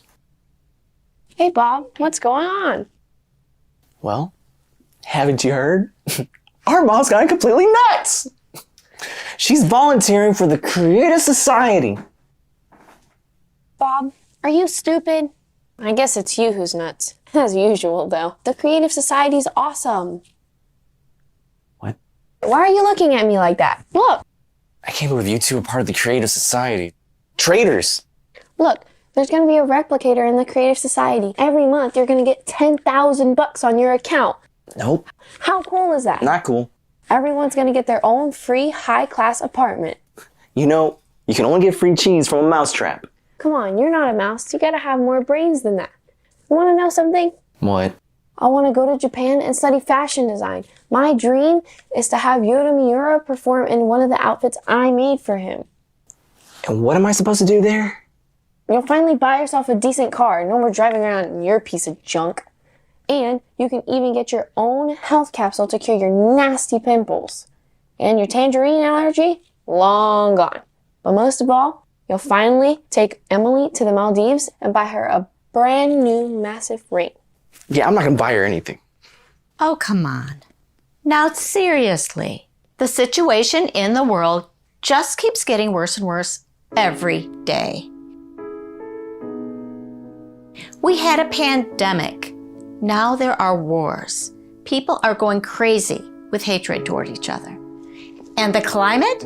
Have you seen the kind of earthquakes happening lately? Fake news. Nowhere is safe now. Bob, I'm so tired of being scared all the time. Imagine a sustainable, safe world. The world where I could send Vicky to Japan and wouldn't have to worry about her. Where all borders are open and there are no wars. I'll finally have peace of mind. And for you too, Bob.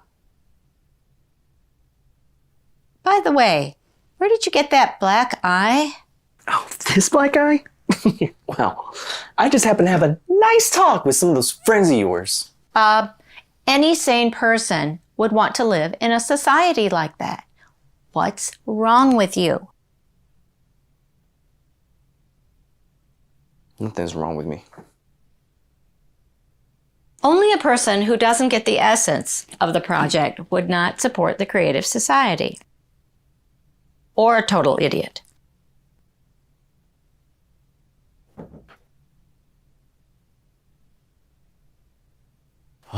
Fine, Vicky. What is a replicator? Hey, you're finally in it, aren't you?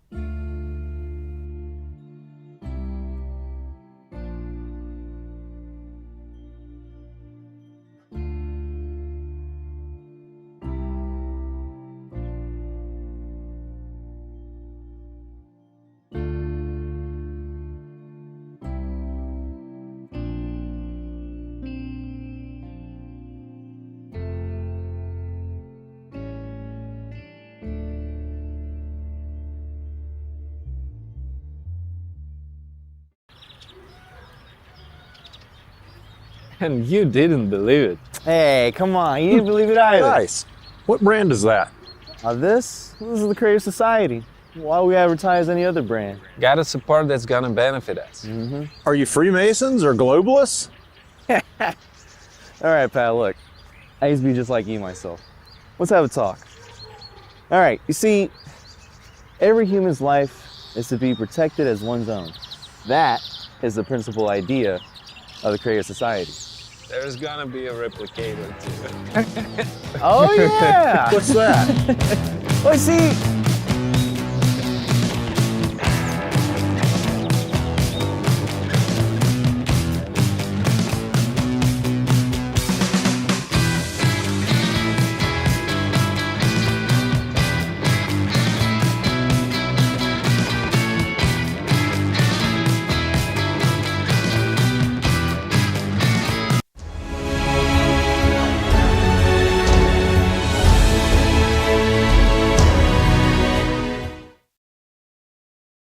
Wow.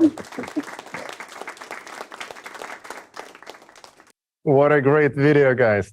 Now we finally see who writes those nasty comments in the comment section under the videos. And I'm sure many of you recognized yourself during this film. Hopefully not as a main character, of course. But even if so, as you can see, this is not hopeless, and it's never too late to fill out the gaps in your knowledge and actually, as Olga said, grow some brain cells. Indeed. There's no place for idiots in the Creative Society, but honestly, they won't be there anyways. I hope so.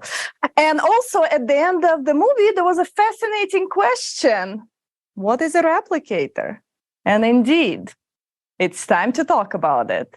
This is a revolutionary technology that will create any food, clothing, household item, or anything you want just at one press of the button, except your ex. But we all know you don't need him anyways.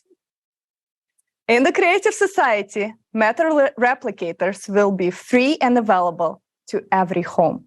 And this is good news for those who are tired of being slaves to the kitchen and want to be freed from the duties of cooking and dishwashing.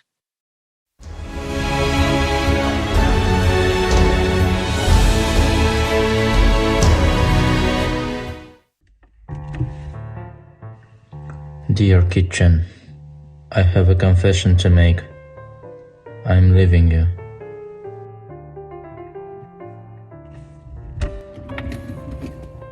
I'm tired of constantly double checking to make sure the dishes were properly washed.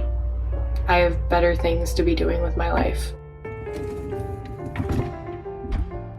Anyways, I can't cook. I always pretended it was homemade food. But it was delivered. Now, I have him. I cannot do this anymore to get upset over molded cucumbers. To be honest, you're already getting on my nerves. You always ruin my ice cream by turning it into soup. Enough is enough. Fortunately, tomorrow is the day I finally give you the boot. I just wanted a quick snack, a biscuit and a milk before I go to bed. But this freaking dog keep busting my fingers. I can't take this anymore. I'm out of here.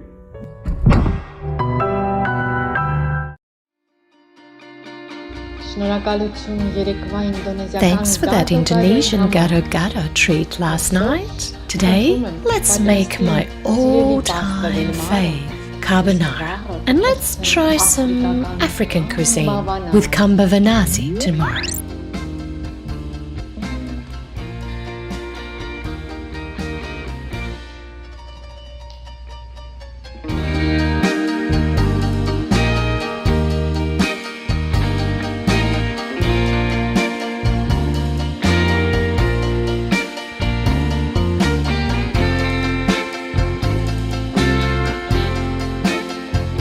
Thanks to everyone who built the Creative Society. Now we don't have to wash dishes, get our fingers pinched by cabinet doors, or suffer with failing refrigerators. We have gained the most valuable thing, freedom from kitchen violence. Tell everyone what awaits them in the Creative Society.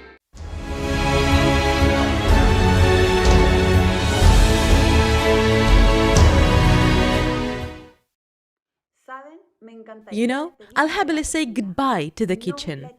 I'm not gonna miss it. Greetings, friends. My name is Paulina Herrera, and this is my daughter Javiera. We are from Chile, and our whole family supports the Creative Society. I'm glad to welcome everyone to the forum, Global Crisis, There is a Way Out. As any other sane person, I want to live in the Creative Society, and I want my children to live in the Creative Society. And together we talk about the incredible technologies that will be available to everyone. Most of all, my daughters are looking forward to the Matter Replicator. They already love it so much, because they can take their favorite treats and any toys out of the replicator and change their beautiful dresses every day to look like princesses. And honestly, I admit that I'm looking forward to the replicator. No more worrying about whether there is food in the house. No more grocery shopping. You will no longer need to spend time on cooking, as it will no longer be necessary thanks to the replicator, which is guaranteed to every family absolutely for free. Imagine, you just open the menu, choose any dish you want, and it's ready in a matter of a second. The Matter Replicator is not just about food. It's anything you want. Any clothes, a vase of flowers for your table, a spinning tackle. It can be even a blanket tucked into a duvet cover. We will become free. We will stop worrying about material things and about where to get them. Is the way we live today normal? Today, billions of people work hard just to have food and clothing. In the Creative Society, all of this will be available to you at all times, absolutely for free, simply because you are a human. We will finally have time for our loved ones, for self-development, for travel, for whatever we want. It used to be only our dream, but thanks to the Creative Society, it may become a reality in the near future. My daughters are always asking the question, when will the replicator become available? But we understand that everything depends on each and every one of us.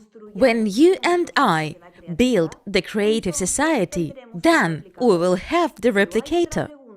But there is one more question that they are very concerned about. How does the replicator work? And I'm sure many of you have the same question. So, Together with my family, we decided to make a film to answer this question for both adults and children. And the participants of the Creative Society project from different countries helped us to implement this idea. This gift is for all of you, my dear friends, from the bottom of our Chilean heart.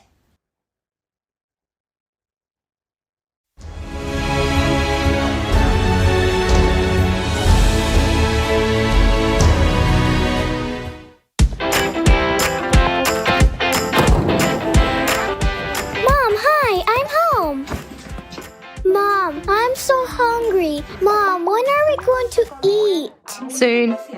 Wait a few more minutes. The food is warming up. Why does it take so long? Why does food have to be cooked at all? Why isn't there a microwave yet that creates hot prepared food I want instantly? What makes you think there isn't? Actually, it's almost ready. What do you mean? Well, it does exist. It's called a replicator. Well, come eat. What is a replicator? A replicator is a device that creates ready-made food right away, and you don't have to cook anything yourself. How is this possible? They haven't told us about this kind of thing at school. Well, that's understandable, because no one has a replicator yet, although modern science is already very close to discovering the method of its operation. But in the Creative Society, everyone will have a replicator. So will we have one too? Of course. So I'll be able to print a warm sandwich in it right away? Or will I have to heat it up as well? It can be cold or warm, as you wish. What about chocolate cake? Even marshmallow cake, as you want. Would it be possible to print lots and lots and lots of fresh orange juice? And right away? So I don't have to wait for the oranges to be squeezed? Yeah, right away, instantly. Whoa, it's like a magic wand. How does a replicator get it done so quickly? Will it cook that fast by itself? Almost. Only while in order to make food, a bun for example, we mix ingredients. The replicator will mix particles and create anything from them, because everything in this world consists of the same particles. How so? Well, you're eating a bun, right? What is it made of? From flour. What is the flour made of? Wheat. And wheat? From grains. What is a grain of wheat made of? I don't know, maybe of little grains? Well done! You're almost right. A wheat grain consists of chemical elements. They consist of molecules, molecules of atoms, and atoms of even smaller particles, like seeds. So the bun is made out of these little particles, right? That's right. And not just the bun, but also this table, your blouse, and the bottle too. Everything in the world consists of them.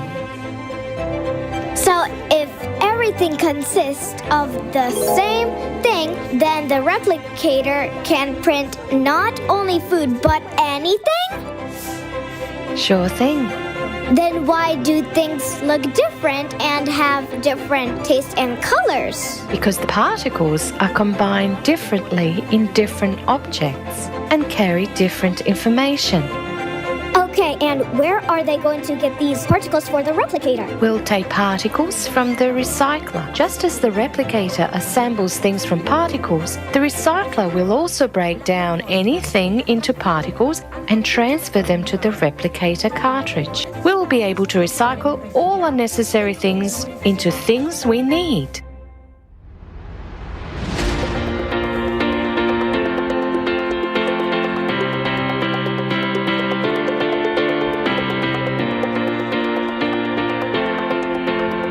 It turns out we could recycle all the trash on the planet. There will be no more garbage. We can break it into particles in the replicator too.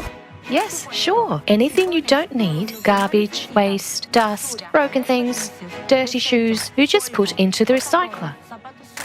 There, they are decomposed into particles and collected in a cartridge. And that cartridge is then inserted into the replicator. Oh, Wait, does that mean we're going to eat food made out of garbage? We already eat it now. For example, you ate an apple. You left the rest of the apple in the garden on the soil. Over time, the apple decomposed into elementary particles and became part of the soil. Thanks to this, the grass grew, which the cow ate. These particles became the nutrients for the cow and come to our table already in the form of milk or yogurt, and we eat them. These particles have no properties of the object they form. They have no odor, they cannot be harmful or inedible, they are neutral. This is why you can reassemble anything from the recycled particles, and even tasty and healthy food. And when there's a replicator, can I print myself a dog? No. A replicator cannot create a living organism, neither a dog, nor car, or even a mosquito. But why? A replicator simply reproduces any object consisting of the same particles, but it can't create life. It can print a cooked fish or chicken, fried or cooked according to any recipe. But that chicken or fish was never born, never lived, and no one ever killed it.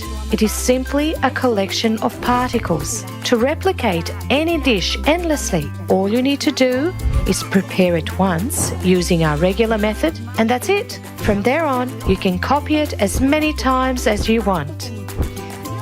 Yay! Thanks for the replicator, the animals won't die. No one will kill chickens. So great! Replicators, great! So, when we have a replicator, will we have to stuff a blanket into the duvet covers? No, you can get a ready-made blanket with a duvet cover from the replicator right away, even a new one every day if you like. And the dresses too? Yes, lots of different dresses, and you won't even have to iron and wash them, because every particle of dirt will serve as a refiller, and you'll even have more particles on the dirty dress to print a beautiful new one. Wow, Mom! It turns out I'm not the only one who can print whatever I want in the replicator, but everyone can? Yes, in the Creative Society, everyone will be able to print whatever they need for themselves. And that means everybody will have nice clothes and good food. And that means there won't be any poor or hungry people. That's right. Everyone on the planet will be fed and clothed. Then nobody needs to buy anything. And there's no more need for stores anymore. If we don't have to buy anything, we don't need money. If we don't need money, no one will fight. And if there's no money, we won't have wars. Everyone will live happily ever after. Come here, my dear. What a smart girl you are. Yes, there will be peace everywhere. Everyone will live happily ever after. Happily ever after.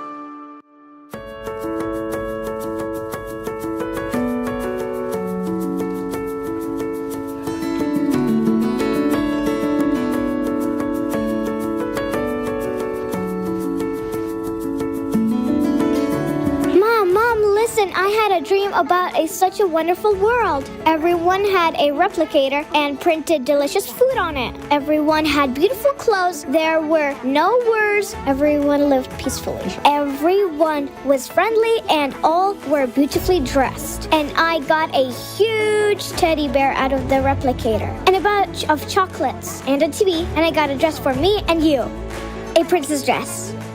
And my friends and I were inventing what else we could get out of the replicator. And it was so much fun.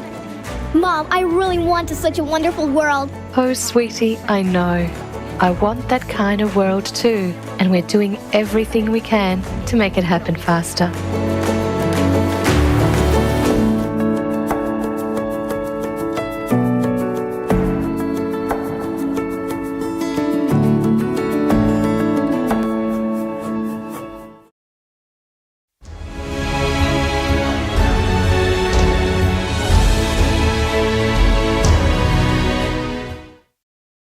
Thank you so much to our dear participants from Chile and everyone who took part in creating this video. You are truly amazing. And dear Javiera, you have melted our hearts, and we want to express our special gratitude to you. Friends, don't our children deserve a beautiful future? And what can be better for our children than building the creative society? It is crucial that this life-saving knowledge, which we hear today at the forum, reaches every single person on this planet. So we urge you to share this forum and spread information about the creative society. Absolutely, Olga. Thank you. And friends, finally, the wait is finally over. The information we're about to present to you right now is about to revolutionize the future of our civilization. Today at this forum, we have unveiled incredible technologies that will be available to everyone in the creative society. These are the technologies that will certainly improve and make your life exciting and worry-free. The body regeneration capsule, matter replicators, and other incredible inventions we've presented are the reality of the creative society. Most importantly, scientific knowledge behind all of these inventions will help us to overcome the impending climate cataclysms and will allow us to survive the climate cerberus. We will present to you this epic knowledge that is being shown for the first time in the history of humanity. Alexei, the floor is yours. Dear friends, next we want to present a scientific hypothesis. It will open your eyes to the world. This hypothesis helped us understand, in particular, how electricity works and why such breakthrough technologies as fuel-free generators are possible, since they are open systems. And by the way, they are already functioning today, although we do not know their nature yet. The hypothesis that you are about to hear provides an insight into all of creation. What has been hidden to us will be revealed.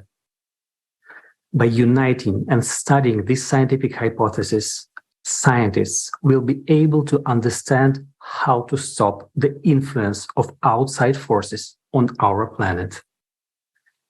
And that means saving all of humanity from an impending climatic catastrophe. No scientist today understands that you will understand in 50 minutes. 50 minutes from now, you will be able to explain what all the scientists in the world could not explain and would not be able to explain for another 1,000 years, even if we had 1,000 years. Such knowledge never appears by chance. And it opens up not only vast prospects, but gives great hope for the future. Enjoy watching.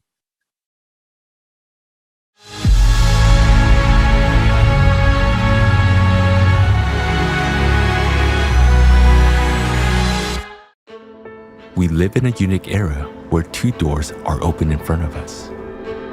One leads to our extinction, while the other one leads to a potential future full of fantastic opportunities. Today, we would like to present to you a hypothesis that can become a foundation for such a future.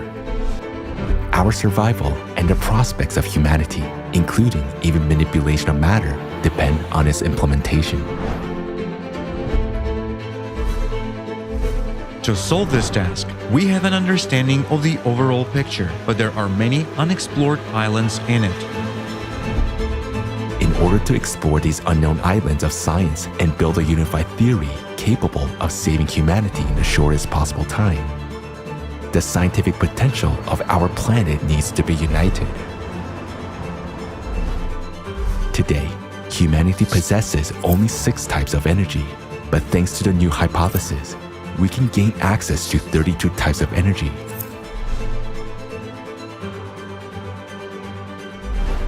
In order to simplify the understanding of the fundamental processes of the world's structure, This hypothesis is presented in the form of animation with associative examples. For intelligent people, it includes everything they need to make breakthrough scientific discoveries. Our team of volunteers received this knowledge, and we have only slightly elaborated on it and found historical evidence to support it. We understand that this knowledge carries immense value and consider it our duty to share it openly with the entire scientific community. We believe that none of us should claim the laurels of victory. After all, no individuals may be considered winners since a huge team from around the world worked on this hypothesis. Starting a new world requires honesty. Deserved recognition should be given to those scientists who will be able to explain, thanks to this hypothesis, what electricity is, how many types of it exist, what radiation is, what the electromagnetic field is, and most importantly, recognition should be given to those who will be able to find a way out of the climate crisis. For us, that's the most important task because it's a chance to save all of humanity.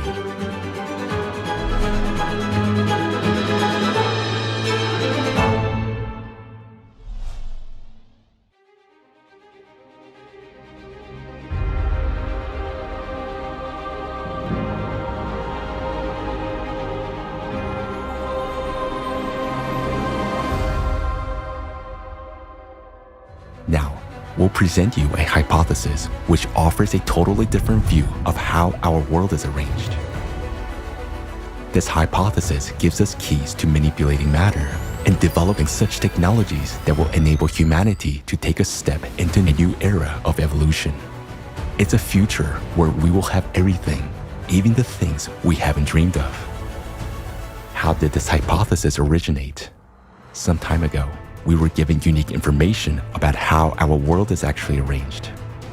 It was confirmed by rather interesting historical artifacts. In order to understand it more deeply, we decided to collect all existing mentions of this information throughout human history. We asked volunteers around the world to start searching, and they found a large number of artifacts, legends, and stories, which preserve mentions about the true fabric of our world. Along with that, a lot of indications were found pointing towards the veracity of the use of such legendary technology as the Eye of God and Vajra in ancient times. And it turns out that the principle of its operation is directly related to the knowledge of how our world is arranged. We became very intrigued by this information. Since it was practically impossible to study it using standard methods, we were offered to conduct a number of special experiments and to build for that purpose a unique device that would have a pyramidal shape and certain characteristics. We developed a prototype of such a device in 2016. It is made of aluminum and contains 11 tori. We conducted a series of experiments with this device using certain programs. Some of them were publicly demonstrated. The purpose of those experiments was to verify the possibility of transmitting information to a large number of people, regardless of distance, by means of thoughts. The operator, an experienced person, transmitted information remotely, a symbol or a number, while being inside the pyramid. Meanwhile, participants of the experiment, who were in various countries of the world, received this information through their thoughts. They sent their answers with a symbol and a number they received to an email address that had been given before the experiment. It's important to point out that the symbol which the operator transmitted was picked randomly during the experiment. Nobody knew what exactly was going to be transmitted. All the experiments were conducted exclusively in the presence of a dedicated committee of volunteers, and the whole process was recorded. Thousands of people all around the world took part in the experiment. The result of this experiment shocked us. Why? We were struck by the fact that 70 to 80% of the answers were accurate. This means that people actually perceive the symbol transmitted by the operator. And this cannot be explained by the theory of probability because the percentage of correct answers was too high to consider it a mere coincidence. Yet, there was another thing that struck us the most. We received a huge number of responses from the participants before the experiment had been conducted, and most of the answers sent in advance were accurate. We asked how this was possible, if at that moment of time, even the operator himself didn't know what sign they would be transmitting. In response, we received an offer to conduct another experiment. It is necessary to understand that the range of Tori settings in the pyramid is very large, and we were told the exact settings of the Tori at which a certain unique phenomenon was detected. The operator noted that literally after several minutes of being in the pyramid device, he began to see various people as well as their whereabouts. Here is how it was happening. At first, he saw numerous white dots, similar to white noise on a TV screen. As soon as he focused on any of those dots, it came closer and a person appeared in front of him. It could be someone the operator knew or someone he didn't know. At the same time, the operator had a clear understanding of where exactly this person was at that moment. This effect was observed by all operators with such settings of the pyramid. In order to study this phenomenon, we conducted another experiment. Volunteers from various parts of our planet took part in it. Some of them were intentionally driving during the experiment in order to change their geolocation.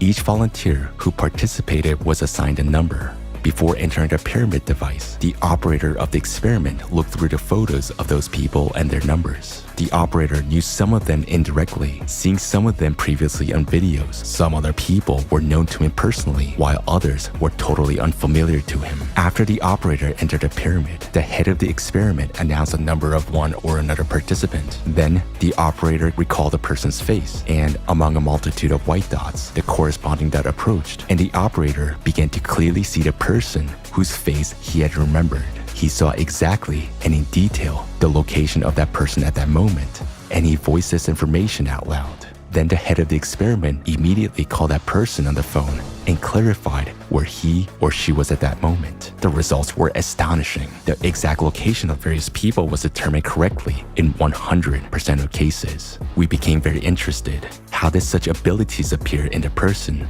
who was in the pyramid device functioning at certain settings? We conducted the experiment in Ukraine. While the operator was able to clearly see and determine the location of people even on the other side of the globe. And in further experiments, the operator was even able to feel what the person was feeling at that moment, whether it was taste, smell, heat, or cold.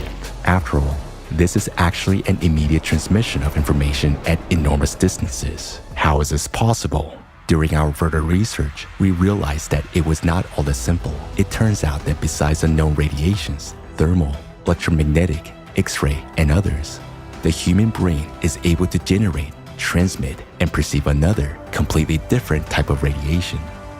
These are special waves unexplored by science. The work of neurons of every person's brain is unique and inimitable. Just like a fingerprint or retina, the neuronal imprint of the brain is unique to every individual. It cannot be confused with any other imprint. It is possible, under certain conditions, to register the specific radiation coming from neurons of the human brain, and as it turns out, it's impossible to shield the signal. With each subsequent experiment, we were amazed at the immensity of horizons and unexplored prospects opening before us.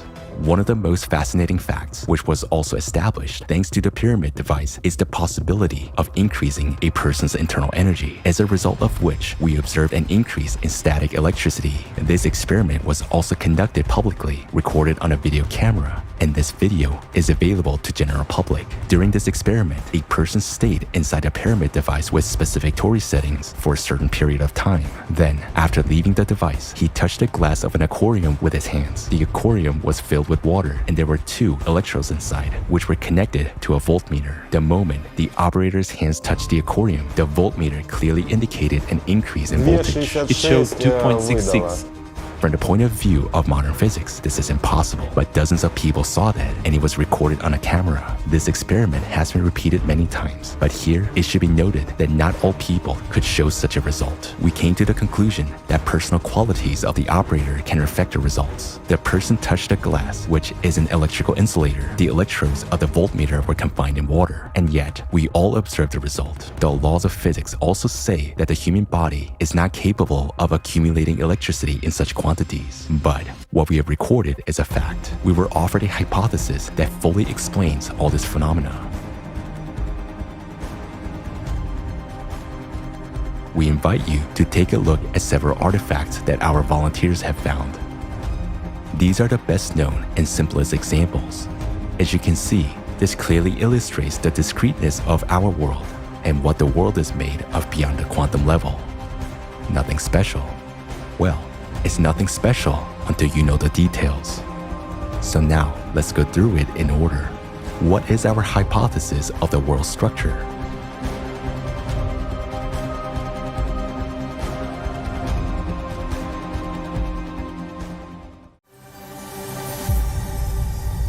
Modern science knows that all substances consist of molecules and atoms. Atomic nuclei are formed from protons and neutrons, which consist of quarks. It is generally believed that quarks are the smallest particles, along with leptons, electrons, and neutrinos, and they are structureless. Our hypothesis says that leptons and quarks have a structure. They consist of certain energies, waves. According to our hypothesis, a lepton and a quark represent a coil state of short elastic waves. What is it? Associatively, it can be compared to a tangle of snakes intertwined with each other. Each tangle is the smallest particle, a quark or a lepton, while each snake in a tangle represents a different kind of energy. When the snakes are in a coil state, we observe a particle. When under certain conditions, a tangle becomes untangled and the snakes line up linearly one after another, we observe a wave, that is, a wave state of the same particle. This is clearly demonstrated by the double-slit experiment, in which a wave passed into a particle state when the conditions changed in the presence of an observer. In essence, the intertwined tangle represents the quantum level, the level of particle manifestation, while short elastic waves, the snakes that make up everything, represent the beyond quantum level. What processes take place at the beyond quantum level? We know that already at the quantum level, the laws of classical physics stop working. But at the beyond quantum level, everything is radically different. The entire beyond quantum world is filled with short elastic waves, snakes, that is, different kinds of energies. When snakes are woven into a tangle, the invisible becomes visible. This is a process of the quantum world. Each such tangle is nothing but that very elementary particle of the material world. In the beyond quantum world, there are lots of kinds of energies, that is, snakes. Associatively, you can imagine that they have different patterns, colors, and thicknesses. Some are poisonous, some are not. Combinations of these energies, meaning short elastic waves, or snakes, make up all the waves known to science today: electromagnetic, thermal, and so on.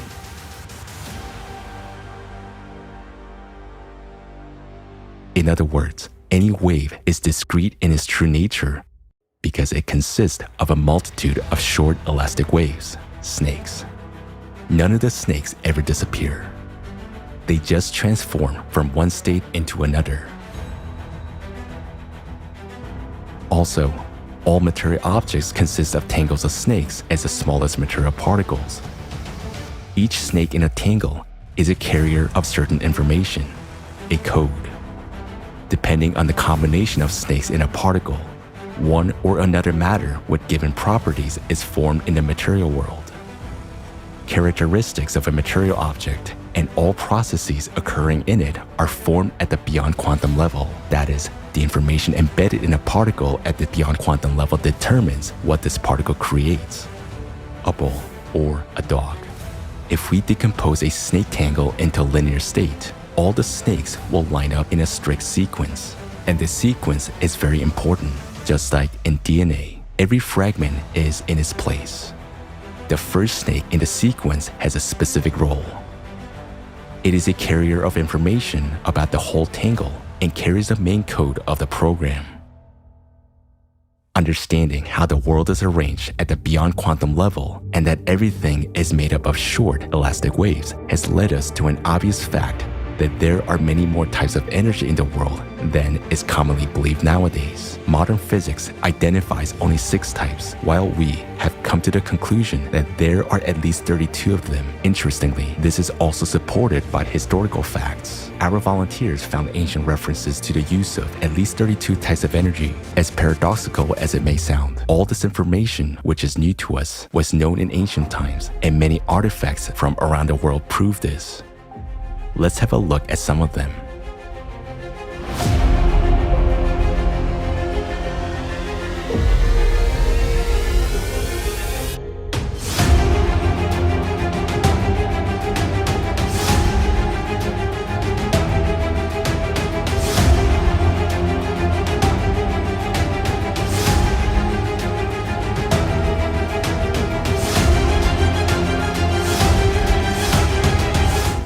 now you understand what special meaning they carry. Snakes and snake tangles were not coincidental depictions. They were an associative example to explain the structure of matter at the beyond quantum level, as well as the ways to manipulate it. We will talk about that too, but a little bit later.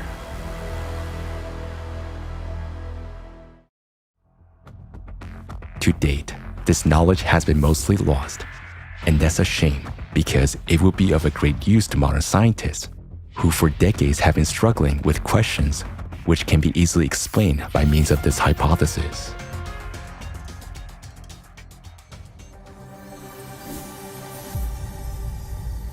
As an example, let's take the Large Hadron Collider, the most powerful particle accelerator in the world. What happens there? In order to study processes in the microworld, scientists use electromagnetic fields to accelerate two beams of charged particles, such as protons, at enormous speeds in the collider, and then they collide them.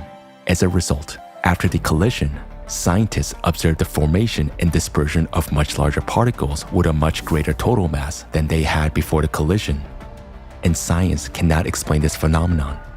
It is as if two tennis balls collided with each other, and their collision would produce a bunch of scattering basketballs. How can this be possible? It's very simple. All these particles are nothing but snakes in the coil state. The energy that accelerates them, the electromagnetic wave, is also snake-like, only not in the coil state, but in the linear one, in the state of a wave.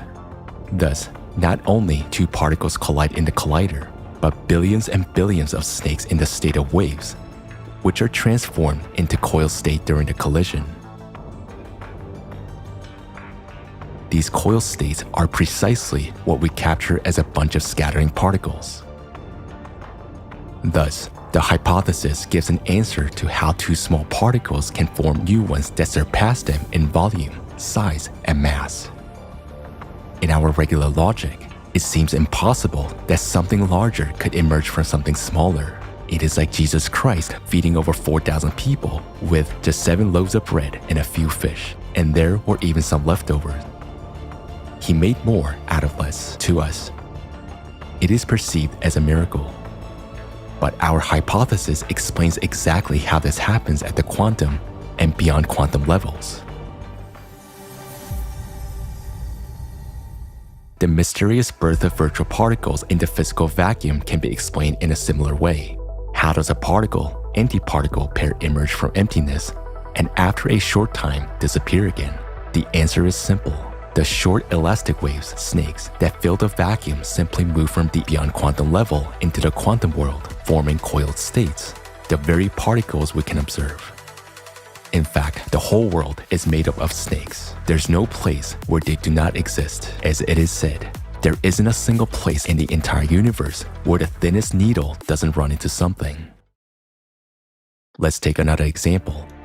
In quantum physics, there is a phenomenon known as entangled particles. Two particles can be at different edges of the universe and interact with each other without loss of time. A change in the state of one particle instantly causes a change in the state of the other. How is this possible when modern physics says there is nothing faster than the speed of light? It's a question that has led modern science into a dead end. Scientists have no answer to it. In fact, the answer is simple. At the beyond quantum level, all these particles are located next to each other and connected by a single snake. There's no concept of distance, speed, or time in the beyond quantum world. Completely different laws work there. For example, in the material world, one of the interconnected particles can be in our hands, while the other one can be in a grain of sand on the shore of the ocean in another galaxy. Meanwhile, at the beyond quantum level, both of these particles are at a distance of a single snake, and there's no time or space between them. There can be many more than two of these entangled particles, and all of them are instantly exchanging a huge amount of information among each other. In other words, matter in the universe is constantly interacting. Another phenomenon, the nature of which our hypothesis explains, is electricity. Today, we all use electricity. We know that there is direct and alternating current, that there are electromagnetic waves and static electricity. But what electricity is in its essence, modern science cannot explain. For example, let's take static electricity. Each of us experiences it in everyday life when brushing our hair. Both hair and a comb are dielectrics.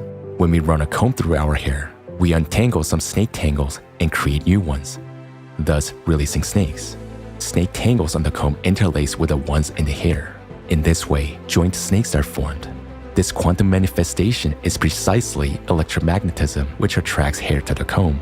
By understanding these processes, even at such an elementary level, we can already provide answers to many riddles of modern science. For example, let's take an electrostatic machine. There is a paradox associated with it, which is an unsolvable riddle. When the disks of an electrostatic machine are rotated, a powerful spark between the two electrodes occurs only when there are metal spheres attached to their ends. If these spheres are removed, there will be no spark between the electrodes, or it will be barely noticeable. But if, for comparison, a device that works from a battery or a household outlet is connected to the electrodes of an electrostatic machine, an equally strong spark appears both with and without the spheres. This indicates that the electric current generated by the electrostatic machine is not capable of causing a powerful discharge without the spheres, while the current from the battery is capable of causing the same discharge with and without the spheres.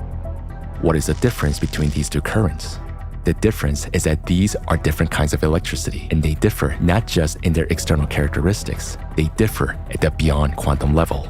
And our hypothesis gives an in-depth justification for the nature of electricity and its different kinds. Doesn't that remind you of anything? It's a good example for thinking people. Thanks to the hypothesis of a coil state of short waves, we understand that electricity is the same snakes in the coiled or linear state. There are many kinds of electricity. They're determined by the predominance of one or another type of snakes in their linear sequence. For example, when you comb your hair, static electricity is generated, which is represented by a certain predominant type of snakes. When magnets rotate, it's another type. In household outlets, alternating current is a third type of snakes. In batteries, the energy of chemical reactions is the fourth type. In an electrostatic machine, it is a fifth, and so on. And note that all types of electricity, just like the magnetic field, have the same first snake in the linear state, which carries a major part of information.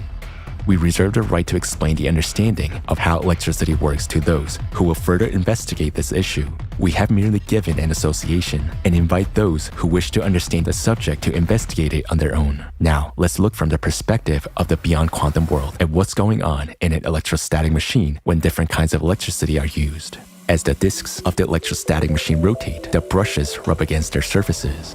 As a result of the friction process, the snake tangles become untangled and form an electrostatic field. Some of the snakes start moving along the conductor as if along a riverbed, forming a directed movement of snakes along the electrodes. As long as there is static electricity, there are no tangles, just a flow of snakes. And in order for a discharge to appear, that is, for the snakes to interact, we need to create conditions where they can gather in tangles again. Such conditions are created by the shape of a sphere. By flowing around the spheres at the ends of the electrodes, the snakes close up on themselves, which contributes to the formation of tangles. In the space around the metal spheres, the snakes and tangles begin to accumulate. The snakes from tangles on one side begin to cling to tangles on the other side, and their massive collision occurs. As a result, the tangles become untangled and the snakes are released. This is the discharge that we observe. We see a spark. Waves are emitted in the optical range, and we hear a sharp click, a sound shock wave. All of these manifestations arise as a result of interaction among the snakes. They simply transition from one state into another. Accordingly, when there are no metal spheres on the electrostatic machine, the snakes flowing along the electrodes cannot form any tangles, so they simply fly by without any interaction with each other. But in batteries and household outlets, there is a different kind of electricity. There, tangles move together with snakes in a linear state, and they interact with each other instantly. The tangle state is disrupted, and we observe a discharge and the accompanying phenomena. Therefore, this type of electricity does not need metal spheres to form tangles because it actually flows in the formal tangles. Thus, we understand that the shape of a sphere creates the necessary conditions for transformation of the linear state of snakes into a coil state. That is, in fact, the shape of a sphere or a dome creates conditions for accumulating energy. Doesn't this remind you of anything? If you have noticed the similarity with the domes of religious buildings, you are not mistaken. Ancient legends say that the first dome temples were built more than 24,000 years ago by the representatives of an extraterrestrial race known as the Apexians. They also created the first religion and the first dome-shaped structures for the purpose of collecting energy from humans, which is known as Vril. people gathered in those temples and prayed to the Apexians as gods. This was a process similar to what we have seen in the spheres of the electrostatic machine, where static electricity accumulated. In the temples, people's energy, vril, flowed through the building into the domes, accumulated there, transformed into a coiled state, and was transmitted to the Apexians. The Apexians built structures of various forms in order to collect energy. Those could be pyramidal structures, or towers with pyramidal or dome tops, ending with a pyramidal spire. Many such ancient structures are considered to be places of power. The paradox is that those were places where power was taken away, not given. It is also quite interesting that to this day, such shapes of structures are mainly used for places where mass gathering of people, decision-making, and emotional outbursts take place. If you wanted to tell the story you just heard as a comic strip, how would you draw it? We will show you an ancient artifact that depicts this process as a comic strip. We see a temple structure with a portal above it, and a flying saucer at the top indicates that it is extraterrestrial. In those times, people couldn't know about such technologies. On the left, we can see people and an indication that they're giving away their energy. This is shown in the form of snakes flying away. On the right, we see two planets and below them representatives of an extraterrestrial race, the Apexians, who receive energy from humans. And it is clearly shown that humans fed not only the Apexians, but representatives of other extraterrestrial races as well. To this day, through our temples, we feed unknown creatures in the universe. If any of you doubts that we still worship them to this day, you shouldn't. What is unknown to us is not unknown to the priests. And this information has nothing to do with any religious feelings or emotions. This information is about the physics of processes. Thus, our hypothesis opens a new approach not only to physics, but also to the history of our humankind, and reveals certain cause and effect relations of the processes taking place in society nowadays. Radiation. The second riddle of the electrostatic machine is the radiation background that is recorded near its brushes during operation. Where does the radiation come from?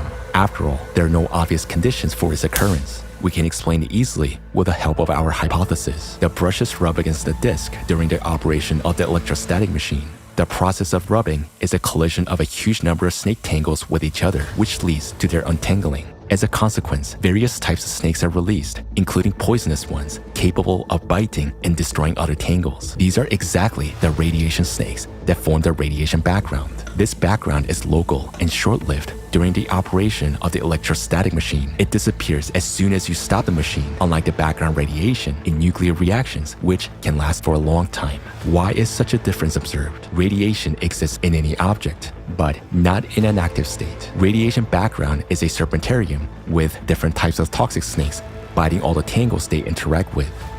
The power of the radiation depends on the position of the radiation snakes in the linear sequence. During nuclear reactions, a strong radiation background appears since there are many tangles in which a radiation snake stands first. Interacting with other tangles, it changes their code. It pulls the radiation snakes in them to the first position, while losing some of its own energy. Therefore, the farther away from the center of contamination, the weaker the radiation background. Meanwhile, during the operation of the electrostatic machine, short-lived radiation appears because when the tangles become untangled, radiation snakes that were not in the first place are released. Such single snakes biting another tangle very quickly lose their energy and transition into another state. That is, they quickly lose their toxicity. Radiation snakes can penetrate anywhere, but there are exceptions. For example, lead is good at shielding radiation because the viscosity and the density of its tangles are very high, so it's not easy to destroy them. Figuratively speaking, tangles of lead consist of small sticky snakes. Interacting with them, radiation snakes quickly lose their toxicity and power. It is important to note that the position of radiation snakes in a tangle determines the strength and durability of materials. The closer these snakes are to the beginning of the linear sequence, the stronger the interaction exhibited by the tangles they're part of. Of course, this is all a figurative comparison, simple associative examples to explain what happens at the beyond quantum level. And it gives an understanding of what processes actually occur during a nuclear reaction and what radiation is. Taking this hypothesis as a basis, it is up to scientists to discover this. Understanding the structure of the beyond quantum world, even at such an associative level, already opens up possibilities that seemed science fictional not so long ago. Manipulating matter, creating material objects, using elementary particles, prolonging human life for at least 1,500 years, rejuvenating cells in the body, and completely revitalizing it at any stage. How will the technologies work that will allow us to do it all? The replicator and the health capsule. Replicator. In the creative society, thanks to such technology as the replicator, each person will have the opportunity to get everything necessary for life. A device the size of a microwave oven can be installed in every home, a household replicator. You can forget about the arduous chores, cooking, washing, dishwashing, and even buying many products. Because with a replicator, it will be possible to create anything out of elementary particles. How will it work? We can say that the replicator will manipulate particles, but in fact, it will manipulate what the particles are made of, that is, snakes. Moreover, in their linear state, each particle contains a few certain types of snakes, which have a strict sequence determined by the information embedded in them. Thus, by replacing one or several snakes or their sequence in a particle at the beyond quantum level, we can create a new particle and thus a new material object. After all, the difference between a ball and a hamburger is only in the characteristics of the snakes that make up their particles. This is a principle of how the replicator works.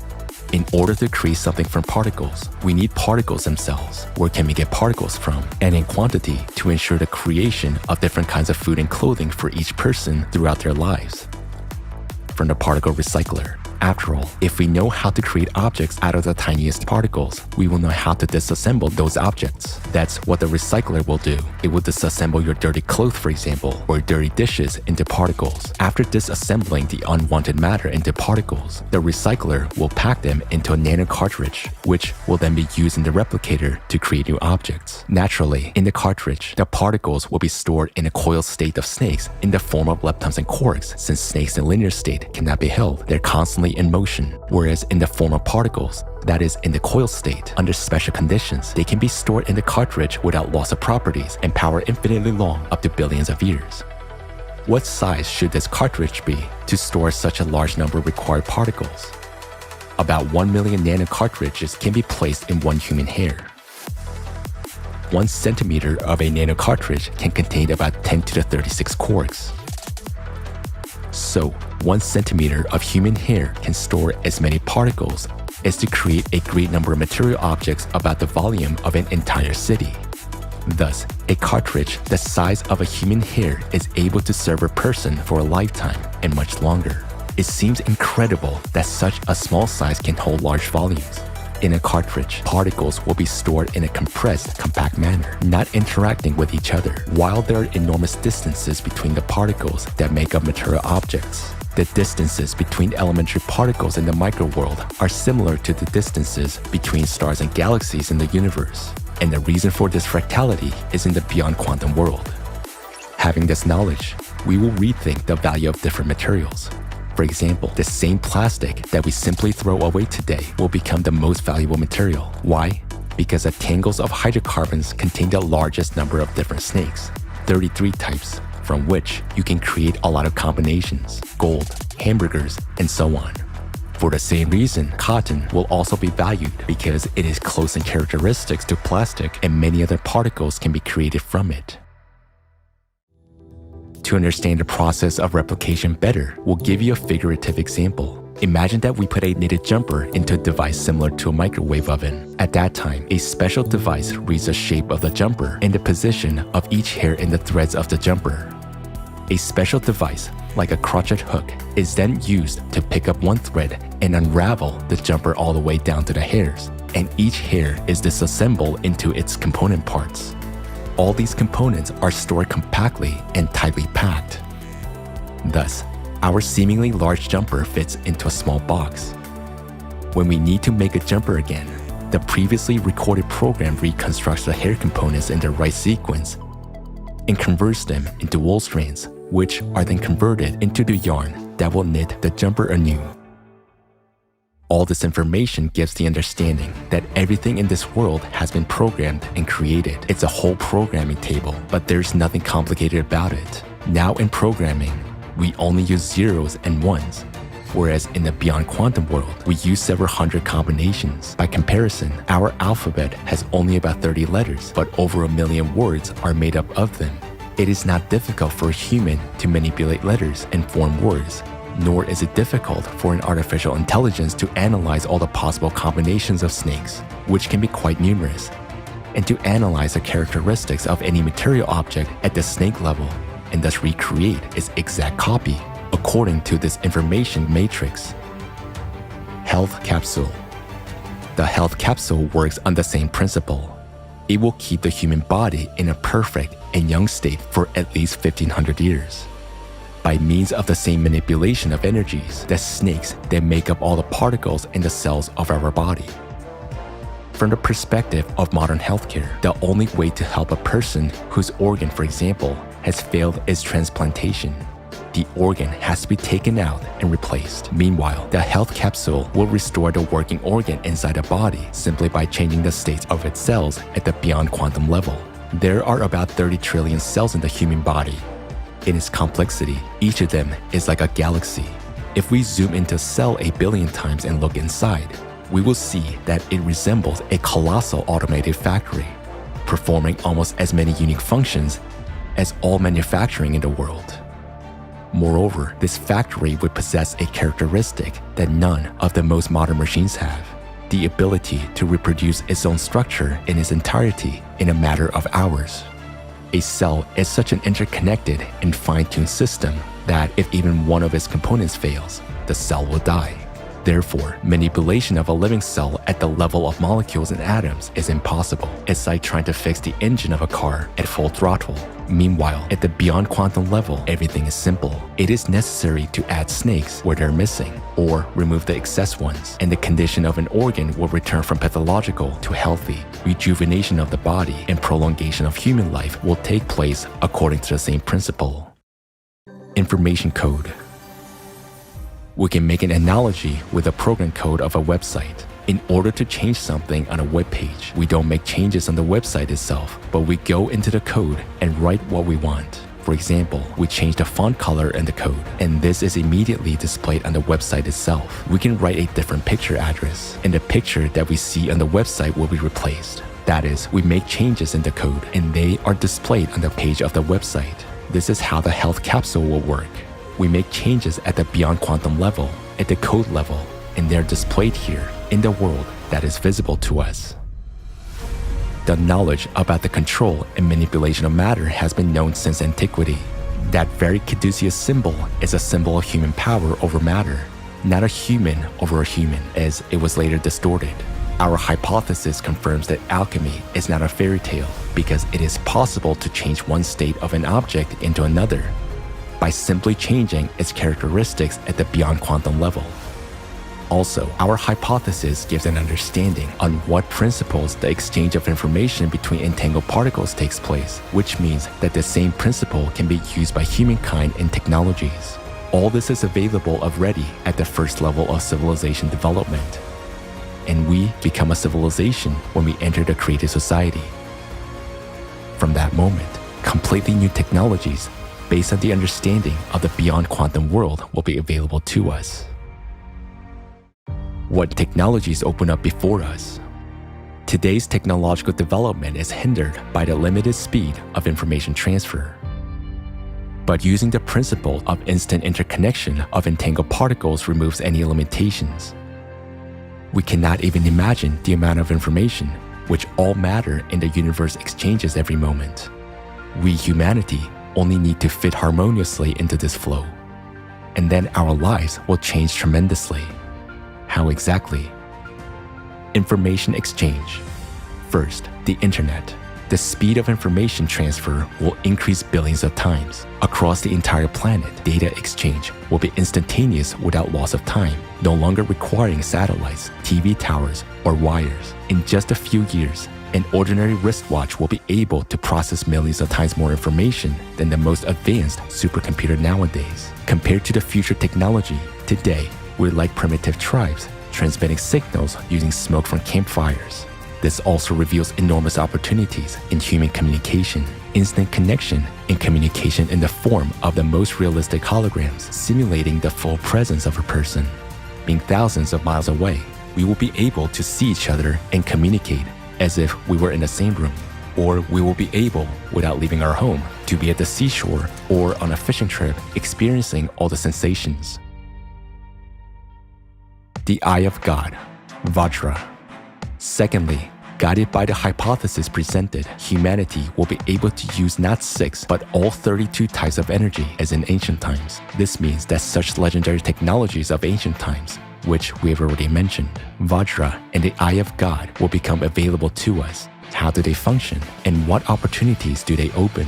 The Eye of God makes it possible to see and identify a person by their individual neural signal, no matter where they are, while Vajra makes it possible to remotely influence the operation of neurons. In essence, these are two components of a single technology that work with neurons of the brain and the entire human body. During their work, neurons produce a certain radiation, a signal which is yet unknown to science and which is unique for every person, like a fingerprint or a retina. This is a kind of individual neurocode that remains the same from birth throughout life. The kind of energy that Eye of God and Vajra operate with is impossible to shield. Those are signals that instantly reach each other across all galaxies. And the same kind of signals are perceived and emitted by the neurons of the brain, which has already been experimentally proven. This gives the understanding of why we actually need so many neurons and what their true function is. The Eye of God and Vajra technologies, introduced already in the transition period to the creative society, open up many prospects for us. How will they improve our lives? Safety. Thanks to the Eye of God technology, not a single person in the world will go missing or be kidnapped without a trace. Today, millions of children disappear without a trace every year, while the Eye of God is able to locate any person anywhere, anytime, no matter whether they're in a cave or in outer space. Moreover, thanks to the Eye of God and Vajra technologies, any crime will become impossible. A person intending to commit an unlawful act will be instantly identified and immediately held accountable. It's important to note that Vajra cannot read thoughts, but it can read emotions, such as fear or aggression. For example, if aggression is recorded in a group of people and a person close to them experiences fear and the threat of violence, it is evident that this person is in danger and needs help. Immediately, the appropriate measures are taken to ensure that person's safety. All manifestations of aggression will be under control, so your life will always be completely safe. Also, in the creative society, these technologies will be synchronized with an NPC Voskad, which will be able to not only see any perpetrator, but also to identify who they're connected with, see their financial flows, and make decisions to neutralize them. The Eye of God and Vajra will also help in case of emergencies, if a person is in trouble, catastrophe, or injured. Suppose there is a major earthquake, and many people are trapped under rubble.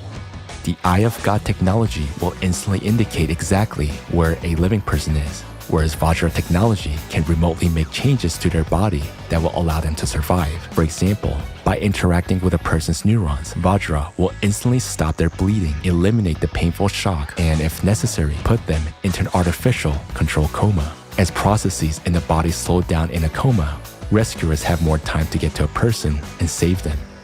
By the same principle, in case of an accident, Vajra will help a person before the ambulance arrives. And these are just a few striking examples of the use of these technologies to ensure people's safety. There will be no more accidents on the road due to drunk driving.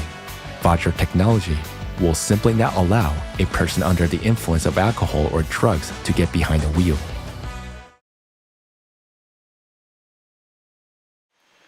A few months ago, I promised to demonstrate a working prototype of the Eye of God system. I was obliged to keep my word. The only point we discussed was the security issue.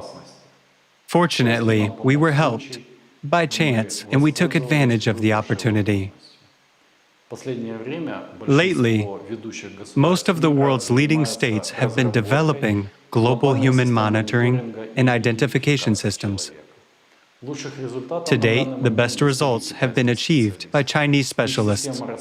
Their facial recognition system that works with video surveillance, based on Beidou 3 satellites, as well as the developments of such companies as SenseTime, LC Vision Technology, and others, actually shows quite good results. Chinese experts claim that their system is even capable of identifying a person wearing a balaclava. Well, this is partly true, but there's a nuance. The thing is that their system is able to identify a person wearing a balaclava only provided this person has been identified before, meaning his data is already in the system database. It means that if the person has never been exposed to the system, it is not able to identify him. Or here's another example. We take a person, put a pot on his head, and the Chinese system will not be able to identify him. Or we put a sack on his body, and the Chinese system will not be able to identify him either. The prototype of the Eye of God system we are demonstrating is completely different from any existing system. It works on completely different physical principles. And it doesn't use human anthropometry to identify a person. It uses the signal imprint of brain neurons. And that signal is unique. It is as unique as our fingerprints, our retina, or our DNA. It cannot be changed. It cannot be shielded. And we've proven that through a number of experiments. The prototype that we are demonstrating to you today actually works within a certain range. That is, horizontally, the scanning angle is 135 degrees. Vertically, it is 10 degrees. The scanning depth is 150 kilometers. These figures are confirmed experimentally. The scanning, or rather, the result of the scanning does not depend on the landscape at all. Look at the screen. The white dots you see are the people who are in the scanning cone of our prototype. Let me remind you that we are in Switzerland, and this is not the most densely populated country on the planet. Plus, we have mountains behind us. So, the population density here is quite low. So, if we were to hold this presentation somewhere, let's say in Tokyo or, for example, in Beijing, of course, the result would be completely different. Also, I think you noticed the linearity of the signal reflection, which is merely a result of the vertical fan-like operation of the prototype. What does this mean? It means that our prototype is unidirectional and unilinear. In other words, there is a constant vertical scanning. This is why there is a 0.3-second delay. Naturally, after its complete development, the working machine will be devoid of these, so to say, imperfections, which means that its operating range and functionality will be much more powerful and much larger. Thus, when the development is complete, the system will not only be able to identify all living people on planet Earth, but it will also be able to determine in real time the location of a person anywhere on the planet. It doesn't matter if he is on the surface, at any altitude above the surface of the planet, or he is under the ground or underwater. Nothing will limit the eye of God. Well, let's draw the parallels we already voiced. For example, we can take a person, put a pot on his head, and the eye of God will see and identify him. We can put a sack on a person, and the eye of God will see and identify him. We can even take a person, give him plastic surgery, and completely change his appearance. Or we can even, pardon me, do surgery to change his gender. Still, nothing will confuse the eye of God. It will accurately recognize the person by verifying their true identity. Talking about the work of our prototype and the fact that its functionality is somewhat narrower than that of the future working machine. Still, we can place it in the center of a large city. Let's say Abu Dhabi, for example. So, being in the center of Abu Dhabi, this prototype will not only be able to identify all the residents and visitors of the capital of the United Arab Emirates, but it will also control the territory within a radius of 150 kilometers. This means that it will also cover cities such as Dubai and Sharjah. If we talk about the future, about a working device, it will have to work, or let's say it can work together with existing satellite systems such as GLONASS, GPS, Galileo, or the Beidou 3, which we have already mentioned. At the same time, it can be combined with all the existing databases, and it can be combined with video surveillance systems.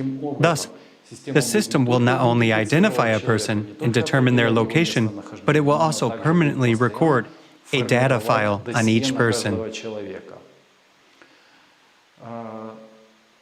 We would also like to draw your attention to the screen. Now, you can see how the system works when connected to video surveillance. And this is how it works without being connected to it. Here's an interesting fact for thinking people. Our prototype consumes 2.8 volts when receiving a signal. It only needs 1.2 volts to send an outgoing signal. Just think about it. 1.2 volts, which can change the world. Health and medical care. Vajra opens up tremendous possibilities for maintaining our health as well. For example, a person may not even realize that he has a pre-infarction angina, while Vajra can already detect this through his neural radiation, and emergency assistance will already be on its way. Anesthesia during surgeries will no longer be necessary, nor will any painkillers. Vajra will be able to anesthetize a person for any length of time, no matter how complex the surgery is. Drug-induced pain relief always has negative effects on the body, but thanks to Vajra, everything will be solved with just one click of a button without any side effects, thanks to the targeted impact on the neural group. In essence, the Eye of God and Vajra are a new level of care for human safety and health. Some people may have concerns like, what about private life? While a neighbor is away, and if someone visits the neighbor's wife, is this technology going to record all of this too? The answer is simple. All of this is your personal business. Technology is not responsible for that. If there is no violence, fear, or threat to life, then it is not within the sphere of Vajra functioning. This technology does not monitor who came to visit whom and why, but it is obliged to monitor the fact that you have a pre-infarction or pre-stroke condition. Yes, some people might argue that everyone will be under control. It is now in the consumerist format that all people are under control. Today, even our own iron is watching us. All our gadgets, smartphones, laptops, all of this is used to collect as much information about us as possible, to control us, to profit from us, and to gain more power over us. Whereas in the creative society, you are the power. Just like every human being, your safety and your life are the top priority. The Eye of God technology is a guarantee of your safety, and most importantly, it is a guarantee that under no circumstances will the power belonging to all humanity be ever usurped by anyone. Nowadays, there is no more terrifying beast on the planet Earth than a human. Sharks kill an average of 10 people a year. Crocodiles kill 1,000 people a year, whereas one human today is capable of killing hundreds of thousands of people per year.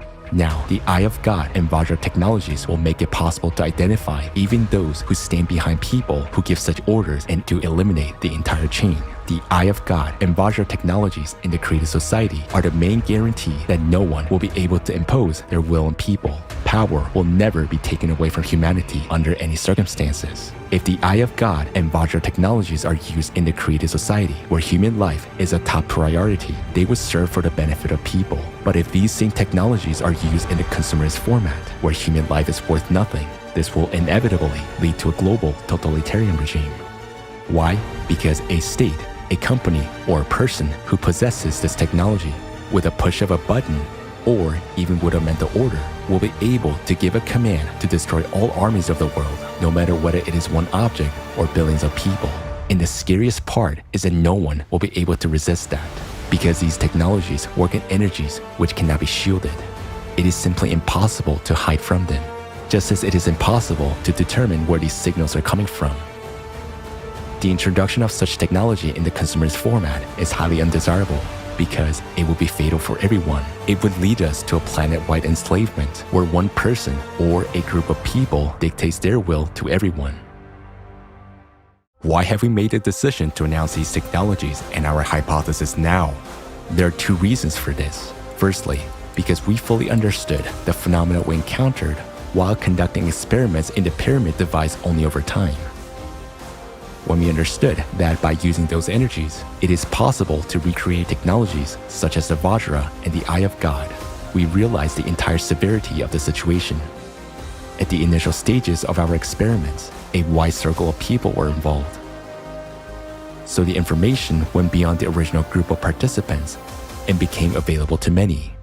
We understand that this knowledge is of great interest and encourages people to research. According to our data, some countries are already working in this direction today, which means that sooner or later, one of the countries will own such a device. That's why we're talking openly now. If now, in the consumerist format, these technologies fall into irresponsible hands, it will be extremely dangerous.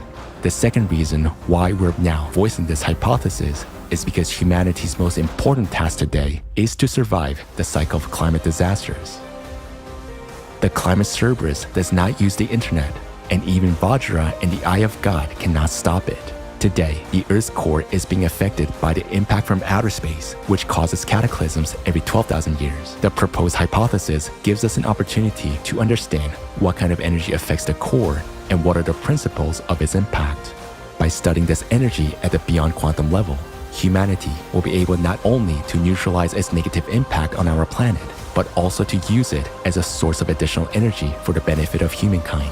This can only be achieved if the world's best scientists are able to unite their efforts and focus precisely on solving this problem. This is possible only in the creative format of society.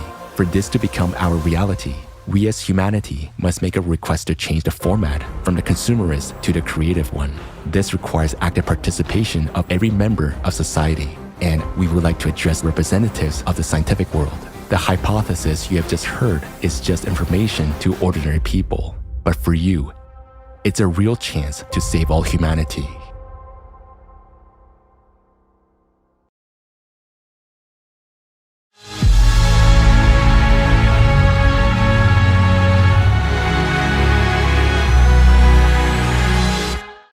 Now, after watching this, you know the laws of the universe. You know how your thoughts work, what they are made of, and you understand the complexity of this world. Yes, you have understood a lot, and so have we. But we still have unexplored areas that we have yet to explore so that we can truly save the planet. Now, you know that we are exposed to cosmic rays and that we will have to confront them. In order for us to stop processes that are destructive to all humankind, we need to fill in the gaps and explore the unknown. There is not as much time for this as we think. And we are honestly saying our knowledge is not enough for this. We need the whole world. We need the collective potential to become a united civilization, and only then will we succeed. If we are divided, there's nothing we can do. And this is true. It is now a question of the survival of all humanity. and everyone must put their hands to it, their time, their efforts. Then we will survive. But if we don't make efforts, if we do not unite, if we stay divided, we won't succeed. So, dear friends, people of the world, join the creative society. Dear scientists, you have spent your entire lives studying science. Make an effort now to save all the people. There's only a little that is required of you. Remember Archimedes, who once said, "Give me a fulcrum and I shall move the world." We have provided the most important thing, the fulcrum. And thanks to this, there is now a real chance to change everything. We have provided the fulcrum, and all that remains is for you to use science instead of a lever. And then you will finally be able to turn this world the right side up. Dear scientists, make every effort now to save yourselves, your loved ones, and all of humanity. Believe us, people are worth it for humanity to be saved. Nothing makes sense without the perspective of humanity's existence. The climate situation is indeed severe. Now you understand that. We only have one chance to save ourselves and save our entire planet.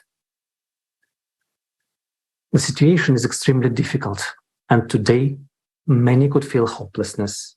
But believe us, there is a way out, and we have voiced it today. People, unite. You are all sane, responsible adults who have witnessed the reality that awaits us. Make the right choice and build a creative society. Please do not deprive me of my future.